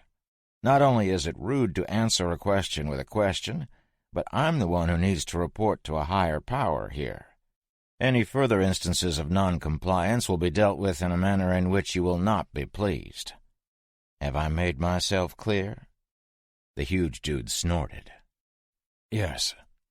He pointed at my arm. I see by your ink that you've bumped the proverbial head with the law in the past. Where'd you do your time? Cedar Junction, Walpole, Mass. It wasn't true. I did my stint in a medium-security prison, and Walpole was for the bad boys. Ah. May I ask what you were in for? Armed robbery with a side order of beating the shit out of a couple of cops. Again, a lie, and I'm sure you can see where this was going and why. Interesting. And why are you riding around in a military vehicle? Where did you get it? Took it off some National Guard in Idaho. They didn't need it. I see. He continued with the questions for another 10 minutes or so, never once asking me about Lincoln or dead reapers up there. He never asked me about Tim, either, and as he got up to leave, I asked him where Tim was. Ah, yes, Tim. You see, I was a litigator in a previous life, a defense attorney. The Devil's Reapers were my largest account. When the dead came, I kind of ran out of clients, and food, and safety. The Reapers took me in and made me one of their own. I realize that the backstory is a little boring here, but it's important. As a lawyer, I was able to spot lies a mile away, and while you seemed to be telling the truth, your friend was as full of shit as a Christmas goose. My brothers were going to persuade Tim to speak by removing his fingernails with a pair of pliers, but I asked them to hold on and found this in his pocket. He held up Tim's Baldy Mountain ID badge. Crap. Young Tim finally acquiesced and told us about his escape from the facility, grabbing that vehicle, and how you saved him from a throng of those things on the road and have been inseparable ever since. Good work, Tim. Miner here, he thumbed at the guy with him, was upset, disappointed. Hurt that I was left out, the huge guy added. Ah, yes, hurt that he was unable to attend the questioning. So he decided that Tim should lose at least one fingernail. Who am I to prevent that? After all, I'm still a probie. Your friend is sore, but he'll live, at least for a bit longer. What does that mean? Oh, you needn't worry about that, the guy told me, and shut the cell door. What you should worry about is the next line of questioning. While you appear to be telling the truth about things, you were still caught sneaking around in Reaper territory. He made a show of looking me over. I don't see any Reaper ink or colors. Pure and simple, you were trespassing, and there's only one penalty for that. The huge dude snorted again. Actually, there's only one penalty for anything. They locked the door and laughed and talked on the way out. I lay back and put my head on the cot, the realization of a biker-enforced death penalty sinking in quickly. They're going to kill you, you know that, right? Someone had read my mind, or I was hearing my thoughts louder than usual. I didn't even open my eyes. Everybody dies. Yeah, well, they're going to make you fight a bunch of the dead in a ring. You like that, smart-ass? No, I like quiet. Shut up and let me think about fighting zombies. I didn't mean to sound like a dickhead, but I just wanted to sleep until they killed me. Screw you, pal. I'm just trying to help you. This time I did sit up on an elbow. Help me? If you want to help me, break me out of here. I looked through the bars to the cell directly across the corridor from me. The guy in there looked less beat up than the rest. I appreciate the heads up, but it doesn't change my situation. The dude squinted at me. You look like one of them anyway. I heard you telling them you were in jail before. Where did you really get that big truck the guy was talking about? This guy was not about to let me get any rest, and my head was killing me. In addition, his questions and demeanor screamed informant, which I had seen before, so I played it up. You should drop your eaves better, Chief. I met the guy with the truck on the road. He was taking a piss and almost got overrun, and I saved his ass. He asked me if I wanted to ride, and I said yes. He's a decent guy. That's it. Why didn't you just let the dead get him and then take the wheels? I rolled my eyes. Because then I would have had to sort through his infected parts to get the keys, all the while fighting off the ones that ate him. As it turns out, the thing doesn't need keys. I thought about just taking the truck from him, but like I said, he ain't a bad guy. I put my head back on the cot and turned toward the wall. Other than some whimpering down the cell block, the place grew silent, and sleep took me soon. The sounds of a scuffle and a guy shrieking "no" over and over woke me that evening. The bikers dragged him away unkindly, smacking and pulling him while he fought to escape them. I sat up on the cot and my head throbbed. The guy in the cell across from me, the inquisitive one, was gone. Two of the bunch of reapers stayed behind and came to my cell. Both were armed with shotguns. They stood in front of the door and looked at me, then at each other. Him? Yeah. Come on, Chief. Somebody wants to meet you. I stood, and waves of pain undulated through my noggin and the back of my neck. It passed rather quickly, and I shuffled like a zombie to the now open cell door. The darker-haired one, short but powerful-looking, pointed to my right, and they escorted me down the corridor. A guard waited for us at the reception area, and I noticed 2 DLSD vests hung on a metal coat rack, forgotten and dusty. Deer Lodge Sheriff Department. We left the police station, moving into the street. It was lit up with 55-gallon drums with stuff burning in them. The air was warm, and the 55-gallon streetlights made the place look pretty, the flames creating dancing shadows on the quaint brick structures. Armed reapers were walking the streets talking, but not many average citizens were around. In about 100 steps, we were in front of what passed for City Hall in this tiny town. It looked like an old brick school. The smaller of the 2 bikers pushed me from behind. It was just a little push, a move-your-ass type of thing that tagged me on the shoulder and made me take an elongated step forward. It really pissed me off. My head hurt. It hurt a lot, and I just wanted to go home and see my friends. Screw the government, screw the zombies, and right now screw these damn bikers. I wanted to see my oil rig and feel safe. Really not expecting any trouble, the smaller one went to push me again. I could just feel it. He leaned forward to push my right shoulder with his left hand, and I twisted, moving forward and to the left. It was his turn to take an elongated step, and I turned around and folded my arms, looking at him. "Look, dickhead, I'm old enough that I can walk without your hands on me. If you're cruising for a piece of ass, I don't swing that way." The taller of the 2 smiled, obviously entertained, but the little one did something I didn't expect. He scowled and pointed the shotgun at my face. Then he did something I never would have thought he would do. He pulled the trigger. Nobody will ever get used to being shot or even shot at. Anybody tells you different, they're full of shit. Speaking of shit, a teeny bit may have squeaked out of me when that gun went off. Yet again, the shot went wide. This time because the big dude saw the murder that I had failed to see in the little dude's eyes, grabbed the side of the shotty and pushed it to the right so I could keep my noggin. So I kept my noggin. Most of it. The barrel of the weapon went off maybe 10 inches from my left ear. It was loud. Fucking loud. I cupped my hand to my head. Remember, I already had a throbbing melon, and fell to one knee. A colossal ringing noise made me think there was a jetliner touching down on my forehead, and then the pain stabbed through harder. Feeling something sticky and wet, I pulled my hand away from my ear, and you guessed it, it came away bloody. "You out your friggin' mind?" the big one asked. "You kill him and chains'll cut your nuts off." "Fuck that. Brick was trying to escape." I thought I had misheard him, what with my screaming head and newly screwed-up sense of hearing. I hate assholes who can't say escape. It's pure laziness. For Christ's sake, didn't his mother slap him when he said escape? Or nuclear? Or axe? Like, ask me a question? Evil murdering biker assholes are one thing, but being grammatically lax is inexcusable, especially if it's on purpose.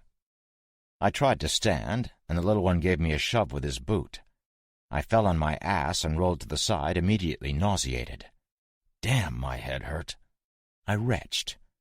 It was a very manly retch. I looked up, and the little one was on his haunches looking down at me. "Aw, little pussy gonna puke?" The big one nudged his buddy with his boot, using his chin to point to a group of 3 guys coming toward us. The little guy stood, and as an afterthought, spit on me. You know, I keep calling him little, but he wasn't.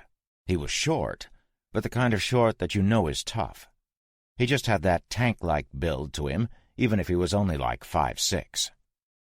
I sat up, my palms in my throbbing temples. The other 3 Reapers had arrived, and they were wearing actual leather jackets emblazoned with the Devil's Reaper's insignias and colors. The 2 douchebags that had brought me out of the cell only had leather vests. That said something to me, but damn if I could figure out anything with my melon in its current state. The bigger of my 2 escorts said nothing, but Shortstack said, "Chains, this is the guy, right?"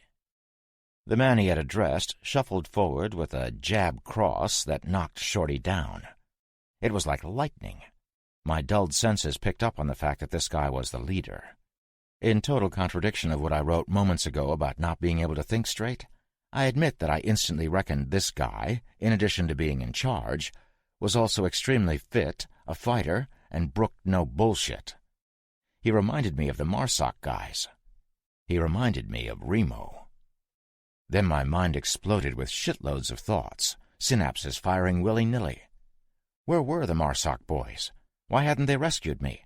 Why wasn't this town a smoking ruin with bits of Reapers scattered liberally about? Was Ship okay? Was Tim okay? Was I correct in hating Lynch like I did? Would I ever eat those little cocktail weenies in bourbon barbecue sauce again? All I heard was, "Alive." I looked around for the speaker. It was the boss, Chains. Turning my dome had been a mistake, though, and I leaned over and dry-heaved. "I need him alive, Petey." He shook his head. "Dead is as useless as you." He kicked the guy on the ground, formerly known as the Little One, in the balls so hard I was fairly certain Petey would be coughing them up soon. In a fetal position, Petey did cough, but nothing resembling a testicle came out of him. He just kind of moaned, and I thought immediately of zombies. Cut me some slack, this is a zombie story. "Get him up." I was hoping they were talking about Petey so I could just hang out and collect my myriad of broken thoughts, but alas, it was not to be. The bigger of my 2 escorts and one of the new guys each grabbed an armpit and yanked me to my feet. It was my turn to moan like an infected. I nailed that shit, too, even though I tried like hell to come off tough. I managed to squeeze out a question through my throbbing dome. "What do you want with me?" I sounded like some movie douche that would be in this exact situation. Not tough. Chains didn't even look at me, but he got down on his haunches and looked at a writhing Petey who was cradling his nuts and looking miserable. "That's one." Petey looked scared, but he nodded. Chains turned on his heel, walking into the building we were in front of. The 2 dudes carry-dragged me in after him. Boom. They sat me in a chair across a beautiful oak desk from Chains. He was engrossed in a file folder, some of the contents half spilled across the wood. He put some in a pile, the others he would look at and then put them face down when he was through. He didn't look up when he said, "Get him some water." One of the dudes came back after a moment and tapped me on the shoulder with a bottle of water, which I graciously accepted. "Thank you." The dude shocked me when he told me I was welcome. I didn't feel welcome. The boss came across something in the folder, looked at me, back at the folder, and nodded. He stood and came around to my side of the desk, leaning against it and folding his arms. He reached behind him, grabbed one of the items that was on the desk, and showed it to me. It was a picture of me with a bandage around my head. I was in a makeshift triage area, one that looked familiar. I swallowed my water, probably a little too hard. I remembered where that picture was from. The photo had been taken in Tennessee, probably more than a year ago now. It had been taken by none other than my favorite spy prick, Lynch. Chains raised an eyebrow. "Is this you?" "Nope." He looked at me with simultaneous expressions. One part looked like he was my dad and had caught me lying to him. The other part was undoubtedly the spider looking at the fly in the web. I could see this guy's hunger. He stood, moving his hand slowly toward me.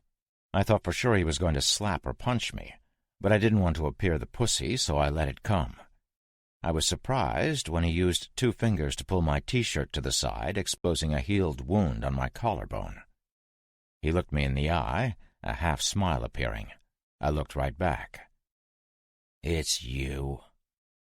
"That guy's fucking ugly," I said, pointing to the picture. "Clearly I'm prettier than he is." He reached down and lifted my leg, pushing up my jeans and pulling down my sock. "Definitely you. Don't fucking lie to me again." He held up his right index finger. "That's 1. It's not like I can claim I couldn't help it. It didn't slip out. 1 second I was processing "that's 1" from Chains, and the next I was on the floor cradling my melon in even fiercer agony. I couldn't believe he had hit me in the head. Maybe he didn't know how damaged my noggin was. Maybe he did and wanted to exacerbate my pain. A thought ran across my mind. It was a memory, a recent one. Realization hit me like a thunderbolt. I had said something. I had answered his "that's 1" with a question.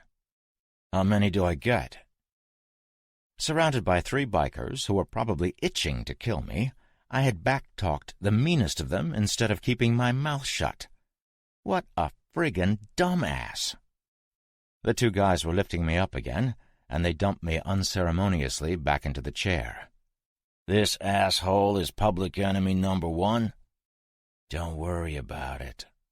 Chains got up and moved back across the desk. "Lot of people looking for you. Why?" He sat back down and pushed a laminated document, obviously waterproof, toward me.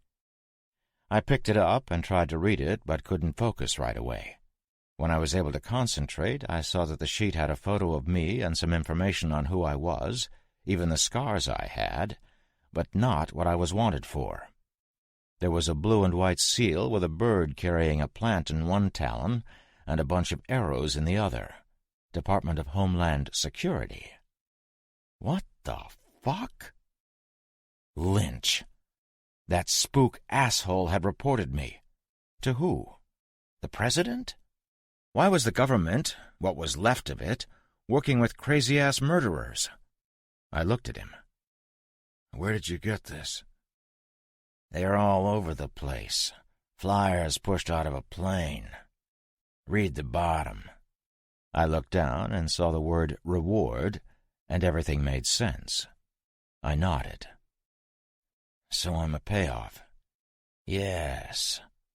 He steepled his fingers with his elbows on the table. He looked just like my 8th-grade biology teacher, Mr. Harris. I fucking hated Mr. Harris. "Why do they want you? What did you do?" I was deciding how to answer that when Chains stood. Apparently I was taking too long to come up with a viable answer. I held my hands up in supplication, and he raised an eyebrow.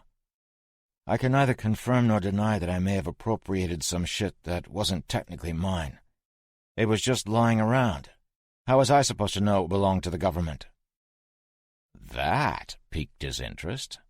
He sat back down and looked at me, thinking. I could see the wheels turning. If the shit I had stolen was worth more than whatever Homeland's reward was going to be, I could be a lucrative find indeed. He popped the inevitable question. "What did you take?" "You know, at the beginning I didn't know what it was. I mean, I got some guns and ammo, yeah, but there was this computer hard drive, and that's what they wanted most." My best line of bullshit yet. There was no friggin' hard drive. I'm actually giggling a little as I write this. "Where is it now?" "Baldy Mountain in northern Montana. I got picked up by some Alphabet Agency guys. They never told me which one. and they took me to Baldy. Then the place got overrun and I got out. I found Tim on the road, and then I met you wonderful people. And then you hit me in the head. A lot." I rubbed the back of my neck for emphasis. "Tim is the geek you were with? The one with the armored truck?" "Yeah." He crinkled his face a little. It wasn't dignified. "Why didn't the dudes at the mountain just tell the people who chucked out these flyers?" He pushed another flyer at me. "I got the impression they didn't get along. Something about differing opinions on how to run what's left of the country, about who should be in charge. Apparently they didn't like the president's orders." "President's dead." "Nope. Not as of a week or so ago, anyway." I had no idea if the president was alive, eaten, or just mostly eaten, but I wanted to sow as much confusion as possible. "So do we need this prick or not?" That had come from behind me, one of the apes with guns. "You do," I said immediately. "The assholes looking for me don't know the hard drive is lost at Baldy." Chains raised his eyebrow again. "And the guns?" "They took 'em. But there's a shitload of guns at Baldy, and 100 years' worth of ammo. Problem is, there's a shitload of dead fucks in there, too." A gunshot sounded from down the street, then another, then another. Chains didn't look at all disturbed. His eyes flicked from mine to one of the guerrillas. "Check it. Be quick about it." He looked from his stooge to me and back. "And check the pens." Pens? Writing implements? WTF was he talking about? The guy left, and the boss leaned back in his office chair and looked at me hard. "You met my lawyer. He can smell bullshit a mile off, and he says you're on the up and up." He folded his hands. "You also met Six-Pack. He was planted in the cell next to you." "I knew it. Told you." "And he says your story didn't change." This was looking better for me. "Problem is, uh-oh, I just don't trust you." Another gunshot. Chains looked at the window. The second gorilla moved toward the window, looking down at the street. "Got one down there. Where's our guys?" An explosion ripped through the night. It was down the road some, but still close enough to shake the building. Gorilla number 2 turned from the window. "That came from the west. I don't know if—" The top of his head, all of a sudden, ceased to exist. Actually, the sequence of events went something like this. He said dunno if, his melon popped like an overripe grape, spraying his dome back across the floor and ceiling, the window he had been in front of blossomed a hole, then shattered, he dropped, and I leapt for his gun. I know the hole in the window came first, I do, but I swear that's how it looked.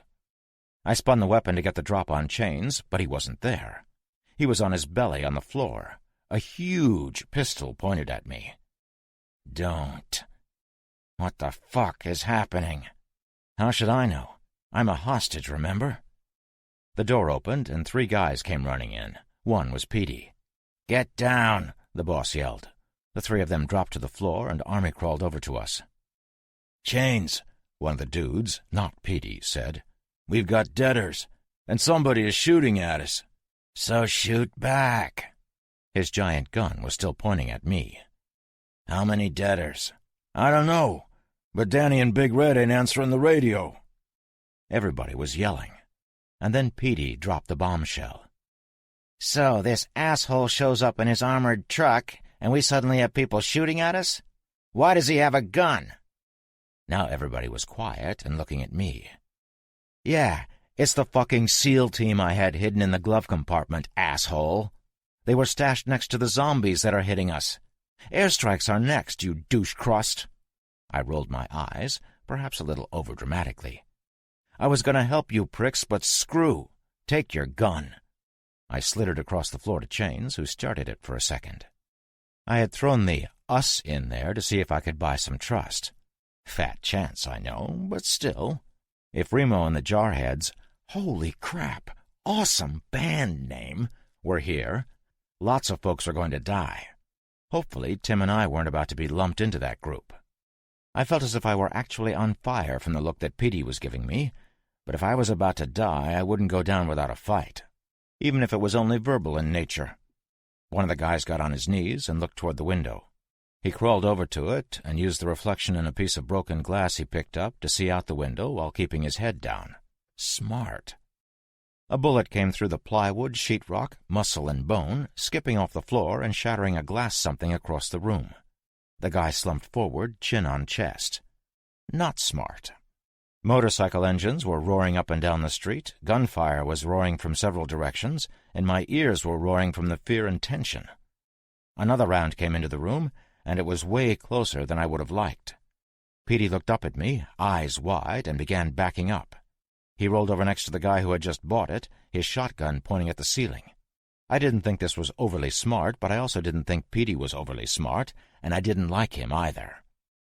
A third round hit the desk, and Chains yelled something. I heard a bike crash, and then more screaming, as the remaining douche belly-crawled over to Chains, who was now talking into a radio. "Danny? Red? Where are you two assholes? If you're high, I'm gonna kill both of you, I swear to Christ!" Chains continued to yell obscenities into the walkie-talkie until screaming began from inside the building. The last guy suddenly rose quickly, bringing the desk with him, standing it up on its end. It was a big desk, but this was a big dude, hopped up on adrenaline and who knows what else. He began shoving shells into his shotgun, but he only got 2 before he was out of ammo. "Nobody's answering." The boss looked at the radio. "They're either dead or they're going to be. Sonny, Petey, let's get the hell out of here and figure out what's happening." "What about him?" Petey demanded, looking at me. "Take him, and if he gets out of line, fuck the reward. Do him." Petey actually looked like a nice guy when he smiled. Granted, that smile meant he was absolutely going to shoot me. No matter what happened, I would get blasted trying to escape or trying to get the gun from him or whatever, so that's exactly what I planned to do. The smart guy, the one with the big hole in his chest, opened his eyes and expectorated a large gout of blood. His next move was to grab for Petey, but the live guy was having none of the dead one and deftly brought the butt of his shotgun up under Mr. Holy's chin. The dead guy's teeth clacked together, and he bit off half of his tongue. Petey quickly reversed the weapon and turned the deceased biker's head into mist. What with bullets flying from an unseen enemy, bikers shooting dead bikers, and undead moving about in their secure town, Chains looked only mildly annoyed. "Out the door, down the stairs, out the back." Oh, and explosions. Forgot the explosions. Another large blast came from somewhere close. Dust fell from the ceiling, as did some of Gorilla No. 2's gray matter, and Chains was the only one of us who didn't look around like his ass was on fire. He reminded me of every tough military guy I had met since leaving prison. He reminded me of Remo. He reminded me of Lynch. I had to wonder if he was military trained, and probably would have, if gunfire, screams, and a few more smaller explosions didn't scare me. I didn't hear moans, so I was hoping that whatever undead force was on the hunt wasn't sizable. A few dozen infected would cause chaos, and I might be able to escape in the ensuing confusion. A few hundred, and I was most likely chow. The 4 of us inched our way to the stairs, then made our way down. The back door was made of wood, with a glass window taking up most of the top of it. The shade was drawn, and Sonny, the bigger of Chains's 2 goons, moved forward and peeked out past the shade. He backed up quickly, 2 sets of arms bursting through the glass to grab a snack. Petey fired his shotgun into the 2 pus bags trying to gain entry, and to his credit, he got both with his buckshot. Zombie A and Zombie B tumbled backwards, and nothing else came in. Sonny looked out the window and looked back at us. Now Chains looked a little nervous. "Is it clear?" "No." "How many?" "Looks like a Raiders game just ended and everybody's heading for the parking lot." Holy shit. I mean, holy shit. What a fantastic analogy. Why did these bikers have to be evil bikers? Why couldn't they be bikers that brought you cake? With analogies like that, Sonny and I could hang. We could be buds. Petey had that adoring smile, and Chains with his nonchalant attitude to his world falling apart. Well, these guys were akin to people I like to be around. Don't get me wrong, I was going to have to kill them all, but still, the point is valid. Well, we can't stay here. They'll tear this place down around us. Chains moved past us and out the door. He looked right and shook his head. "Not that way." We all exited the building and ran left. We were in kind of an open alley with a Harley on its side. That drag mark you've seen countless times came from under the bike and moved off into the bushes. Why some infected just hork a guy down where he falls, and others like to drag their victims off, is still a mystery to me.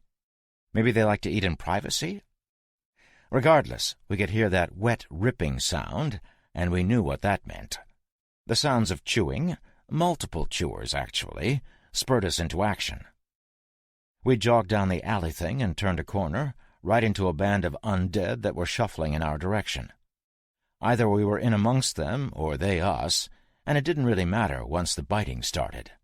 Sonny was bitten almost immediately, but he still fought well. He fired 4 shots from his shotgun, and it clicked empty. There were probably 10 plus a baker's dozen infected, and he had killed 5 before one caught his shotgun club, and another got in close and tore his throat out. Petey was jacking shells and firing at noggins as fast as he could, and Chains was using his massive revolver. Both were crazy loud, but neither was effective enough, and I realized the dead were going to reach us if I didn't act. I reached over and pulled the little automatic pistol out of the back of Chains's belt, the one that I had slid to him earlier. He didn't even turn around. Stepping between the douches, I began firing as well, and I didn't miss a single shot. When I ran out of targets, I turned to see Chains hand-to-hand with 2 dead bastards, and I shot one in the dome while Chains broke the neck of the other.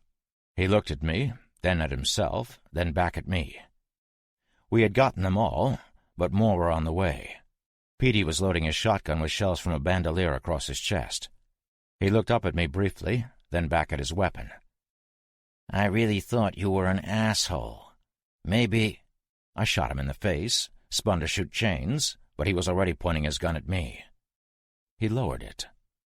"You know, I really don't like you." He clicked the hammer back on his cannon. "Why do the alphabets really want you?" "I told you." He held his left arm out. That circular mark of doom, just starting to bleed, was on his forearm. I felt bad for a split second. "I'm immune."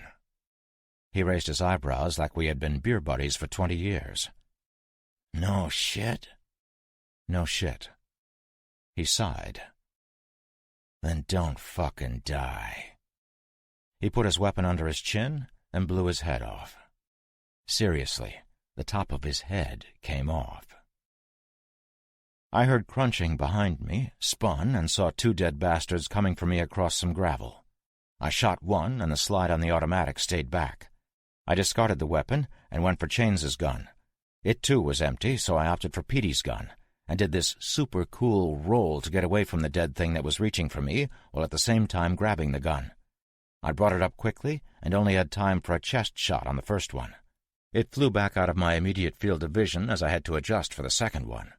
The shotgun's kick was again substantial, but so was its damage, as the head of the infected on the business end of the weapon ceased to exist. The lifeless form collapsed, and I swung the barrel of the gun toward the one I had shot in the torso. I pumped out an expended shell, a fresh one entering the chamber. I remember hearing the casing hit the ground, and thought it was odd that I could hear it over the din of the carnage near me. It was at that point I was hit by a freight train. All teeth and claws, this thing tore at me like it was a tiger, and I was something that a tiger would eat. My weapon clattered to my left, and it was all I could do to fight the thing off. It was strong. I heard screaming and realized that it was both the infected on top of me and me.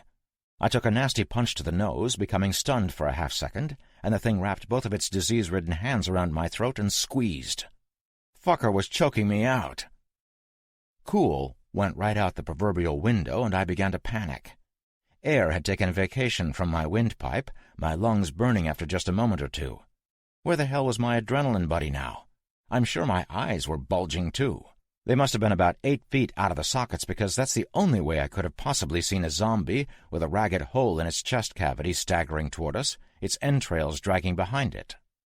This was not the first time I had had a runner atop me shrieking, but it was the first time one of them was trying to compress my esophagus to the thickness of a credit card.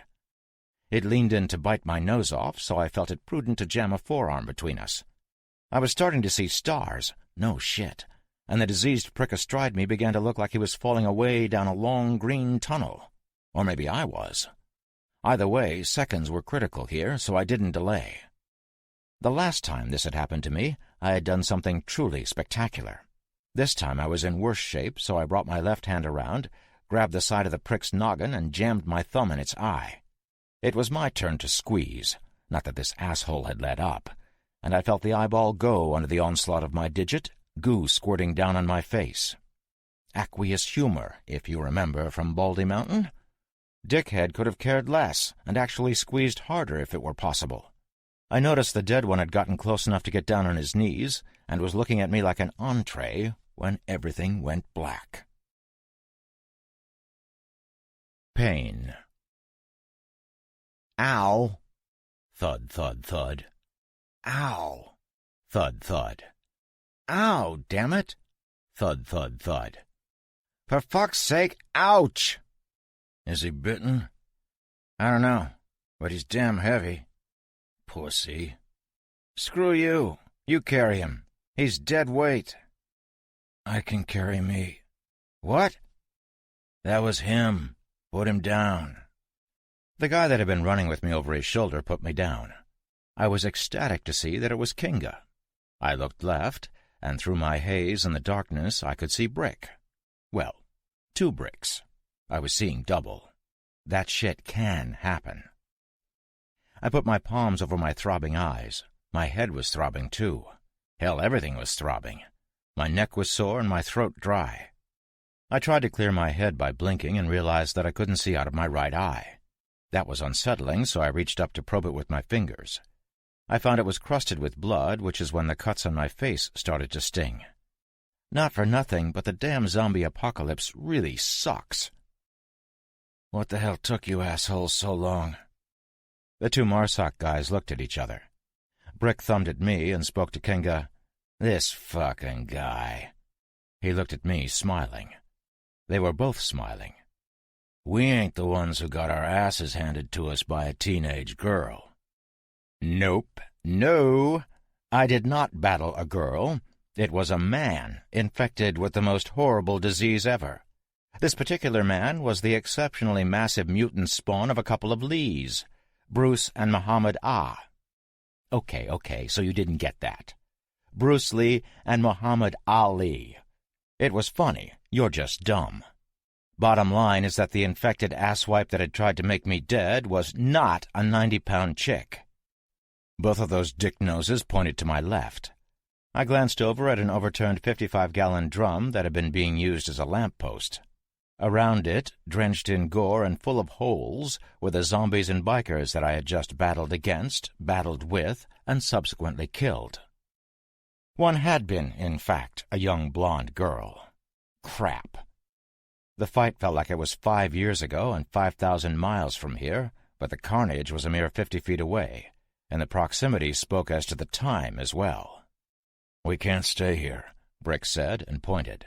Shadowy forms were stumbling their way toward us. Can you stand? Damn right I can stand. I stood. Well, halfway. I promptly fell back on my ass.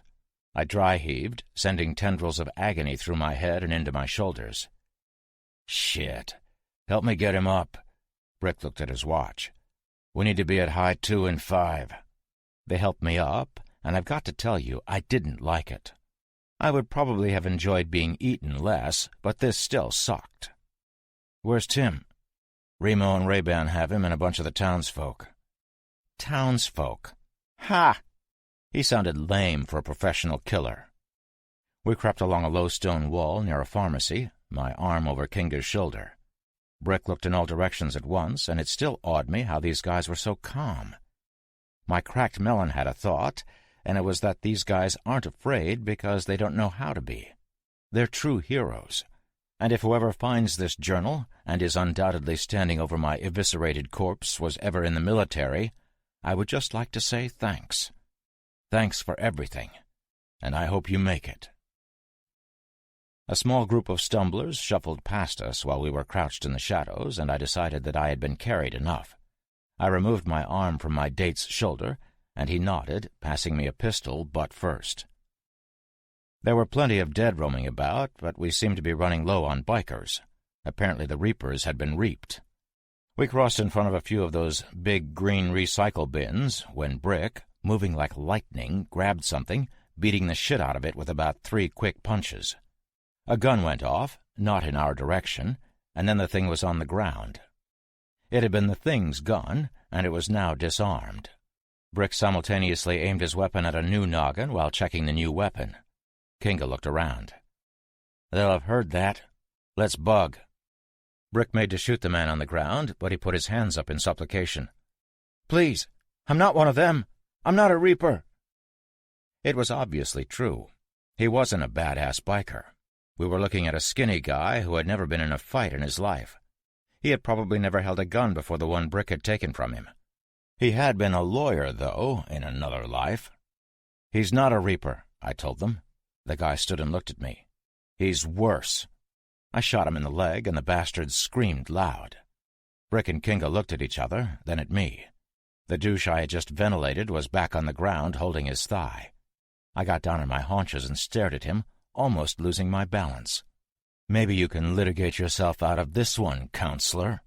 I looked over his shoulder at the cluster of pus bags on the way to investigate the shots. He made a desperate grab for my pant leg, but was woefully short. I hadn't even moved. "I'll tell Tim you said hi." The 3 of us left him there, us slinking away in the dark. "That was some cold shit right there," Kinga told me. "He deserved it." I heard him pleading as we passed another dumped motorcycle, then that high-pitched screaming started from where we left him, but it was brief. Fuck him. Should have covered him in marinade. My head was really hurting as we made it to a bank on the east end of town near the water tower. Ray-Ban met us at the door, and Remo popped up from nowhere. He was chewing a toothpick and looked me over. "You look like shit." The Marsoc guys had enough gear to supply a flotilla of naval units. Remo had his rifle, a sidearm, and a black T-shirt. "Yeah? Well, you need a knife." I surprised him. He looked surprised, and thus had shown emotion. He also pulled a big-ass knife out of a sheath that I hadn't seen. Then he smiled, I shit you not. "So do you." I made an automatic reach for my chest, and then my hip. My sog! Those biker douche canoes had taken my knife! Ray-Ban told us to get inside, and we did, except Remo, who was gone when I turned around. Guy was an actual ghost, and I have no doubt that video games were based on his past exploits.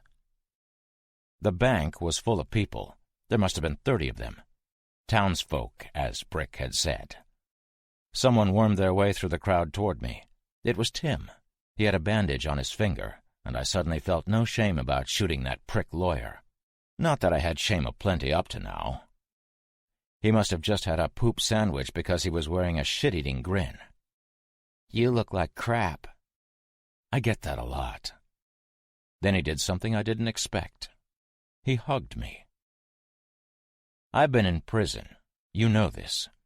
The hugging they wanted to do in there was a tad different than what was happening to me right then, and in the joint I was able to assert myself in such a way that nobody came near me. I'm not huge, but I'm big, and my particular prison was medium security, but you still had your tough guys. Tim was not tough. Actually, you know what? Tim is one of the toughest sons of bitches I know. I'm ashamed I just wrote what I wrote, and would like to take it back. See? There's shame. Anyway, I didn't fight him off. That was the point I just strayed from and took too long to explain. I hugged that little dude right back. It was good to see him alive. We sat down. I really needed it. Tim and Brick telling me their portions of what had happened to them. Tim's story was the same as mine, except without the head trauma. Nobody had thumped him on the dome with a wrench. They did question him and pull out his fingernail, though. That couldn't have been fun, and having all my nails right now, I don't want to try to compare my headache to his finger pain. Both suck. They were taking Tim to the pens when Remo found him. I'll get to the pens in a minute, and as you can imagine, it went bad for the bikers with Tim. Brick's story was way better. Nobody hit him in the head or tore out his fingernails, and he got to smoke a bunch of bad guys, so it was win-win. They started by doing recon. True recon, not the take a peek over the hill for 3 seconds shit that they excelled at. They grabbed a biker and got the Reaper's story, too. Apparently, there had been some kind of motorcycle rendezvous for all the chapters of the Devil's Reapers out here at a ranch when the pandemic decided to rear its ugly head. Everybody was dying, but the bikers sat back and watched it on TV and listened to it on the radio. After the cops were either dead or running, the bad guys came out in force and grabbed up what they could, arming themselves and killing anyone that got in their way or looked funny or was minding their own business. When the story was done, so was the biker's usefulness, and Kinga ended him silently. They now knew what they needed to accomplish and split up. Brick had gone with Kinga, Ray-Ban would take the guys on the tower when the time was right, and Remo just killed everything he saw. Brick and Kinga found a bunch of the townsfolk, can't stop saying it now, during their recon, and extracted them as they could, storing them in the bank like a week's pay. That's what took so long for them to rescue my ass, getting the people out. They couldn't get everybody, but they got who they could before they unleashed their nasty surprise. Remo saw some bad guys pushing Tim around, making him walk in front of an infected. The Thing and Tim were tied to a pole together, the zombie just out of reach of my pal. Well, vice versa, really. They were apparently going to feed him to more infected, and that's when Remo found 2 more tractor-trailers full of zombies. The pens that Chains had mentioned. He dispatched the shitheads, destroyed the infected hitched to Tim, and brought my nerdy buddy back to the bank. They set some generators up to go boom, then killed the bunch of assholes who came to check on the hubbub. Remo let the infected loose from the pens, radioed to the Marsoc boys that the feces was on the fan, and then the killing really started. They straight-up murdered every biker they saw, using zombies to do the heavy lifting and wreak havoc. Ray-Ban did the guys on the tower as silently as possible, then used his incredibly sexy M14 EBR sniper rifle to deal death from above. He still won't tell me how many bikers or zombies he killed, prick. He's the one who blasted the guys in the office with me. I asked him if he had known I was there. His only reply? Nope. But he had seen me come out into the alley and almost get eaten. He didn't want to smoke the teenage infected that had tried to choke me out for fear of hitting me, but he had shot one of the gorillas, not Petey, and I hadn't even seen it happen. He let Kinga and Brick know where I was, and they got to me just before Ray-Ban would have made the fuck-it call and shot the little bitch that was killing me anyway. Zombies and bikers and tough guys, oh my. The boys moved out, quietly removing threats or wounding and allowing zombies to remove threats. So I told them my story. My story was lame. As I was telling my lame story, a pack of undead had found us, and a woman pointed to the window and screamed. There were only a few, but these people weren't used to infected. Wow, that was a stupid statement. Like anybody is used to these things. Anyway, they started banging on the bank window, and all of a sudden a shadow shows up, kills them, and fades back into the darkness. It was like watching Batman.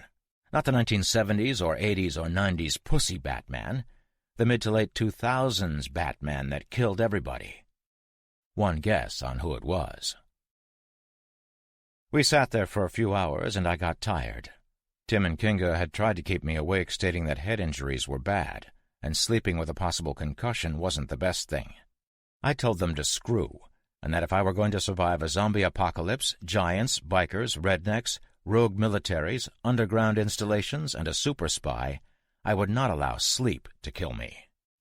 So yeah, with all this shit going on, I took a nap. Wrapping up and moving on. When Tim nudged me awake, the sun was shining through the tall glass front windows of the bank. I sat up fast, reaching for my rifle, which was a tremendous error on my part, as I no longer had a rifle. In addition, the pain and nausea centers of my body decided to collaborate on a paper entitled, "Don't Sit the Fuck Up," and were looking to me to publish. I put my head down on the sleeping bag and put my hands to my forehead. Ow! Tim looked at me like a stern, self-righteous physician. You really should have stayed awake. Sleeping with a head injury can be a serious thing. "Got news for you, Timmy," I said through my hands. "We're all already dead, and this is hell." Tim looked thoughtful for a second, then smiled. "I'm glad you're still you." "I'm not. Everything hurts." I swallowed, or tried to, "and my throat is—" I looked past my palms, noticing that Tim was holding out a cup of water and some pills. I graciously accepted them and swallowed the pills on the first try with the entire cup of water. I looked at my hand. "What were they?" "Percocet." Damn. Tim wasn't screwing around. He had given me the good stuff. "So, Remo, Ray-Ban, and Kinga have been out clearing the town all night. They have 13 Reapers in the jail and have taken care of all the infectoids." Infectoids? Whatever. He could have that one. Kinga radioed back to Brick to let him know that a group of Reapers came in at about 1 this morning on their bikes, totally unaware that our guys had taken the town.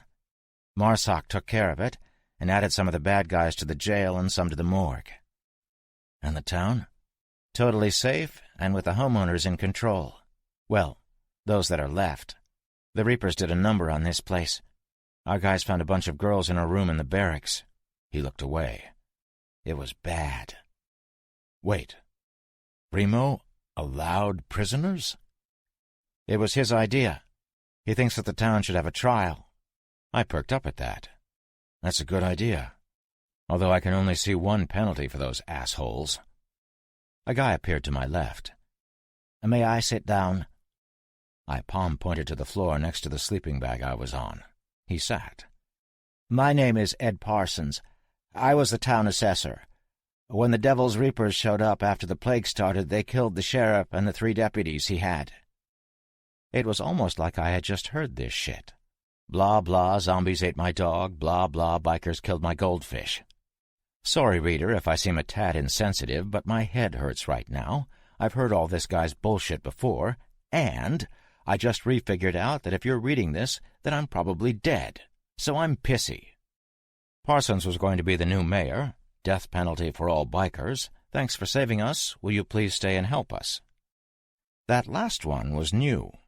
Usually people either couldn't wait to get rid of me, wanted to incarcerate me, or wished my demise. Deer Lodge was kind of nice, other than the cliché road warrior-type biker gang. I was typically the one disaster seemed to follow, but this place had been pre-disastered by the Reapers, so who knew? But I couldn't stay. I had to get back to my homies. I told Parsons he was out of luck on me hanging around, and he smiled and said he understood. No hard feelings, thanks, handshake, bye. Remo showed up with Kinga a moment later and told people they could go home. Some were filing out of the bank when a beautiful apparition appeared on the other side of the glass. It was not a busload of porn stars, but it was close. It was my MRAP. I smiled and put my head back down on the sleeping bag.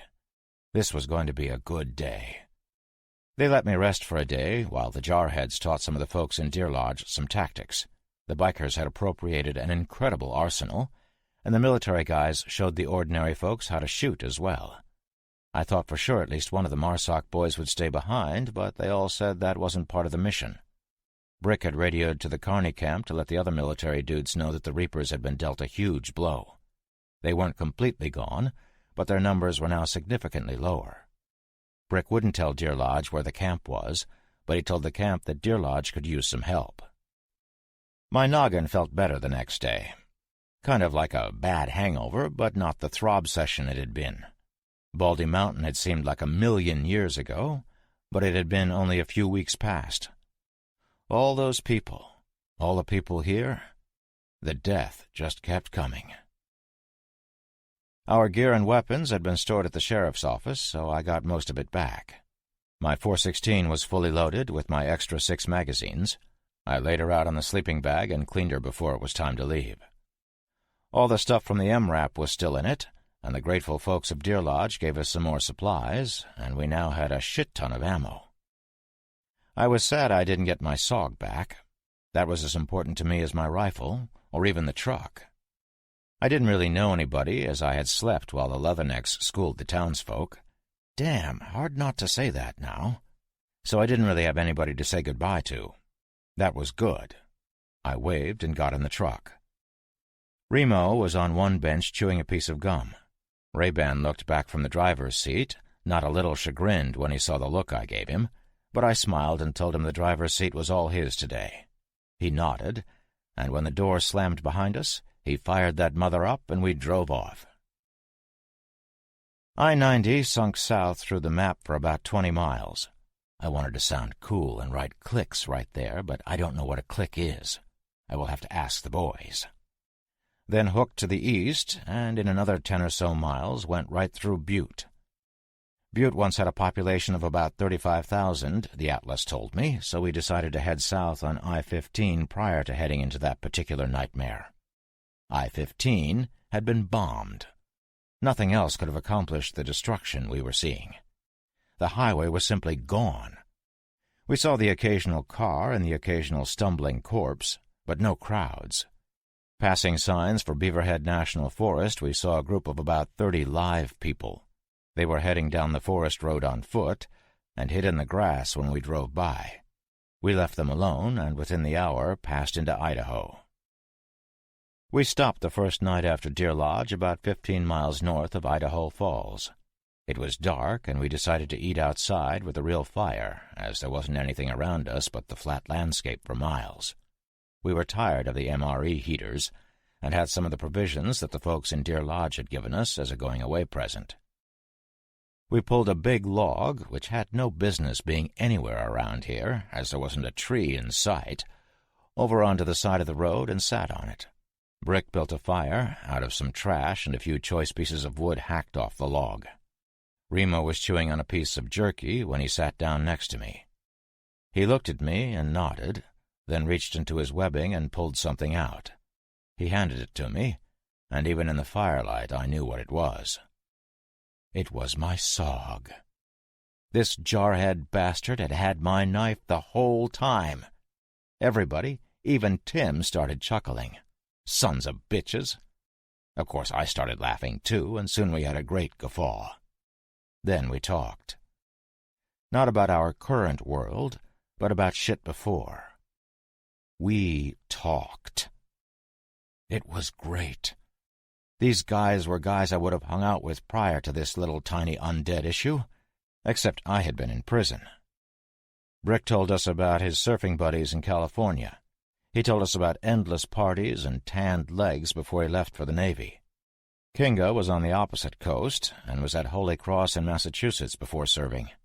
Ray-Ban had joined the military right out of high school. He's 21 years old. Tim told us what I already knew. He had worked for the NSA as a computer nerd for 10 years now. We were all laughing and joking when I caught Remo staring at me. "What?" I asked between chuckles. Everybody stopped talking and looked at us, the laughs slowly subsiding. Remo reached into his vest, pulled out something and passed it to me. It was a laminated piece of paper. I looked at it, and then at him. He put a toothpick in his mouth, an elbow on one knee, and a hand on the other leaning forward. Then he raised his eyebrows. Crap. The other 3 Marsoc boys and Tim remained silent, expectant looks on their faces. I handed the card to Brick. He looked it over, then passed it to Kinga. When it at last made it to Tim, Tim looked scared. Everybody was looking at me. "I'm immune." Remo stood. "I need a piss." He strode into the shadows. Explanations. "Wait," Brick asked. "Immune to what?"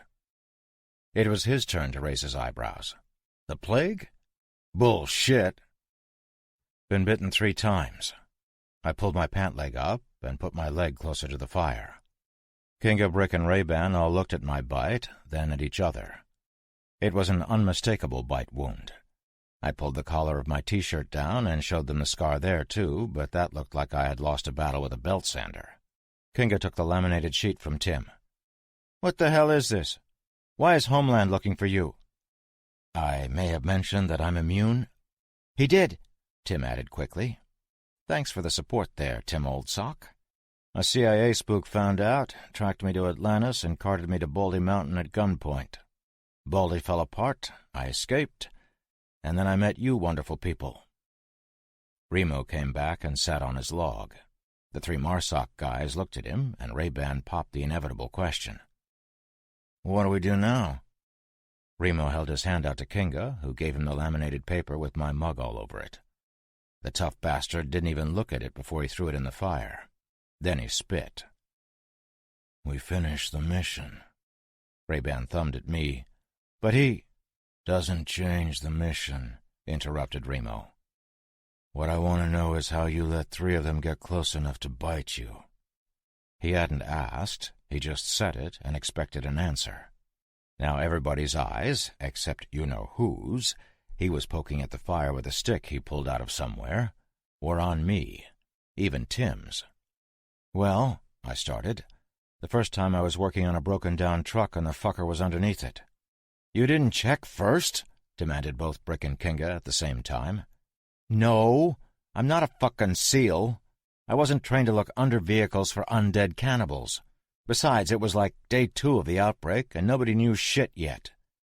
Anyway, that thing did the calf biting, and the group I was with decided that I was a liability and left me to die." "Assholes," Tim blurted. "You know," I said sympathetically, "I thought about that as I lay dying in a decrepit Airstream trailer. Initially, I agreed with you, but after careful consideration, I came to an understanding of what they did. I could have turned at any time. They had kids." I shifted on my busted log and scratched my ass. "So after the first thing bit me, I got really sick. Like super gonna-die sick. I'd only seen a couple bites, but after day 1, everybody knew a bite was a death sentence." Tim looked really intrigued. I had told him that I had been bitten, but we had never had a detailed conversation about it. "Then what happened?" "I got bitten again. These 2 enormous undead bitches tried to eat me when I began to die on the highway. I passed out, and the heifers were on me in minutes. The first one got me here," I pointed to my collarbone, "before I blasted her. The second one got close, and I put one through her dome. Then I walked off into the woods, found the trailer, and climbed in to die. Then I got better. I met my buddy's ship a bit later, and the rest you know." "You said you were bitten 3 times. I don't know who said that. It was either Kinga or Brick." "Yeah, I got another one here." I tapped the one on my side. "In a struggle another time. I got sick every time I got bit, and when I was incarcerated at Baldy, they actually injected me with zombie goo to see if I would die." Things like "those bastards" and "fuckers" and "assholes" blurted out from everybody. Even Remo stopped his fire poking and looked up at me. He looked pissed. "Well, I didn't die." "But are you a carrier?" demanded Tim. "Apparently not. The Baldy doctors, and there were a lot of them, told me that none of my fluids, and they took them all, had any trace of whatever this is. My liquids are the same as everybody else's. Then there's the fact that I bit one of the doctors." Remo whipped his head up at that one. He whipped it. "And he didn't die. Well, at least not from my bite." Tim's eyes were the widest, but it was Brick that asked, "What did you bite him for?" "He was a dick, and he was talking shit. All that stuff is in here." I pulled out my first journal, and then the one I'm currently writing in. "Read it if you want, but I need it back." Tim looked at me funny. "You're keeping a log?" "Yeah, why not?" "I'm still having a hard time believing the whole immunity thing," Kinga said. "Everyone, absolutely everyone, dies from a bite." He was shaking his head. "Sorry, brah, not everyone. Do you think I made those damn laminated wanted posters up myself, then littered the countryside with them so some military dudes would think I was cool? Don't brah me, bro." Remo reached for my first journal, nodding in acceptance when I gave it to him. "I'm going to get some rack." He stood up and got on the MRAP. What a line of bullshit. This guy was so tough I'm sure he thought sleep was for pussies. Now the MRAP, having 2 fold-down stretcher bays and 2 banks of seats you could sort of stretch out on, was somewhat accommodating for sleep, but only for whoever got into a stretcher first. There were 6 of us. So 5 guys could sleep lying down if one guy was on the floor between the benches, but somebody had to sit in a driver's seat for the first watch. I volunteered. I had gotten a good snooze with my busted head back in Deer Lodge. Tim said it was a good idea that I didn't sleep too much, even though I had gotten some sack time, if not quality, already. We finished eating and got back in my truck. Remo gave us a nod as we entered. He was stretched out and reading on the left side bench seats with a small light. Brick, Ray-Ban, and Kinga threw 1 or 2 fingers, and Brick was the odd man out. He got the floor. Tim and Kinga took the stretchers with Ray-Ban on the opposite bench from Remo. Everybody was asleep in minutes. It's boring and lonely when you're alone with your thoughts with nothing to do for a few hours. Reminded me of prison. I thought about my friends back on Atlantis and couldn't help but wonder about the destroyer that I had seen tied up to her when Tim and I had used the spy satellite. I thought about Lynch and what had happened at Baldy, both what they had done to me and the clusterfuck they had pulled on themselves. Lynch made me think about Dallas and his spooks. Dallas's Lynch and mine couldn't have been a coincidence. Then I went off on a me tangent. Did I have the right to keep myself away from those who could use me to figure out what the hell was going on and how to stop it? With all the tests the doctors and nerds did on me at Baldy, they had never come up with anything. One of the doctors had said that if this thing was a virus, it was damn difficult to figure out where it was. It had to be in the bodily fluids, but they couldn't find it even in captured undead specimens. They had looked for odd bacteria and fungi in addition to viruses, and had found nothing.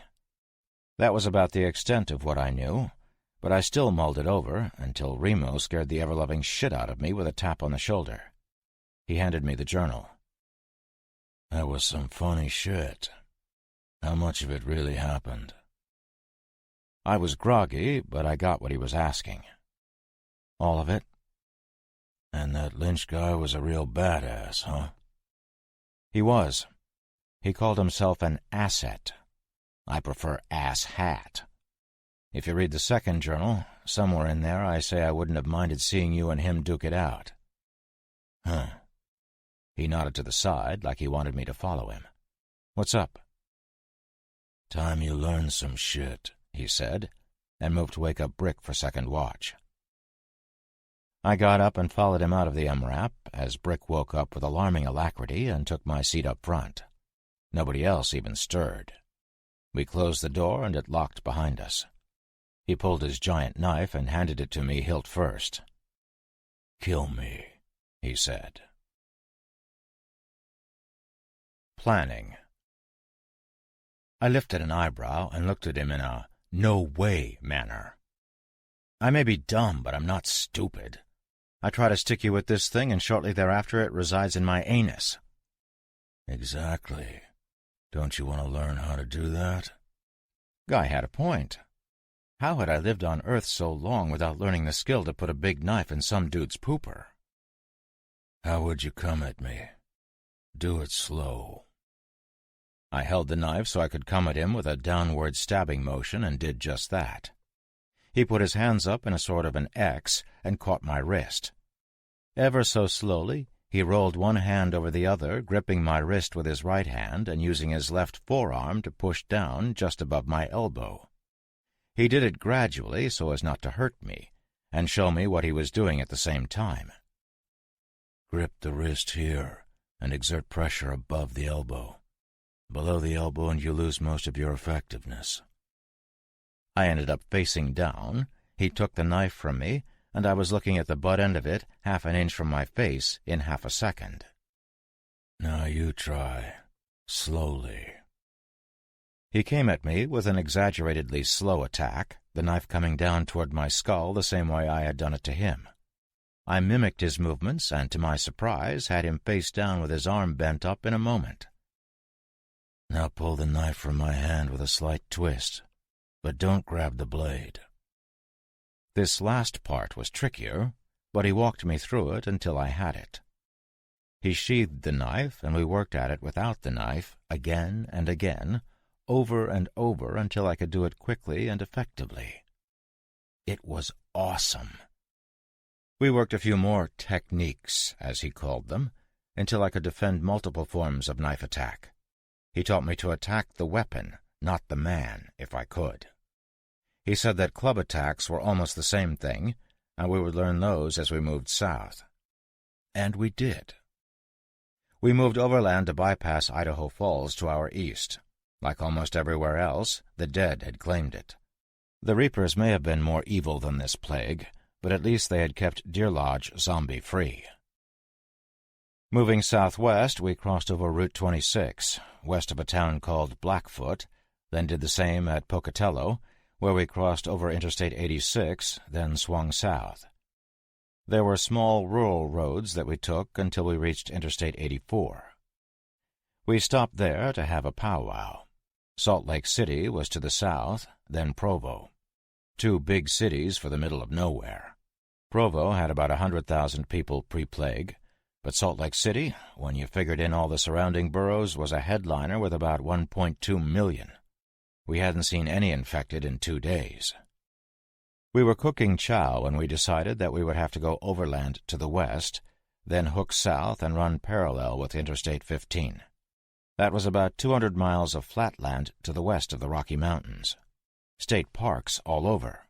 That could be good or bad. Last time I had stopped at a state park, we had been attacked by lions. Lions were better than a million zombies, though, and Remo continued to instruct me on how to defend myself and kill bad guys at each stop. Another issue popped up as well. We would have to swing east at some point, as I-15 moved right through Sin City. Las effing Vegas. We ended up deciding on south to Route 89, then east just north of Grand Canyon National Park. We would be immediately north of Arizona by then, and ironically, that's where we ran out of gas. Diesel, actually, but you get the point. Big Water was the town. It had a population of less than 500, but it had diesel pumps. This shit place was about 3 miles from Lake Powell, and that was a big tourist trap. All 500 Big Water people seemed to have better places to be, and not a soul, living, dead, or undead, was in the area except us. Yes, dear reader, I realize that the undead have no souls, but kindly shut it, this is my story. We didn't recon the buildings, as anything in them would come toward us anyway, and we had no intentions of entering any of them except the gas station. We spotted the gas station on Route 89 just before noon. It looked like it had been buttoned up for the weekend, not the better part of a year. No signs of distress, no signs of anything. We did a quick circuit of the joint and pulled over. Remo was the first one out of the MRAP, and we all followed him except for Kinga, who remained behind to charge the batteries on 3 of the spare ANPRC 152 radios using the in-vehicle charging station. I busted out the map, and Tim helped me spread it across the asphalt. The wind was such that we couldn't keep it on the ground, and we opted for a quick recon of the station itself. Brick banged on the door 5 times, and we waited for the obligatory stumbler to come, well, stumbling. Nothing came. Using a crowbar from an outer container on the MRAP, actually it was a military tool that looked really fun to play with, Ray-Ban busted us into the place. We cleared it in under a minute. It wasn't that big. It was also completely untouched. No power, so all the milk and other refrigerated items from the convenience fridges were gone over, but there was tons of other stuff, including, you guessed it, Mountain fucking Dew.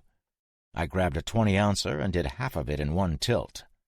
Nectar of the gods, I shit you not. I put the dew down on one corner of the map that Tim was spreading on the counter by the cash register.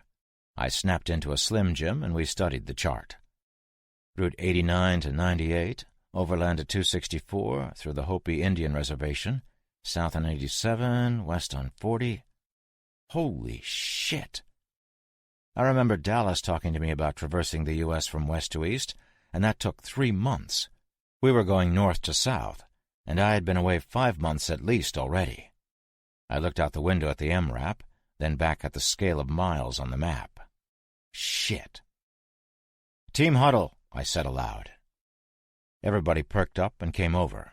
I passed out Slim Jims. We need a plane. They all looked at me, then at the map, then back at me. It was friggin' funny. We have another 1,000 miles to go, give or take, and we're averaging about 40 miles per hour when we get good road. That's... I started counting on my fingers, but Tim piped up damn quickly, 25 hours. I couldn't believe it. Is that all? Yeah, but the further south we go, Brick said, it will be much harder to stay away from populated areas. Better think on a couple of weeks if it all goes well. That's if we can keep in the diesel. Speaking of which, Ray-Ban dangled a set of pump keys from his fingers, but with no power we would have to figure out a different way. Place has got to have a generator, Tim said. I'll go check out back. Brick grabbed his arm. Not alone. Actually, even with the wind, it's quiet here. I don't want to start up a generator and tell anyone or anything we're here unless we have to. Let's see if we can find some hand pumps. Tim nodded, and he and Brick moved off to look for a pump. Hey, I said. I wasn't done. They all looked at me expectantly. We should think about flying. In fact, I looked out at my MRAP again and let loose with a tremendous sigh. We have to fly. Brick's right when he says that the population is going up as we go south. It will explode. They all looked thoughtful. Besides, what happens when we get to the water? We're hoping there are boats, and there probably are, but what if there aren't? We need a plane. Nope, Remo said, and spit out his toothpick on the floor. He looked exactly like Clint Eastwood in The Outlaw Josie Wales. It was uncanny. How are you going to land a plane on an oil rig? Fine. A helicopter, then. Brick began looking at the map, drawing lines with his finger. There's 5 of us. Better be a strong bird. No sightseeing news choppers. A thought came to me. You Marsoc guys can all fly helicopters, right? I played Call of Duty a couple times, Ray-Ban volunteered. I was pretty good. I blinked. Wait, none of you guys can fly? Why would we, Brick asked, emphasis on we, know how to fly a helicopter? You're badass military dudes. Don't they teach you that shit on day 2 of basic or something? I don't think anybody caught it except me, but there definitely had been the flicker of a smile on Remo's face. Microsecond time frame, but it hadn't been my imagination. I looked at him hopefully. Don't look at me. Brick, Ray-Ban, and I began to get into a heated discussion on why I thought they should all know how to fly at least something. A single-engine prop plane, a military helicopter, a fucking kite, anything. Nope. Remo tapped me on the shoulder, and I turned to face him. He was pointing over my shoulder, and it was my turn to whip my head around. Tim had his hand up. I can fly. I was astounded. You can fly what? A helicopter or anything up to a multi-engine fixed wing. I have a commercial rating. This guy. I love him, I shit you not. True blue, dyed-in-the-wool hero. Yay, nerds! How many hours do you have in a helicopter? Brick asked Tim. Almost 1,000. They didn't let us out much at Baldy, and one of the things they encouraged was training. He shrugged. I like to fly, so they trained me. Brick pointed at Tim. That's good. Brick looked at the map, then ran his finger in a line southwest. Closest base to us would be Camp Navajo, and it should have a shitload of everything we need, assuming it hasn't been looted. It's a training facility for all kinds of shit. I did my crew-served training there, as well as M203 and desert survival. Ray-Ban nodded. I did M203 and M249, desert too. Sweet numbers, I said. What the hell do they mean? Grenade launcher and squad automatic weapon. You've seen the SAW. They were on the walls at our camp. Oh, yeah. I've seen them in other places, too. Sorry. Yeah, but Navajo is right outside of Flagstaff, Remo said. That's a city with more than 100,000 people. Some of them must have tried to get to the base for safety, and that base is huge, so I don't see the base personnel being able to keep them out. When we did our desert training out in the middle of nowhere, the only deterrent I saw was a threatening sign on a chain-link fence as we drove in. No way Navajo could possibly defend the entire perimeter. Holy shit! Remo had said all that at once. An entire paragraph. I mean, I think I got it all correct, but still, just writing it freaks me out. This was unnatural. So it will be a tough incursion. We'll have to plan and... There's another base. Tim had interrupted Brick mid-speech, a small breach of etiquette, but it looked like Brick was going to overlook it. Joint Base Jackson Gray. Everybody was looking at Tim now. It's here. He put his finger on the map, just like Brick had. Just north of Tuba City, Arizona. We're... Tim looked at the scale of miles on the map. 100 miles away, give or take. City had a population of about 8,000, but the base is north of it, and it was a quiet area.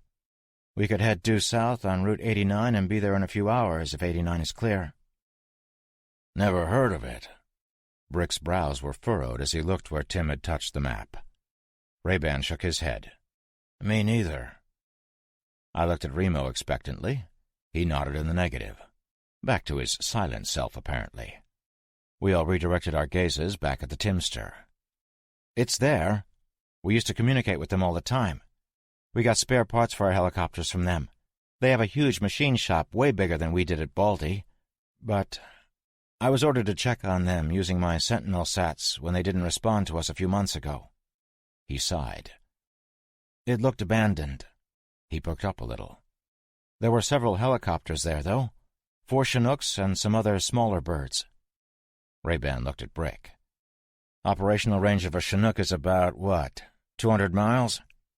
Yeah, easy. And, he looked at me, it can carry your pimp-mobile. He thumbed at my MRAP. I got an instant stiffy. Not only would we be flying over hostile infected territory, but we would be taking my baby with us? Best day ever. Yes, but carrying that, it was Tim's turn to thumb at my MRAP, will seriously, and I do mean seriously, deplete the fuel. The Chinook is a transport helo, and can carry up to 28,000 pounds including cargo and crew, but heavy loads should only go for short distances. Also, I've never flown with a slung load. He looked at me and looked down, saying in a weak voice, I wouldn't recommend carrying the truck all the way. Besides, what are we going to do, put it on the oil rig? There are several ways to just straight-up wreck a Woody. One is cold water. Another is imminent danger. The third is when the group's smarty-pants nerd tells you that you have to leave your sexy, zombie-proof armored vehicle behind when a certified killer has just told you it can come with us. Well, shit. Okay, I said. The MRAP stays at this base, then. That's a bitch, but I think flying is the way to go. Brick and Ray-Ban nodded. Agreed, they both said at the same time. Remo got up and left. I didn't see his face, but I knew he liked the truck as much as I did and was sad to see it go. The 4 of us talked logistics for another 2 minutes or so until a loud thud came from the plate glass window right next to us. I can admit a little pee might have escaped right then. Yes, it was an infected. Yes, it was a runner. And yes, Remo dispatched it in about 3 seconds from behind with his knife. He yanked its hair back and drove his knife down into its esophagus as it pounded on the glass, a great gout of thick crimson spurting onto the pane. Rather than fall to the ground and bleed out in a matter of seconds, as etiquette demands, the thing spun and launched itself at our buddy. Nobody, not even Remo, saw this coming.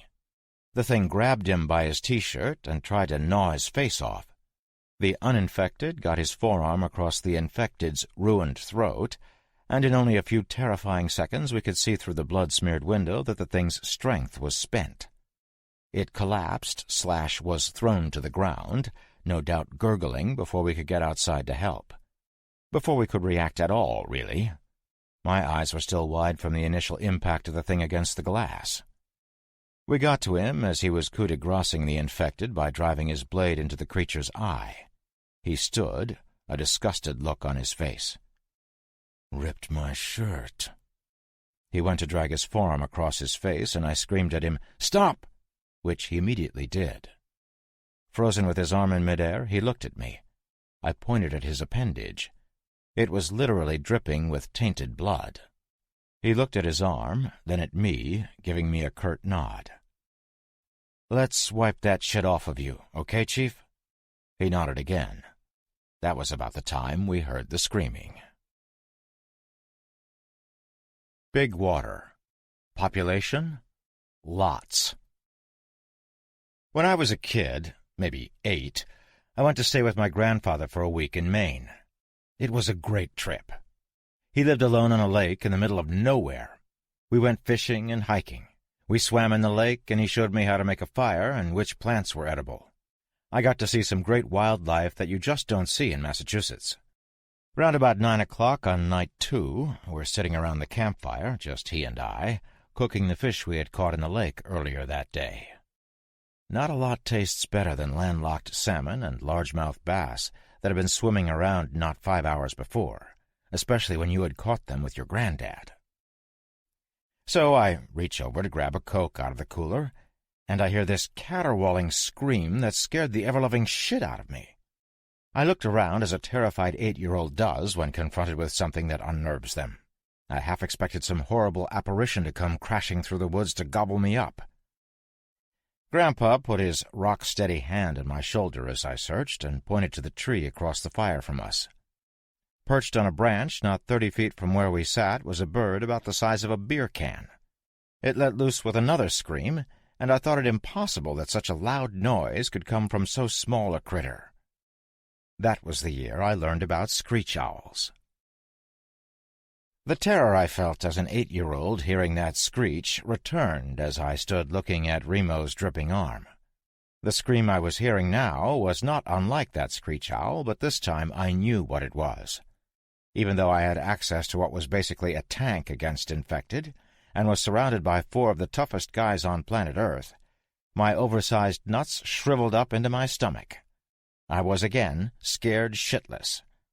I wasn't the only one either, as everybody searched quickly for the source of the sound. The scream was answered by another, then 2 more. It seems we were surrounded by invisible runners. The really scary thing is that, up to right then, I had thought they were mindless. The calls they had just made certainly seemed like coordinated hunting calls, and answering hollers as well. But how could mindless infected be smart enough for that? I didn't have time to contemplate this, as the first of them came sprinting around the garage side of the service station and headed right for us. Good thing Tim hadn't gone looking for a generator. 1 came from the other side, and 2 from a house down the road. More shapes were loping toward us from the distance. Brick dropped the first one with his HK-416. Single shot, center mass. Then Remo and Ray-Ban started firing as well. They moved into a triangular formation with Tim and I in the center. The MRAP isn't overly loud, but it's still a big truck. So why hadn't we been attacked instantly upon arrival? They must have heard us. In addition, we have all figured out that runners aren't dead. They're infected humans that have lost the ability to reason or think rationally at all. Moreover, if these things weren't dead, that meant that either they had recently been infected, or they had been eating steadily. I instantly remembered the runner that had taken a bite out of one of the dead ones back in Havre. Thing had chewed and swallowed, and that had been new. All interesting topics to discuss with the boys if we made it out of here alive. We hadn't even gotten the gas yet. I know, diesel. My 416 was brought to bear, but I had been trained in the past few weeks only to fire if the MARSOC boys didn't see, something, or when they were reloading. Oddly enough, even though I felt my nuts clench with every runner's scream, I didn't feel that panic I usually felt creeping in. A group of 6 of them were dashing toward us from town, and Ray-Ban picked that moment to shout, "Loading!" I stepped up next to him, took aim, and fired at an older woman with running gear on. She had been prepared, I guess. I could see her blood-red eyes from 200 feet. I missed the first shot, but got her with the second. She fell, but got up and started back toward us much more slowly. She wasn't dead, but the round had fucked her up. I fired twice more, nailing another woman in the shoulder and spinning her, and missing with the last round. Ray-Ban shouted, "Ready!" and got back on the line.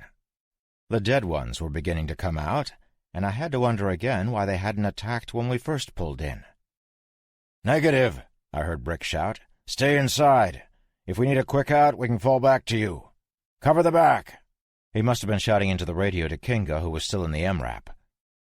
"Loading," Remo said almost casually, and I stepped up to his position.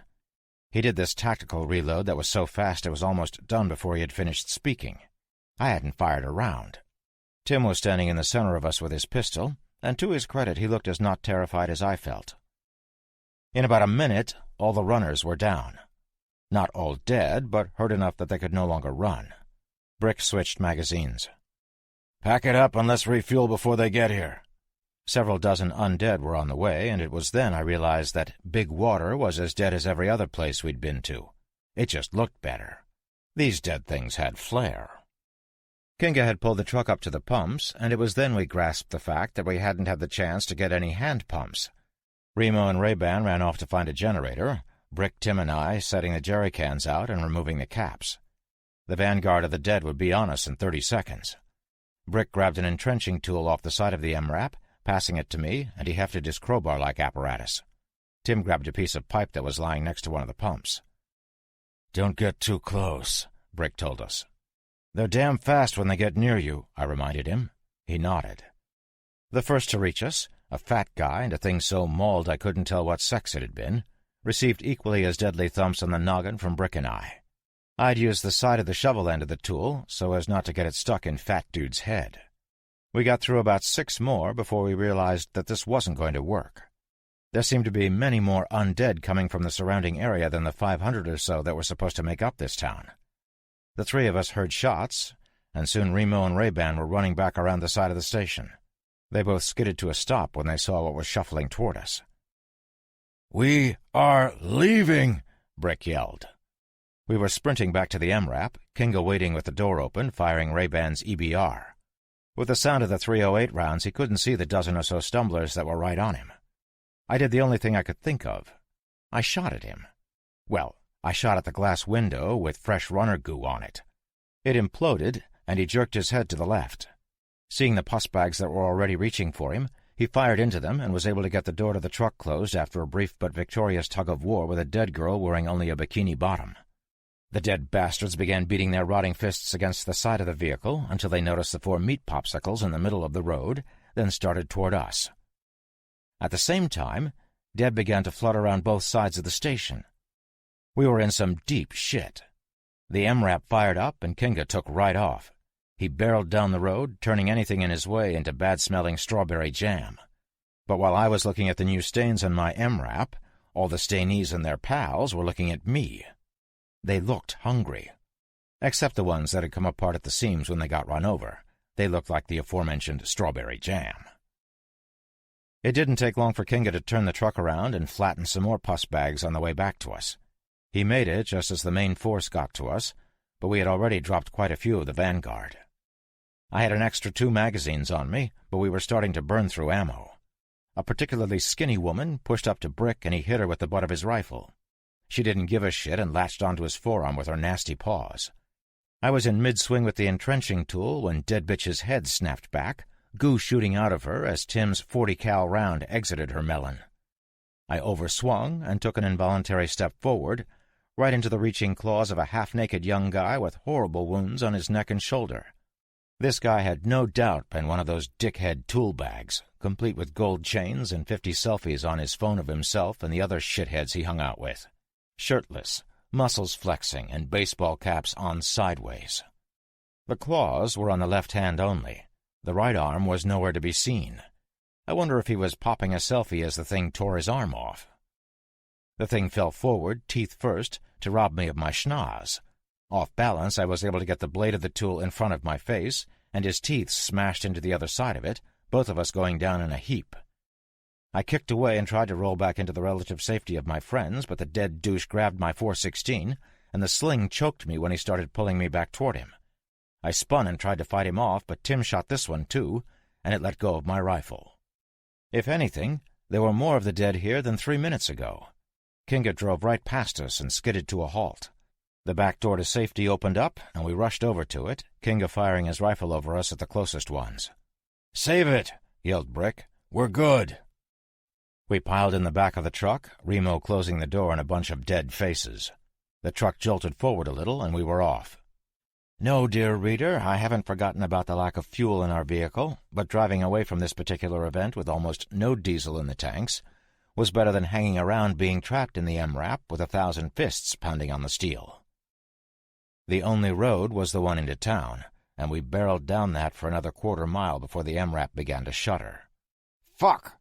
Kinga yelled from up front. My mine-resistant baby shuddered a few more times, sputtered, and the engine quit. We were smack dab in the middle of the residential section of the crappy town, and its residents all decided to come out to see us. We grabbed what ammo we could, as the majority of the dead folks were coming from where we just were, and they were slow. We didn't want to hang around, though. Another scream rent the air, and there were scrabblings up front as a speedy infected climbed up on the hood of the truck like a four-limbed spider. It threw its head back and screamed so loud I thought it would pop, then launched itself at the front window, trying to bite Kinga through the bullet-resistant glass. Its vile fluids spattered the window as it tore at the glass. Kinga recoiled appropriately and moved to the back with us. "Remo, how we looking back there?" Brick demanded. Remo, looking through the back door double window, spit out his toothpick. "Environment is target rich." "How close?" 60 meters. Brick wiped his forearm across his ebony forehead. "Last guy out shuts the door. We might be able to get back with fuel. We head for those houses and see what we can find. You two," he pointed at us, "make sure your safeties are off and don't shoot unless you have to. Ray and Tim, you carry the food." They each picked up one of the bug-out bags we had previously packed with food and water. Brick and I had the ammo bags, and Kinga was positively covered in ammo already. Remo had his knife. "Remember the one on the roof?" "Yeah, like we all couldn't hear the bastard up there trying to scratch through the steel with his fingernails." 40 meters, Remo said, like he was informing us it was tea time. "Do it!" Remo threw the door open and kicked out with his boot. He jumped down, leaned over, and stabbed a pus bag through the eye, then let out with another side kick to the right. I heard a sickening crunch, and another dead woman fell forward into view, her leg bent wrong. She reached out to grab him, and he shot her in the forehead with his sidearm. He spun, swinging the knife in an arc, catching what used to be a young girl in the top of her dome while simultaneously shooting out of my line of sight. An upward palm thrust sent the tongue of one of the things flying out of its mouth before he pulled the knife from the little girl and jammed it through the eye socket of now tongueless. This had all happened before any of us could get out of the truck. "Clear. Well, for a minute." He casually lifted his handgun and shot the runner that had leapt screaming from the roof of the MRAP. He had caught it in the throat, and it gurgled as we filed out of the armored rear door. It reached for him, and he kicked its filthy claws away, shooting it again just below the left eye. We spread out and surveyed our surroundings. Ray-Ban took care of the last dead man in the area with his knife. "This way," Brick said quickly, and we followed. We ran through a small housing development, the homes way too close together for a town of so few. The first house had an above-ground pool in the backyard, and it was occupied. A bluish-gray man with no shirt on reached for us over the pool wall. Poor bastard would probably be trapped in there forever. We continued on, not seeing any dead in front of us because, hopefully, they were all behind.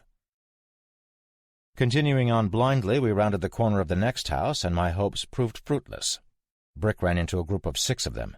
2 latched onto him and leaned in to eat, but the Marsoc guy was having none of that, and fought them for all he was worth. Both were down before we could come to his aid, and I drilled a third that had grabbed his shoulder with my shovel, cleaving its rotten dome down the side. The front half of its face fell to the overgrown grass, the thing taking another step before collapsing. Brick destroyed another before Kinga and Ray-Ban were able to dispatch the remainders. More were coming, and again I had to think that there were more than 500 people in this shitty town. The place was eerily silent as well, except for the moans of the things that had given a slow, plodding chase. Our hushed voices echoed between the houses a little when we dared communicate. We made it through the residential area, only killing one more of the things. A structure larger than a house loomed before us. It was a brick school with no front door. We could see shuffling forms through the broken windows on both floors. Deciding to skip school, Brick brought us past a drugstore and a hardware store into a small parking lot. We caught our breath next to a green dumpster once Kinga had cleared it.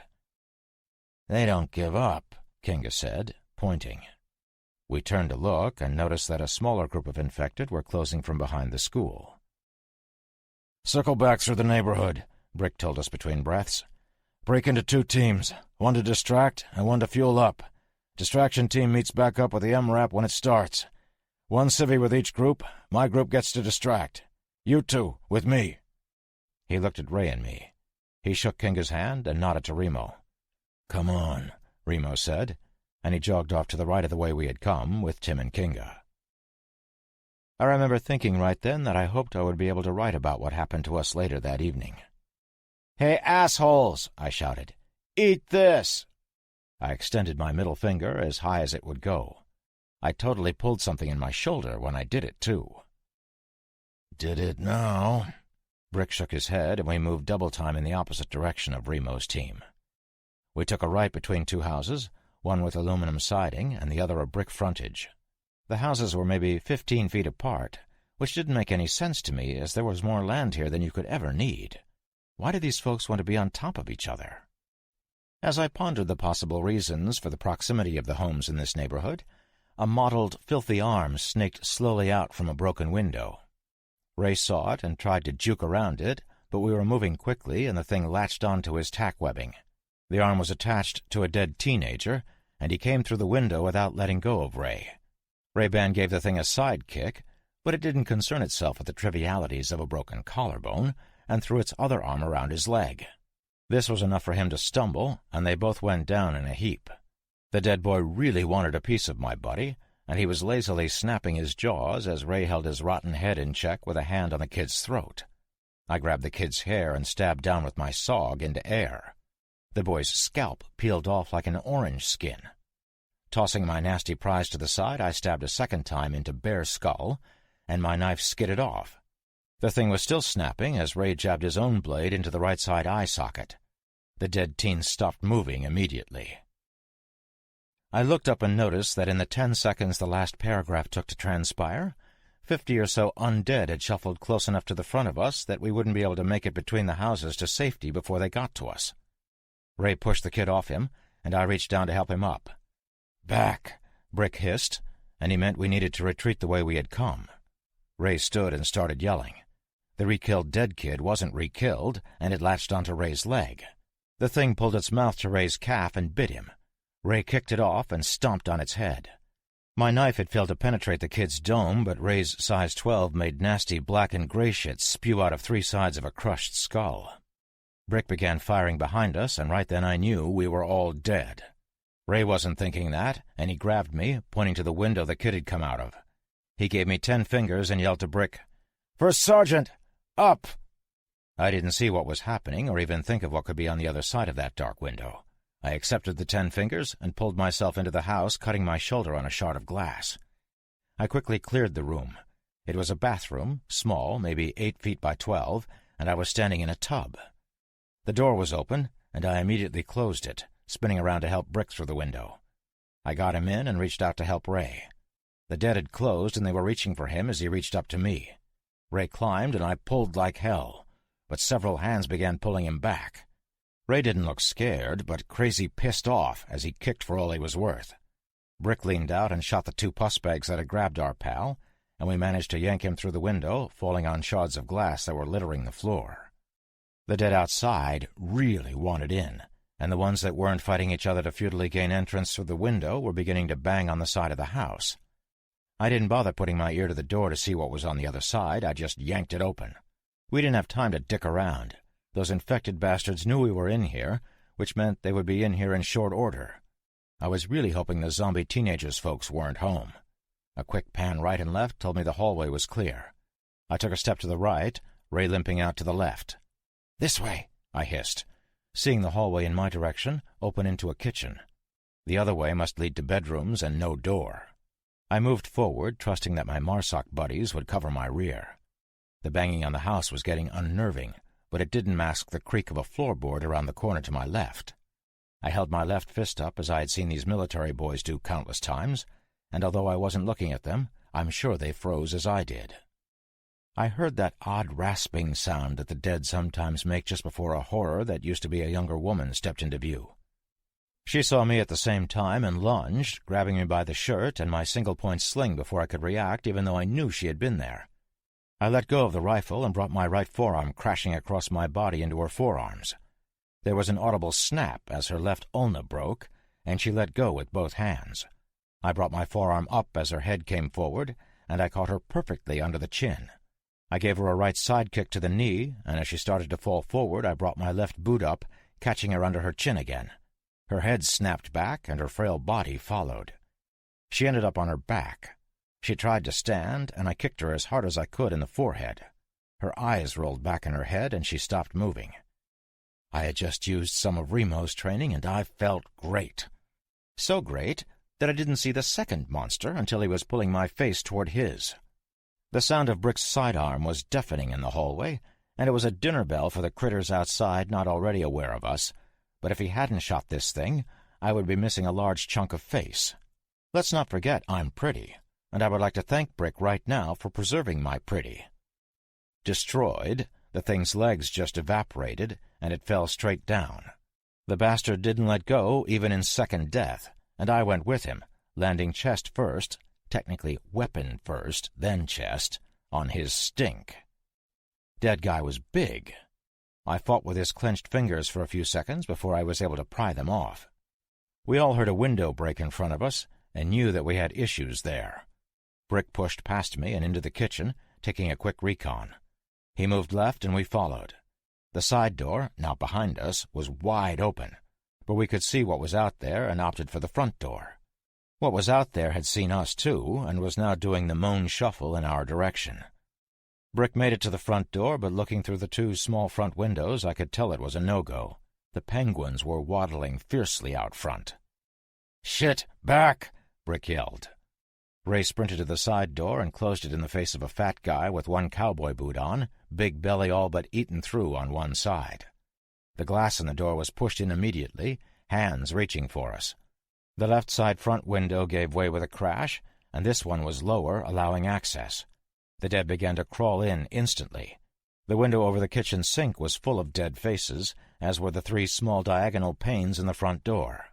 I moved back into the hall searching, and just as the side door crashed in, spilling infected on the shitty linoleum, I reached up and yanked on a string with one of those little cones on it hanging from a trap door in the ceiling. The door pulled down, exposing a ladder stair, and I yelled for the two jarheads to come quickly. Not waiting, I unfolded, then climbed up the ladder thingy and panned my light around. A plywood floor covered the ceiling joists, and there was a cooler, camping light, and two sleeping bags in the corner. Trash littered the floor. I continued panning the light when Brick hit me in the ass. "What the hell are you doing? Move!" I climbed the rest of the way up, Brick following. I stormed up onto the floor, finishing my sweep of the attic. 6 feet or so high, angled with roof joists and a plywood roof. Basic storage, not a lot, but decent room for stuff. Ray made it to the top of the slanting stairs, but had to kick off something that thought he would be tasty. It started to follow him up, but Brick drilled it with his pistol. It fell back into the crowd that had gathered, and we saw what deep shit we were in. "Here!" Ray almost yelled, and passed Brick his multi-tool with the Phillips head ready. Ray fired his M9 twice before I was able to join him. Brick got down on his stomach and began to unscrew the access ladder. There ended up being 6 screws on either side, and he was able to get 4 before one of the more industrious creatures luckily juked a shot from both Ray-Ban and myself, pulled itself up, and grabbed Brick's arm. Brick looked into its face and was rewarded with a close-up of its head snapping back when I popped it in the melon. "Fuck this! Get back!" Ray shouted. Brick scrambled out of the way. Ray holstered his SIG and pulled his HK-416 around to the front of him on his sling, switched to full auto, and gave both the dead things and the stairway an extended burst on full auto. He fired into the spot where Brick had been attempting to pull the screws, turning the hinge and the wood around it into shredded aluminum and splinters. The thing crawling up the ladder twisted slightly, but remained on the ladder. I shot it in the face, and Brick fired full auto into the other hinge while Ray yelled, "Loading!" I don't know how, but the stairs stayed attached. I got on my ass and began to kick, and on the second kick, the right side came loose, and the access fell away with 2 dead women on it. I looked into the sea of dead faces, and they looked back, hungry. Brick stared down, too. We're in some pretty shit now. We heard something move behind us over the moans below. We all raised our weapons, aiming our tack lights at 2 stacked steamer trunks. Something definitely had moved behind them. "Cover," said Ray, and he took 2 steps on the plywood. He gripped the handle on the top trunk, looked at us, nodded, and yanked it away.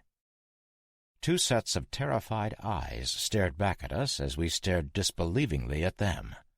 A little girl and a little boy. Filthy, skinny, and scared, they held on to each other as they looked at us. "Are they infected?" I let my rifle dangle, then pushed it behind me so it was on my back. "No." Both kids looked at me. Hey, we're not going to hurt you. We're the good guys, okay?" I grabbed a granola bar out of the pouch on my belt.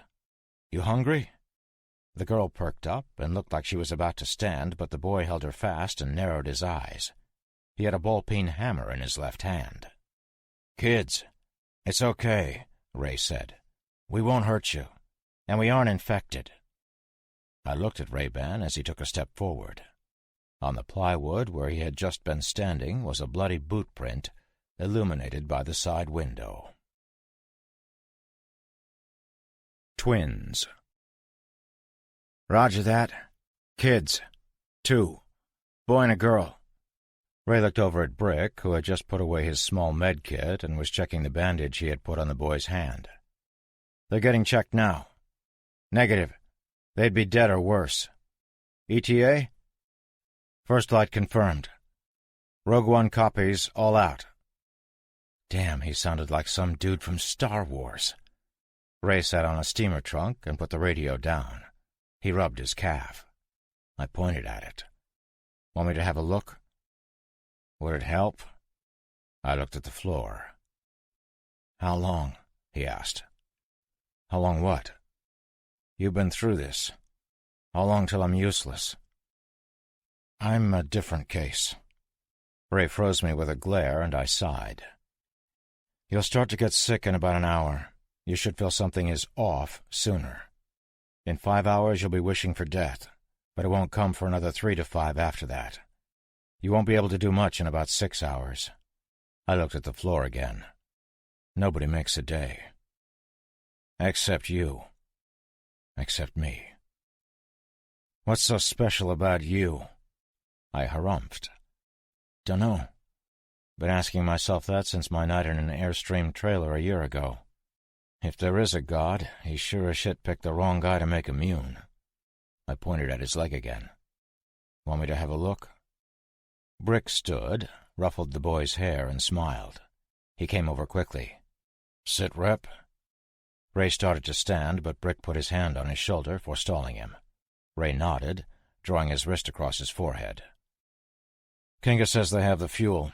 They took out several tangos, but almost got overwhelmed at the pumps. That was the gunfire we heard earlier. They left the gas and bugged out to a house just like we did. But they lost the hostiles that were in pursuit. Most of them were on us. They can see the fuel cans from where they are, but they're going to wait until 2000 before they go get it and fuel up. Should be dark enough by then. They'll hole up in the MRAP until first light, then make some noise to draw the meatheads. Swing back, pick you all up, and ride off into the sunset on some unicorns. Brick smiled, his hand still on his buddy's shoulder. Want me to do it? Only if I puss out. Ray thumbed at me, says I have a few hours yet. Ray broke out in a smile that would have made a piranha proud and pointed behind us. The boy was standing in front of the open trap door, pissing on the infected. His sister let loose with a giggle. Richie, stand back from there, okay? Brick asked him. The boy nodded, shook off, and sat back down with his sister, who punched him in the arm. Gross, I heard her whisper. The kids, Richie and Chloe Joseph, were 11 years old. Twins. Their story was the same as everybody else's. Their older brother Tommy had come home from a night at the movies with some friends. He had gotten into an altercation with a drunk in the theater parking lot, and the drunk had scratched him on the neck. He and his friends had pushed the guy away and run for the sheriff. They never did find the drunk, but that night there was something terribly wrong with Tommy, and Tommy's mom, Lucy, took him to the hospital in Page, Arizona. The next morning the neighbors were trying to break in the house. Their dad, a bit of a prepper, had gotten them upstairs and told them not to come down no matter what until he came up into the attic for them. The poor kids had been up in this attic for almost a year. I admired their resolve not to go down and check things out. They wouldn't have made it if they had. The kids were pretty much through their food and drink. 3 cases of bottled water and 88 MREs were all that was left. They would have begun to get thirsty in a week. The boy was prepared to go for a supply run, but they kept hearing movement in the house below them. 2 more days, and Richie was planning on a run anyway. One of the more interesting things about these kids was that they had 2 moms. Tommy's mom was not their biological mother. All 6 people, the twins, Tommy, their dad, and their 2 moms, lived in this house together.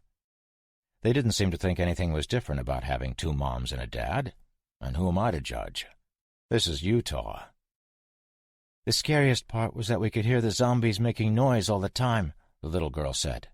That sound they make. And some of them are fast, too. Zombies? I asked. Yeah, Richie said. I seen Resident Evil. I know what a zombie is. He pointed toward the open trap door. Those are zombies. I saw Mr. Magruder from the garage shoot Steve Joseph in the stomach with his Mossberg, and Steve just got up and bit Mr. Magruder when he was reloading. Only zombies can do that. Saw it how? The kid pointed to the louvered vent in the side of the house. I moved toward it, and the louvers were the type on little rods and thus could rotate open and closed. I was able to peek outside. The dead were everywhere, spread out and searching.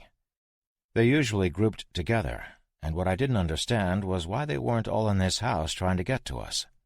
Don't get me wrong, there were a fair amount looking to eat us, but I would think that with the racket the dead beneath us were making, all the others in town would be trying to chew on us. I could see some of them walking in and out of houses all the way up the street, obviously searching. It didn't make any sense. Even if they were looking for Remo's group, everything I knew about them told me that they should all be here where the noise was.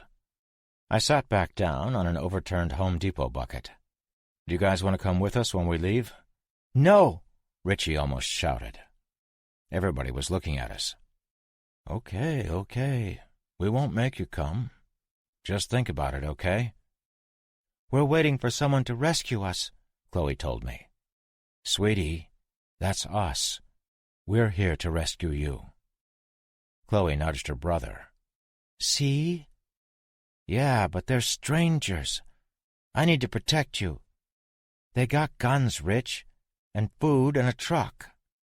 That seemed to work into the boy's head. He stood up and pointed his hammer at me. Fine, but you gotta call the state police in St. George and let me talk to them first. I want to speak to Sergeant Reed. He's my dad's uncle. I looked at Brick, and he came over and got down on his haunches. I'm sorry, kid. I really am. Brick pointed to the same louvered window the kid did a minute ago, are everywhere. There's hardly anybody left. I swear I will try a call to the cops, but I promise you, they aren't there. Where are they? He demanded. Chloe stood and took the hammer with no effort. Dead, stupid, and probably trying to eat each other. We're going with them. We can't stay here anymore. Richie let loose a big sigh. Where are you guys going? It was my turn for a shit-eating grin. Atlantis. Sunglasses down. The kid reached for his hammer, obviously thinking that I was a liar. Bullshit! Rich! His sister Whisper yelled, pulling the tool out of reach and looking back and forth from him to me. The boy took a half-step back and looked both chastised and menacing at the same time. He pulled that shit off, too. I was in an attic with 2 tried-and-true badass killers 2 feet above 100 undead cannibals, and this kid was the scariest part of the bunch. Atlantis is an oil rig in the Gulf of Mexico. Lots of people, lots of guns and food, no infected. They looked at each other, then at me. These two kids, not even teenagers, had survived a year in an attic waiting for a rescue that was never coming. They were filthy and just about to starve, but looked healthy nonetheless. I was impressed. More than that, the jarheads were impressed, and that was hard to do. Brick inspected our surroundings. He asked pointed questions to the kids. "How did you keep warm in the winter?" Richie showed us his array of sleeping bags and 2 tents that were folded and put away. "It got pretty cold," he told us. "We had to stay in the tent together all the time, unless we had to—" Brick furrowed his brow. It was hilarious because I knew what he was about to ask. "Where did you—" The kid pointed to the same louvered grill we had peeked out before. "We dumped the buckets out there." I smiled, and so did the kid. Brick saw us and smiled too. Even Ray, doomed as he was, smiled at the thought of dumping poop out the window. It isn't even that funny as I write this. Had to be there. Brick had found a 4x8 piece of 5/8 plywood and put it over the trap door. 2 skylights let in light, but it was still fairly dark and shadowy in the attic. The kids sat back down, and we let them know what was happening. "A year?" Chloe asked. "We've been up here for a whole year?" "I think so." I hitched my bucket a little closer to them. The noise from the infected below was beginning to get loud. "It was about a year ago that this started happening. I can only assume you came up here pretty quick once things started to fall apart." I looked around, marveling at what these kids' dad had done. "If you hadn't come up here quickly, you'd be dead. Actually, you would have been dead anyway if your dad hadn't had all this stuff up here. You're luckier than most." She began to cry. The boy stood. "Knock it off. We finally get some help and you're going to cry about it?" "Stop it, Rich. Everybody's dead. Everybody we ever knew. Nana, Grammy and Gramps, all our cousins, all our friends." She looked up, tears in her eyes, and I swear to Christ I began to get misty. "Mom, Dad, and Tommy, too." He got down on her level, took her hands in his, and looked her in the face. "Yeah, well, we're still on this side of the grass." She smiled at him, and I realized that I was in love with these kids after being with them for less than an hour. I would kill 100 rednecks, 1,000 bikers, and 1,000,000 pus bags before I let harm come to these children. Another realization hit me right then, smacked me so hard I moved my head back a little. Lynch would have done the same to protect me. Was I him? Were a certifiable psycho and I the same core person? I was prepared to force these kids to come with us just as Lynch had done to me, for their own good.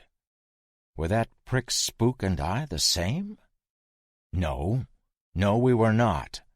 I can't think of any good reasons that don't end up biting me in my hypocritical ass as to why, but no. I'm a nice guy, damn it. I'm nice. If nothing else, I had that on him. He was a douche. I suddenly wanted to hear some Led Zeppelin while spooning a hot fudge sundae into my head. "Rogue One, Rogue Two, how copy?" Ray grabbed his radio. 2, this is 1. We're green, over. "Smoke 'em if you got 'em, 2. Be there in 6 hours. Be ready, over." Rogue 2 copies all. Out. 6 hours until evac, Ray said to all of us.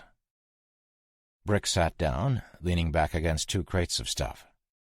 "Get some rack. It won't be fun tomorrow. Kids, get whatever you want to come with you ready and get some sleep.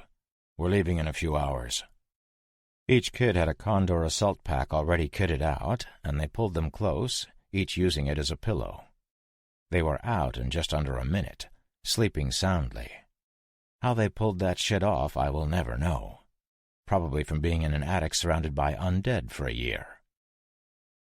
I got up off my bucket and moved to sit next to Brick. I looked at Ray-Ban, who was looking at me. "What do we do about him?" I asked. Brick looked at Ray. "We shoot him in the head if he tries any monkey shit." Ray looked away and chuckled. "Screw that. Blaze of glory for this operator. First watch is mine." Brick was loading some spare magazines. Let's share it. I saw him run out of shells, 3 into the second mag. I woke to the familiar sounds of retching. Ray was wiping his mouth when I spied him. "I'm good," he said. Brick was looking out the louvers, and both kids had their backpacks on. I stood and stretched, checking my SOG and ejecting the mag from my .416 for inspection. Brick shut the louvered grill. "Sun's coming up." We heard the guttural rumble of salvation over the noises from the pus bags. It came from the west, and we couldn't see that way out either attic vent. The kids looked nervous. "Relax, you two," I told them. "We do this stuff all the time." I pulled the charging handle on my rifle for effect. "Walk in the park." "Last guy to walk through the park got eaten," Richie said as he adjusted the strap on his pack. Shit. Unprecedented backfire right there. Brick was standing next to us. He got down on his haunches, and we got down with him. "Okay, kids, this is how this is going to go. Above all, you have to be quiet. Don't say anything, nothing at all, unless you see one of them that's close and none of us sees it. I'll go first." He pointed at the plywood covering the attic trap door. "Get you two down, then the other 2 members of my team will follow. Always stay between me and one of them. And no matter what happens, don't run unless the 3 of us are all dead. Oh, and this is probably going to get really loud." "Do we get guns?" Brick smiled. "Not yet. We don't have enough to spare. And no more talking at all." He looked at Chloe. "Do you understand what to do?" She nodded, terrified. "And you?" He looked at her brother. "We good?" The boy's nod was much curter. Brick went through all the hand signals he might use, and the kids both nodded again in understanding. We could hear the things below us moving off, certainly wanting a taste of tinned marsoc that was in a freshly fueled MRAP. Yeah, I know, a lot of capital letters right there. We gave it a half hour and made a phone call. "Rogue 2, Rogue 1, how copy?" "1, this is 2, 5 by 5. Towing hostiles from your location now. Pied fucking Piper. ETA back to you 1 hour at most. Recommend you exfil immediately upon next comm. Triple squelch over." "Confirmed, triple squelch. Rogue 2 copies all. Good luck. Out," Ray said and threw up. He shook as he passed his radio to Brick. "Just in case." It was hot in that attic, but Ray was sweating a different kind of bullets. He didn't have too much longer before it would be difficult to walk. A few minutes later, Brick and I removed the plywood and looked down into an empty hallway. Well, empty except for the shit the dead leave in their wake. Nasty fluids, chunks of themselves, bits of clothing. You've seen it. Brick snapped his fingers 3 times, and we waited. He looked at his watch and did it again in 1 minute. 1 minute after that, he pulled his telescoping mirror from his tack webbing and checked the hallway. He nodded in the negative, and I had no friggin' idea what that meant. No hostiles or not clear. I mean, I'm kind of new to this whole military thing. I'm learning, but come on. I motioned that I didn't know what he meant, and he looked at me like I took the short bus to school. He pointed down and gave a thumbs up. Way better than nodding, no? What seemed like an eternity later, the radio squelched 3 times. Brick squelched back and turned off the radio. He looked at the kids, put his finger to his lips in a shh motion, and dropped into the corridor. He scanned both directions, looked up at me and nodded, motioning for me to drop him the kids. I passed the boy down first, then his sister. I looked at Ray. He was sitting on the Home Depot bucket, elbows on his knees, looking down. "Ray, we're moving out." "Ray?" He looked up at me. His right eye was blood red. A single tear of the red fluid rolled down the crease between his nose and cheek, seeming to halt for a moment on the crest of his upper lip before dropping to the floor. I watched as the corpuscles in the white of his other eye positively exploded, turning it into a crimson orb almost instantly. "Might stay here for a bit," he said, and looked down. "Good luck. And stay alive." "Good luck to you too, pal. Want me to tell the guys anything?" "Nope." I nodded, not that he could see me, looking at the plywood floor as he was, and dropped soundlessly with Brick and the kids, suppressed cig at the ready. Brick stared at me and raised his eyebrows. I looked down and nodded in the negative. When I looked back up, this guy who had just lost one of his most trusted allies and friends was already moving off with the kids behind him, his suppressed handgun pointing forward. The house was nasty with all the zombie detritus, and I finally noticed how equally filthy the kids were. Can you imagine being stuck in an attic for a year? Anne Frank kind of shit. We came to a corner of the hall, and Brick did a quick recon, looking in both directions. He immediately backed up and quick-pointed back the way we had come. All four of us spun and hurried to the room at the end of the hall, Brick rushing past and taking the lead again. The door on the left was the bathroom we had come in initially. The one on the right had a closed door. Straight ahead was open and inviting. It was a small bedroom, and the door had a pink and white sign with Chloe printed on it in cursive. We moved under the open attic trap door, and I was 2 steps past it when hell came calling. A thump sounded close behind me, and I spun quickly. Ray-Ban crouched there, shaking and heaving, flexing his fingers. The floor creaked behind me, Brick or one of the kids stepping on an unfriendly floorboard. Ray whipped his head up and glared at me. It wasn't Ray, but it wasn't dead. The thing gave this growling hiss, then launched from its crouch. It hit me all claws and teeth as I fired. My hesitation had slowed me just enough, and my shot went wide. The round penetrated the sheetrock, and it must have hit something particularly vulnerable in the room beyond, because there was a small but exceptionally loud explosion of glass from the room. I didn't have tons of time to spend worrying about what I had shot, because the thing that had been my friend and had saved my ass on several occasions was now trying to see what my face tasted like as it threw haymakers. Then it started to scream. That awful, terrifying shriek that will make anybody shit themselves came from it as it tried to chew on my pretty face. I fought it hard, but it was wicked fast and damn strong. He scratched my face and arms, the deep furrow on my left forearm dropping blood in my face. The thing made one fist with both hands and raised it above its head in what was going to be a caveman thump. Fucker was going to Jim Kirk me. Never got the chance, though, as a flying hammer took it in the mouth, breaking teeth and snapping its head to the side. 2 shots sounded from behind me, the Marsoc runner toppling backwards. I crab-scrambled in reverse, and Brick gave his former buddy one more tap to the dome, sealing the deal. The whole event had taken less than 10 seconds, but in that time the end of the hall had filled with the slower variety of infected. Brick helped me up, and we got in Chloe's room quickly, shutting the door. We pushed her bed against the entry, wedging it closed. Thumps sounded on the other side of the door soon after. Lots of thumps. I guess these were the less industrious of the pus bags and hadn't been fast enough to chase down the M-Rap. Brick tore some remarkably beautiful curtains from a window and threw the sash up. He checked both directions and slipped out into the yard. 20 seconds and we're screwed. He reached for the kids, and I helped them out. I heard firing outside as I looked back to see a panel in the cheap door splinter and a dead face stare at me. They were making short work of my barricade, and I slid out the window. Brick had gone to the rifle, and there was no doubt that every infected in Bigwater was now moseying in our direction. Rogue 2, exfil ASAP, east side of the development. We're on foot and moving fast, over. We ran for it, listening to Remo tell us my truck was 30 seconds out. 30 seconds was 20 seconds too damn long. Trapped. There was no moving fast. There was no moving anywhere. The dead came from all directions. We were between 2 houses, maybe 40 feet apart, and again I had to wonder why they had stacked these houses so close together when there was so much area to be had. All I could think was that we should have left well enough alone. These 2 kids were going to be torn apart because we had brought them down from their sanctuary. I have no doubts that hunger would have forced them out in a few short days anyway, but still I felt this was on me.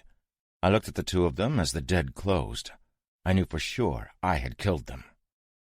Brick was selecting targets and popping domes on single shot, and I followed suit. He performed a tactical magazine switch, and I remembered our ammo situation.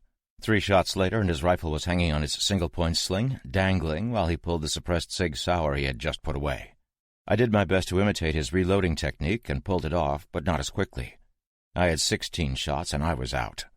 Move forward, but stick close, Brick yelled, and I saw that the window we had just come through had dead arms sticking out of it, reaching for us.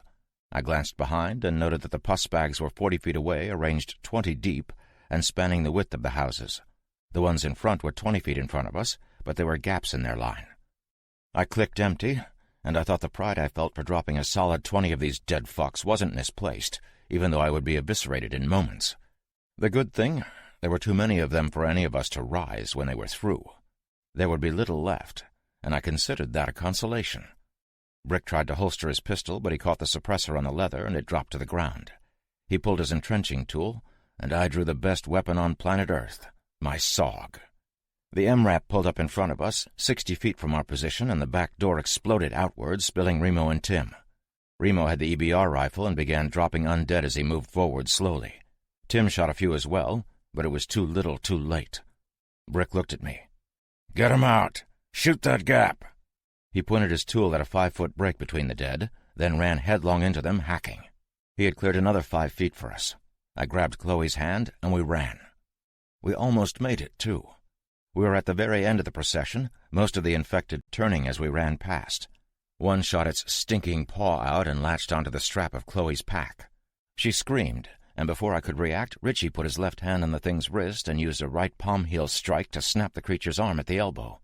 It was so rotten it came right off. His sister gave a side kick to the thing's midsection, knocking it down, and we were through. We reached Remo and Tim. Tim was out of ammo, too. "Mag's in my pack," Remo said casually. "Top's open." "Tim, get them in the truck." I reached into Remo's black backpack and yanked out a mag from my HK-416.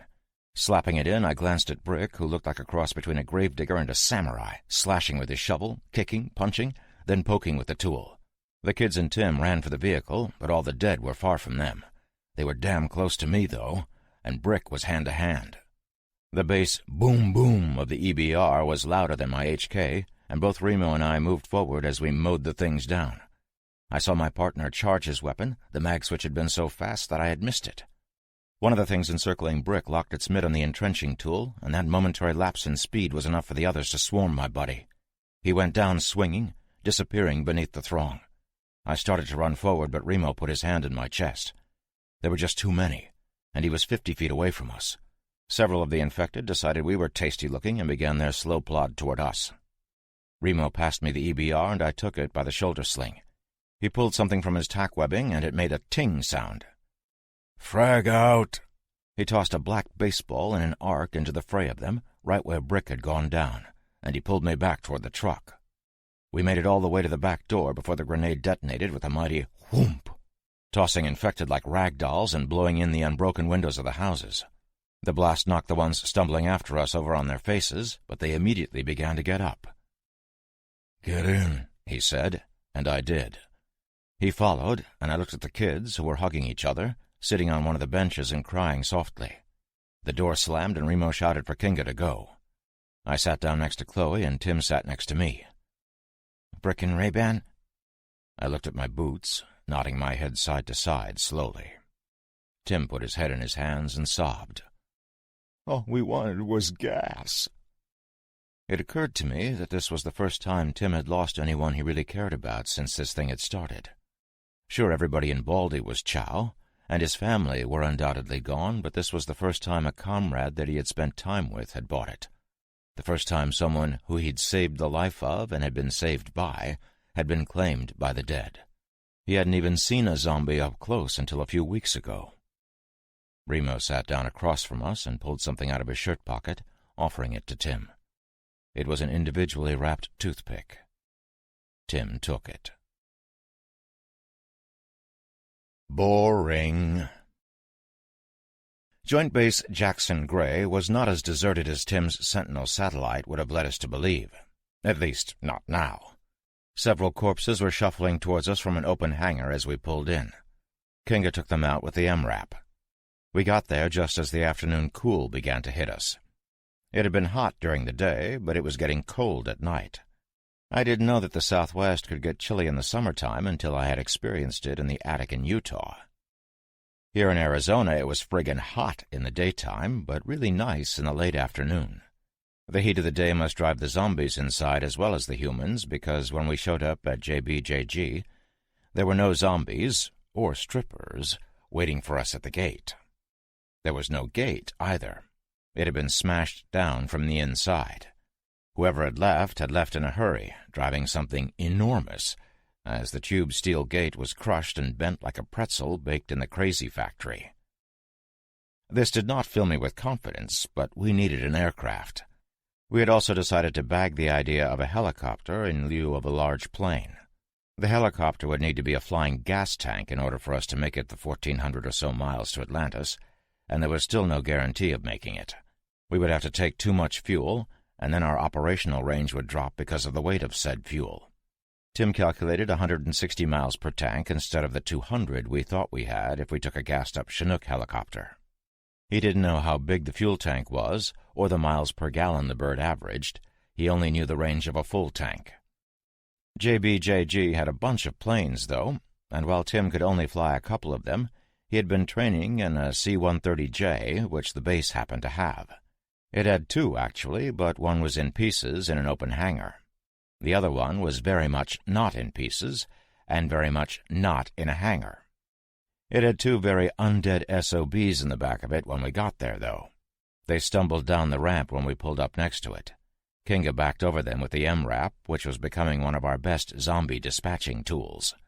When we cleared the area from the safety of our truck, we got out and stretched. "We're going in that?" Richie asked, pointing into the back of the empty plane. "Yeah," said Tim. "Yeah, I hope so." He looked nervous. "Cool." Kinga and Remo walked the perimeter of both our vehicle and the aircraft. They both went up the ramp and checked the rear area out, too. Then Kinga got back out and told us to follow him. We came to the nose of the plane, and there were 7 truly dead people and sporadic spent brass on the tarmac. The dead looked like they had been infected by the wounds on them. They also had holes in their heads. Somebody had shot them. Kinga pointed to the plane. "Look." He nodded at an open window, hinged out on the top side of the nose. "Somebody was in the cockpit and fired on these ones." Chloe looked at the glass panels when she leaned toward Kinga. "What if he's still in there, but, less alive?" "We'll have to check. We can't get in through the cargo hold. The bulkhead door is locked. We're going to have to go in through there." He motioned toward the window that everybody was now staring at. He cupped his chin, feeling his stubble. "How are we getting up there?" Richie actually raised his hand. "Drive your truck around," he said to Kinga. "Climb up on the roof and look in." Yeah, it's my truck, but good idea." I took a swig of my water. The kid thumbed at Kinga. "But he was driving." I burped. I let him. We followed the kid's plan, and it worked out with a little finagling. There's a detachable ladder on the side of the MRAP, and we were able to get on the roof and use that to get up to the window. I held the ladder while Kinga climbed up and peeked in the window with his flashlight. Remo stayed with the kids. Kinga banged on the fuselage 3 times and waited a moment. "Clear." "So I guess the shooter made it?" "He made it out of here, at least. Hold the ladder tight. I'm going in." "Check, check," he said into his mic. "Green," was Remo's one-word answer. Guy had found his pithy switch again. Kinga made it in and called for us to come through the back to meet him. I passed the ladder to Remo and climbed down using the non-detachable ladder on the rear. We made our way up the ramp and looked at Kinga as he waved us in. Tim sat in the chair on the right and began fiddling with stuff. "See if there's a manual in there, please." He pointed to a small locker. Inside was a plethora of shit, including several manuals, all of which I passed to Tim. He began to read, and he didn't stop for 6 hours. In the interim, we backed the truck near the plane. Tim had figured out how to close the rear ramp, and we had 2 fortresses to spend the night in. The kids and Kinga in the MRAP, Tim, Remo, and I in the plane. I didn't think we needed a watch, but Remo woke me up at about 3 a.m. for mine. "Last watch is yours. Get us up at first light and we'll walk the runway." I had no idea what walk the runway meant, but I was not about to tell Remo that. Actually, now that he's reading these journals, he'll find out, so sorry, Remo. I moved up front to the cockpit. Tim was asleep in the pilot's seat with a manual in his lap. He woke up and smiled groggily when he saw me. "You'll be able to fly this, yeah?" "I've already flown one." I've taken off with an instructor and sort of landed." I looked at him hard, and he let out a sigh. "I wouldn't worry about landing. We're going to have to bail." What? "Do you think I'm going to be able to set this thing," he spread his arms wide, "down on an oil rig?" Wait, you mean like jump out of the plane? Skydive? "I don't think the MARSOC guys will call it that, but yeah." I swallowed hard. What about the kids? "Both certified skydivers. I already spoke to them. They have over 100 jumps. I was thinking we jump at about 40,000 feet. He looked at my nervousness and laughed out loud. "Relax, Mr. Airborne. I'm just kidding." He frowned. "I mean, they could be certified. I don't know. But I didn't ask them." Bastard actually shrugged. "The plan is easy. We fly in at about 40 feet above the water, as slow as possible. Open the rear ramp, pop a chute, it catches the air, and we drop to the water safe and sound." I visibly relaxed. Good plan. I glanced out the window and saw a couple of things shuffling around on the runway in the moonlight. If they let us leave. Tim followed my gaze. "Afterthought. I don't want to hit them if possible, but I don't think they would do much to us if we're taking off. We'll just turn them into strawberry jam, as you're so fond of saying. We will have to check the runway for anything that could pop a tire before we take off." That's what Remo meant. Tim picked up a clipboard and passed it to me. "Someone, probably the guy who shot the dead on the runway, already completed a pre-flight check. It's dated about 4 months ago. At least I think so. I'm kind of unsure of the present date. The plane is good to go and already fueled. There are a couple of things I want to look at, but I think we're good. I'm a little uneasy at why the clipboard is here, as is the aircraft, but the pilot didn't take off." "Yeah, me too. Now." "Thanks for that. Get some sleep, then. Tomorrow should be interesting." He stood, cracked his neck, and strode to the fold-down bench-style troop seats in the cargo area of the plane opposite Remo, who was on the deck of the plane. Tim looked at the lawn-chair-type seats and also opted for the deck. Stretching out, he gave me thumbs up, rolled over, and went to sleep. When I was alone, I thought about Ship. I thought about Kat. I thought about all my other friends on Atlantis and how I desperately wanted to get back there. I hoped they were all okay. I couldn't wait to call them on the radio when we were in range. I really couldn't wait to see them. I wanted to introduce my new friends to my old ones and tell everybody what the country looks like a year into this mess. I wanted to fix stuff again. I wanted to feel safe. I heard a thump outside and looked to see if it was one of the dead ones. It was. There were a bunch of them out there now, 8 or 10, and they were just milling about. I couldn't see what they looked like, just shadows, really. I could see a brightening in the east and knew it was almost time to rock and roll. I thought about the folks we had lost. I wondered if my family and friends went fast, or if they were still alive and fighting the dead. The sun peeked over the horizon and hit me right in the face. It was pretty, and I felt its warmth immediately. I sighed and went to wake Remo. He was sitting on his bench, rubbing his neck. "We've got company," I told him. "How many?" "Just a few that I can see." "Rogue One, this is 2, he said into his mic. "How copy?" Kenga's tired voice replied instantly, 2, 1, 5 by 5, over. These guys could carry on a conversation using nothing but numbers, apparently.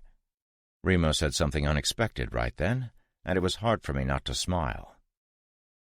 "How are the kids, over?" Let's pretend, reader, you understand that every communication these guys or any military guys have via radio ends with either over or out when they are done speaking. I'm tired of writing it every 5 seconds, and if you haven't caught on by now, you're dumb.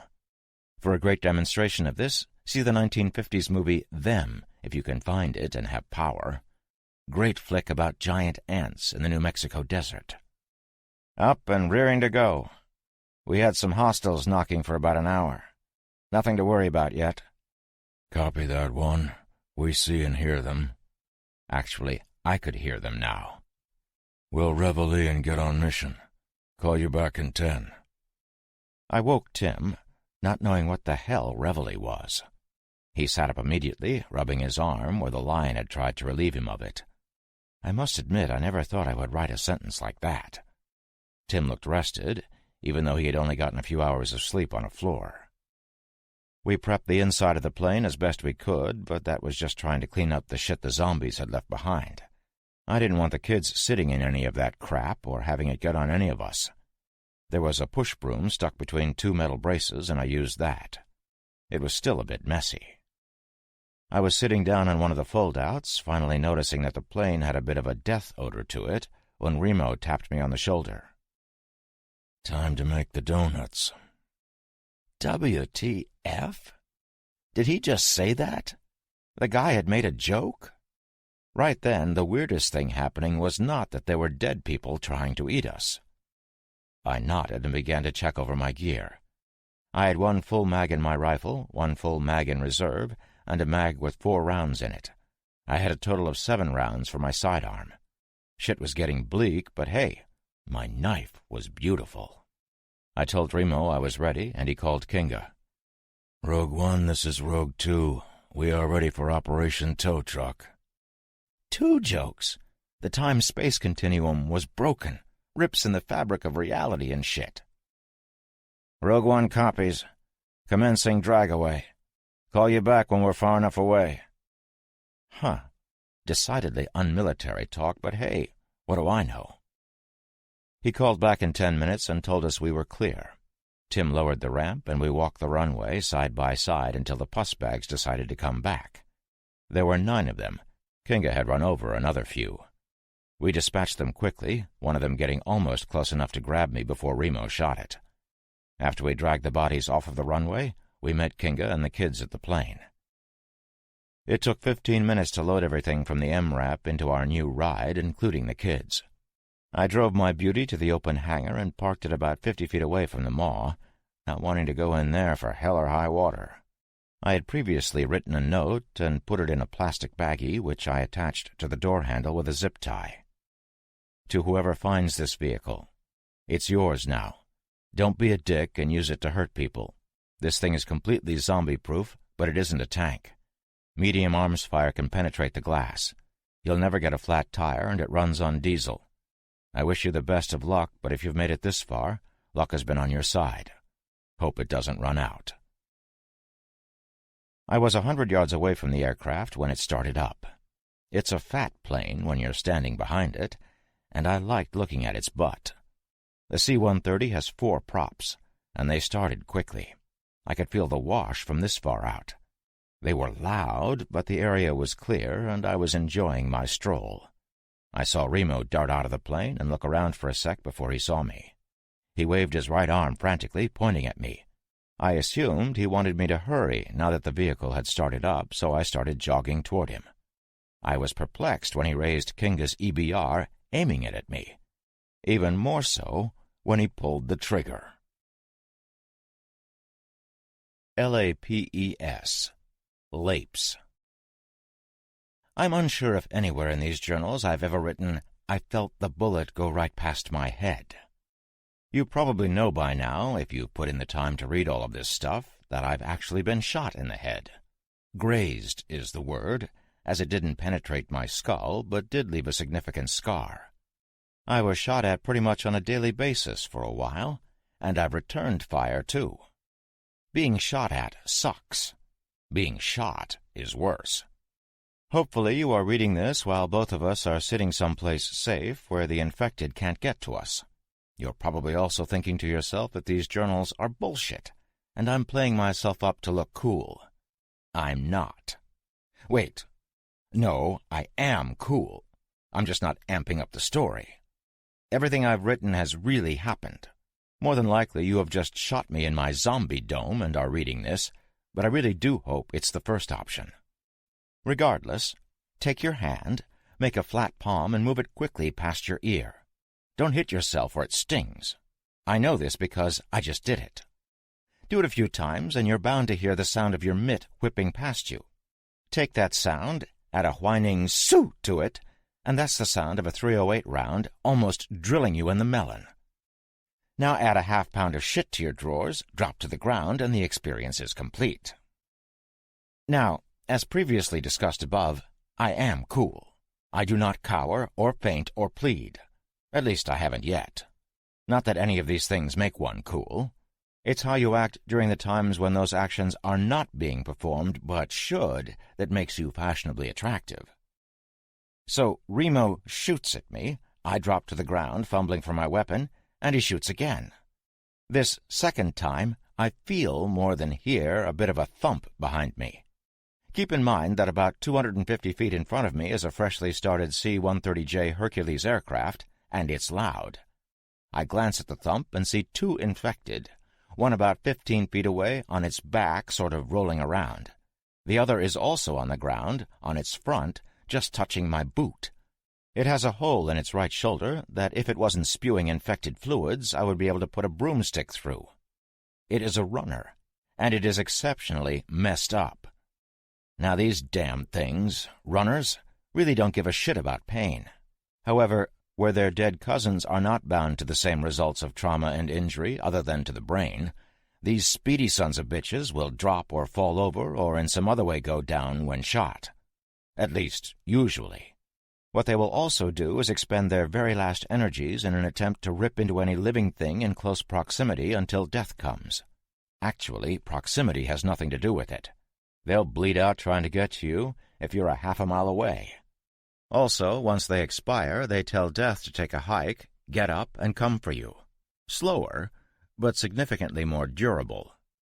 The point is, this horrid thing that had its nasty paw on my Ultima Desert boot had no intentions of doing anything other than playing jump rope with my lower intestine. Having a deep-rooted love for and burning desire not to share any or all of my innards, and not wanting to supply the equipment for a game of rope jumping, I hastily withdrew my size 13 from its vile grasp. It attempted to stand, and the top portion of its noggin popped straight up in the air, the creature stiffening and collapsing onto the exact spot I had just scuttled away from. I looked behind it and noticed a few of its undead counterparts making their way toward me from the hangar I refused to enter prior. The other runner was still lying on its back, coughing blood, Remo's shot having taken its center mass. It was time to vacate the premises. I got to my feet and ran to the plane while Remo covered me. The rest of the infected were of the slower variety, so I made it with no issue. Kinga was on the ramp with his rifle and a frown when I got there, and he shook his head in disgust, turning his back on me and entering the aircraft. Remo jogged up the ramp as it was closing, taking a seat next to Richie and Chloe on the fold-out bench seats, checking their seatbelts. "Buckle up," he yelled to me over the prop noise. Kinga returned to us from up forward, carrying 4 sets of headphones and wearing one. He passed them out to each of us, the kids too. Then he lit into me. He pointed at me after he showed me how to switch on the headsets. "Next time you run off by yourself and the infected have you, I'm just going to watch. And for Christ's sake, don't turn off your fucking radio. Ever!" He strode down the cargo bay to the cockpit. I could feel his boots on the aluminum.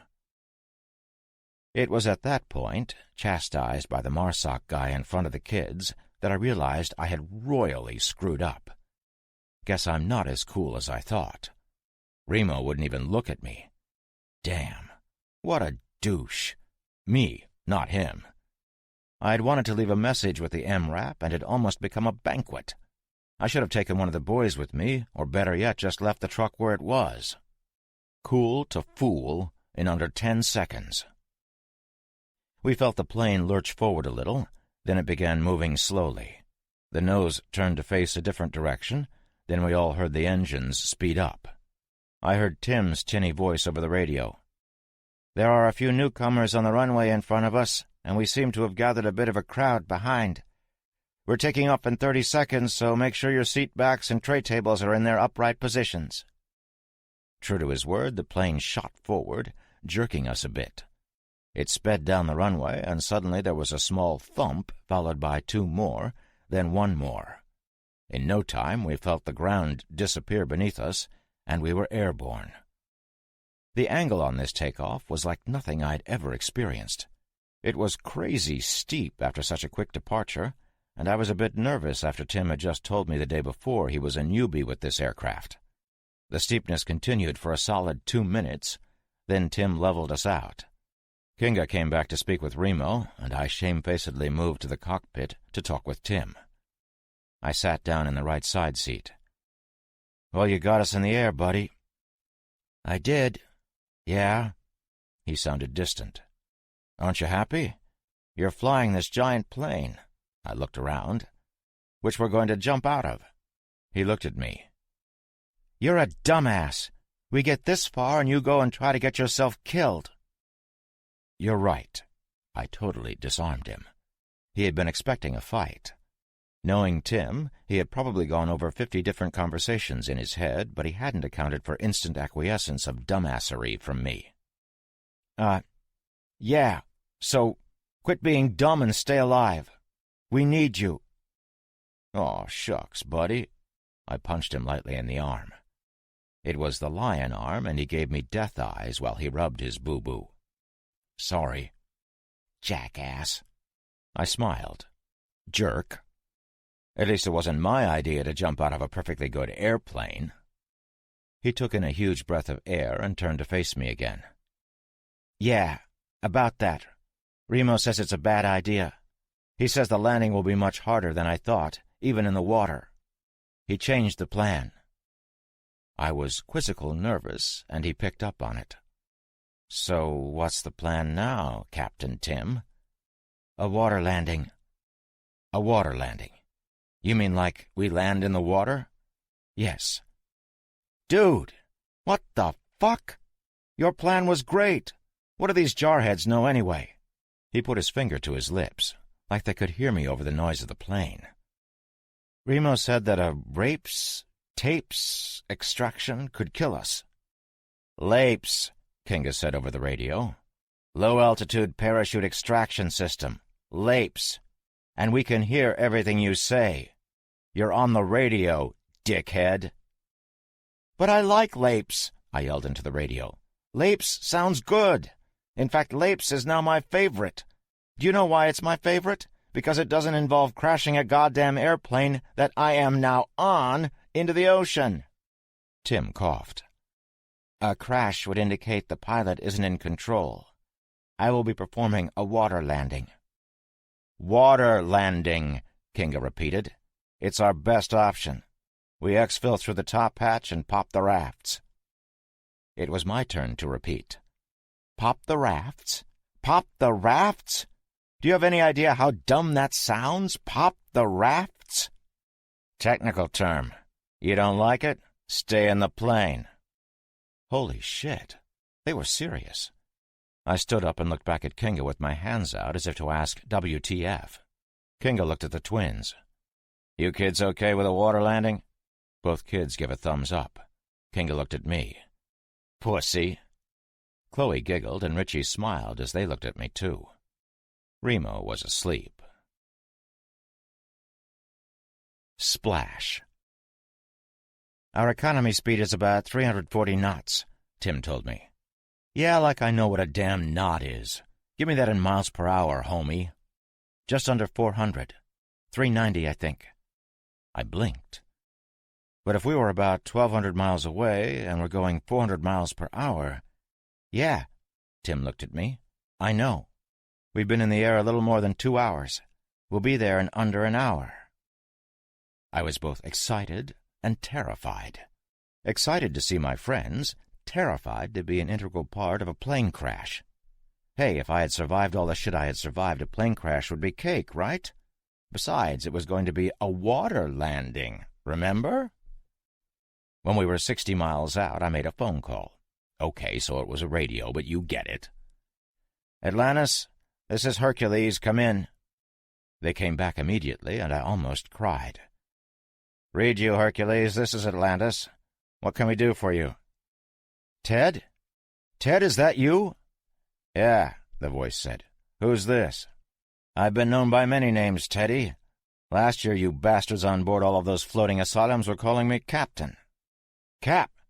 Holy shit! We thought you were... Wait. What's your best friend's name? You mean that friggin' Sasquatch I call Ship?" His name is Douche, capital D, if you please. I've got some new friends I want you to meet as well." Tim smiled from ear to ear, mirroring me. I heard the tail end of Ted yelling for everybody to come into the radio room. "Got some people here that want to talk to you, buddy." The next guy to come on was Austin. "Afternoon, young fella. Heard you've been away. Screw you, old man. You know you've missed me." I heard a young girl in the background yelling for, "You assholes to get out of the fucking way." And for the second time in 2 minutes, I almost burst into tears. "You," she yelled into the mic, "you dick! We all thought you were being experimented on in some damn government lab." She was crying, I could tell. Yeah, we'll talk about that when I get there, kid. You okay?" We continued talking for a while, and then I asked for Ship. Cat said he was okay, but unavailable. I had to admit, at least to my own dumb self, that I didn't like the sound of that. We got the Marsoc boys up front with us and discussed the best way to crash a plane into the Gulf. It was decided that we would set her down 3 miles to the northwest, as there were no boats in the vicinity, and the sinking plane wouldn't hit any of the suspension cables on any of the rigs from that far a distance out.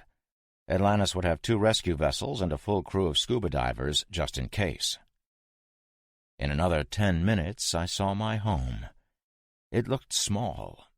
We circled once, and I saw a shitload of folks waving and yelling at us from the deck of the rig. It was heaven.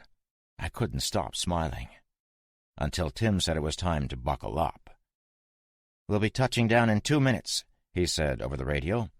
"Assume crash positions." Kinga had taken my place up front, and I was sitting on one of the folding lawn chair-style benches across from Remo and the kids. Remo took the toothpick out of his mouth and looked at it. "Last one." He put it in one of the pockets on his load-bearing vest and relaxed. "Both vessels are in position, beginning our descent." I swallowed hard.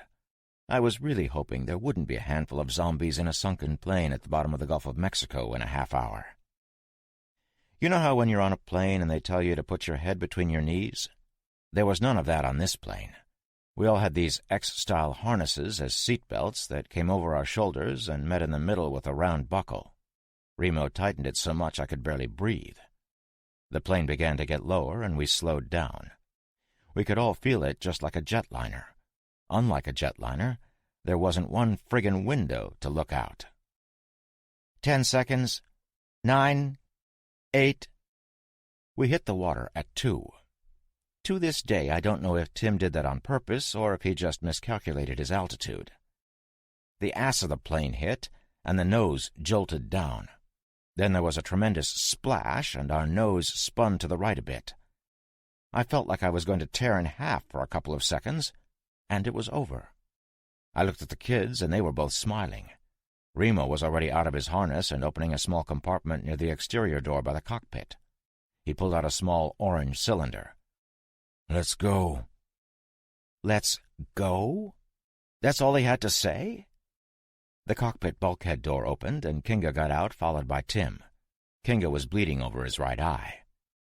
I was still nervous, but I asked in the most uncaring way possible, "How long do we have before this thing sinks?" Kinga wiped his eye with his forearm. 3 hours, maybe? He looked at Tim, who shrugged. The sun streamed in when Remo opened the door. We all jostled for a glimpse, and it was beautiful outside. Winds looked light and variable, with almost no chop to the water. I heard, before I saw, the first rigid inflatable boat come zipping around the nose of the plane. 2 more showed up shortly after, and I looked down into the face of my friend Greg, who had a grin so wide on his face he must have just eaten a fecal sandwich. "Yep, you're still ugly." His smile got so wide I thought his face would rip. "I lost the pool on you by a damn month," he yelled. I realized I was mimicking his face splitter. "Pool?" "Yeah. Get in the damn boat and we'll talk about it." Remo tossed our gear to a guy in BDUs that I didn't recognize, but he was with Greg, so he must have been a newbie. Our gear almost filled one of the boats, and it backed off when we were done with our assembly line. The kids went next, and then the 4 of us. A most manly hug from Greg ensued. "I knew you were gay." It was Tim. Tim had made a funny. I introduced him to Greg, also telling him I didn't know the other guy, who was the boat driver. Sailor? Whatever. He stuck his paw out and told us he was Ensign Caliber. Remo and Kinga were in a different boat, shaking hands with different guys I didn't know. "Where's Ship?" I demanded, looking around. The motor on the inflatable roared its tiny roar, and we were heading back to the bigger boats. The ensign wouldn't look at me, and Greg's smile disappeared. "You'll have to talk to Austin or Captain Shumitz about him." Now, I've got to tell you, I didn't like that at all. No, sir. Not one bit. "Greg, I'm asking you. Where the hell is my buddy?" "I'm not supposed to—" "Greg, I don't give a fuck about supposed to. Is he alive? Is Ship alive?" He looked me in the face and sighed. "I don't know." Reunion. Well, almost. We arrived at the bigger of the two boats, the Iago, in just a few minutes. We unloaded our gear and our people, and we were all checked out by Dr. Dan. Nice guy.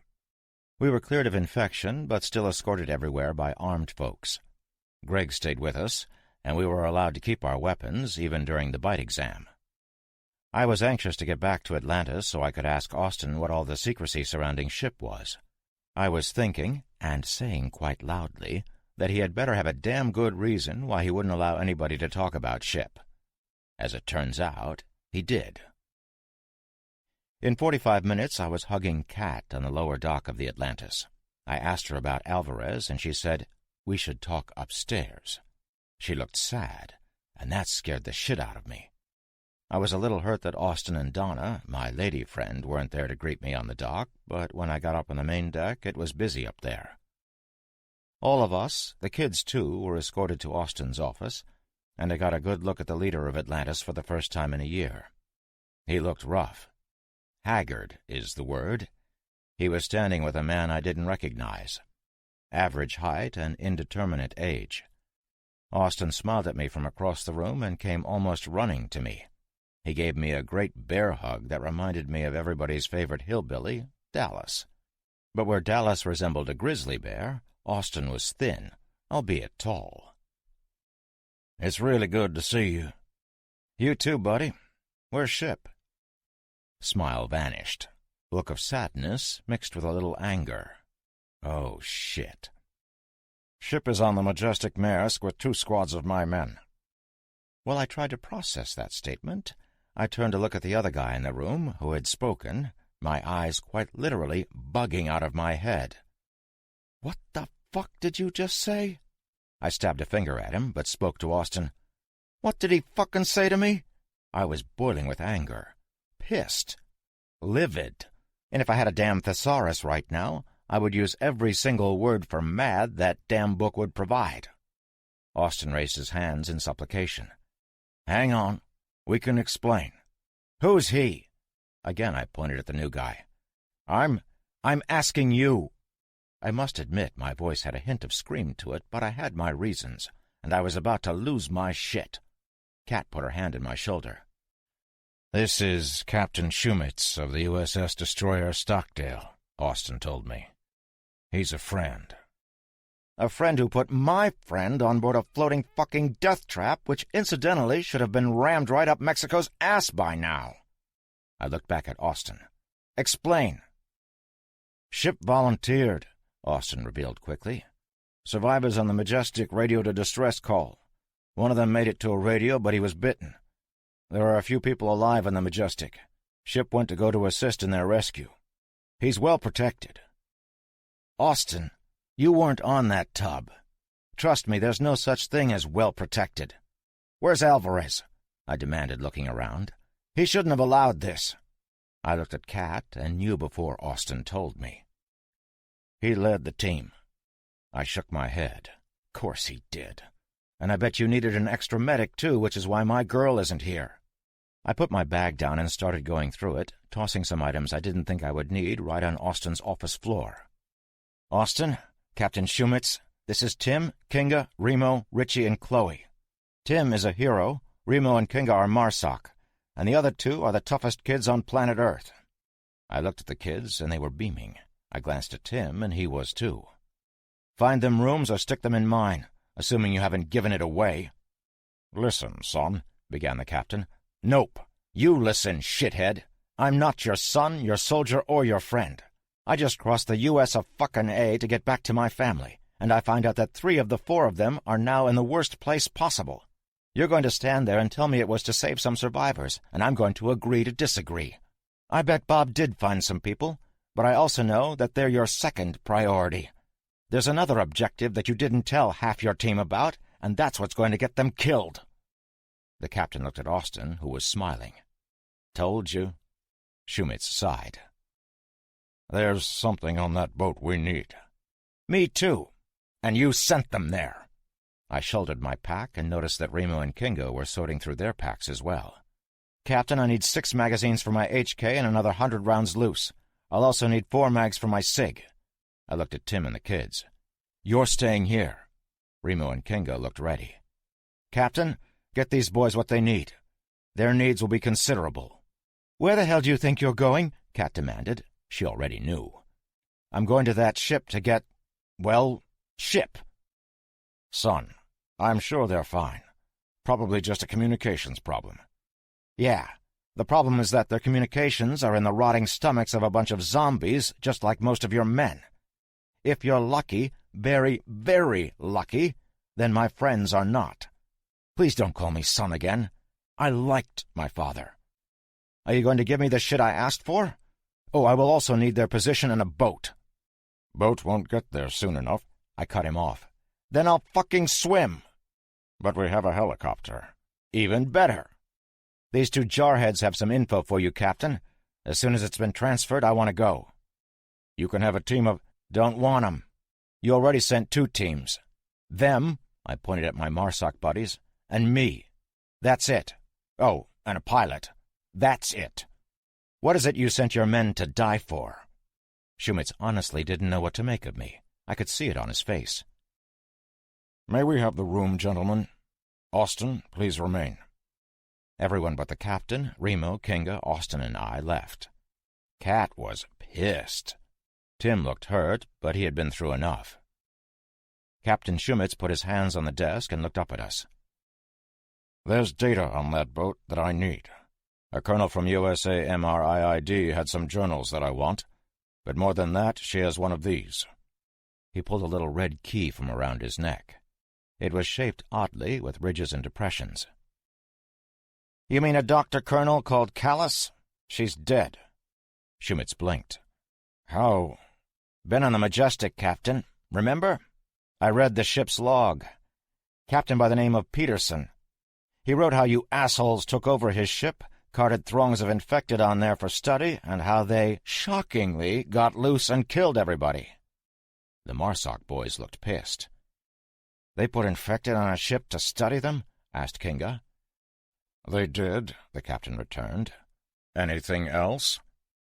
I saw Kinga back down almost immediately. I couldn't believe it.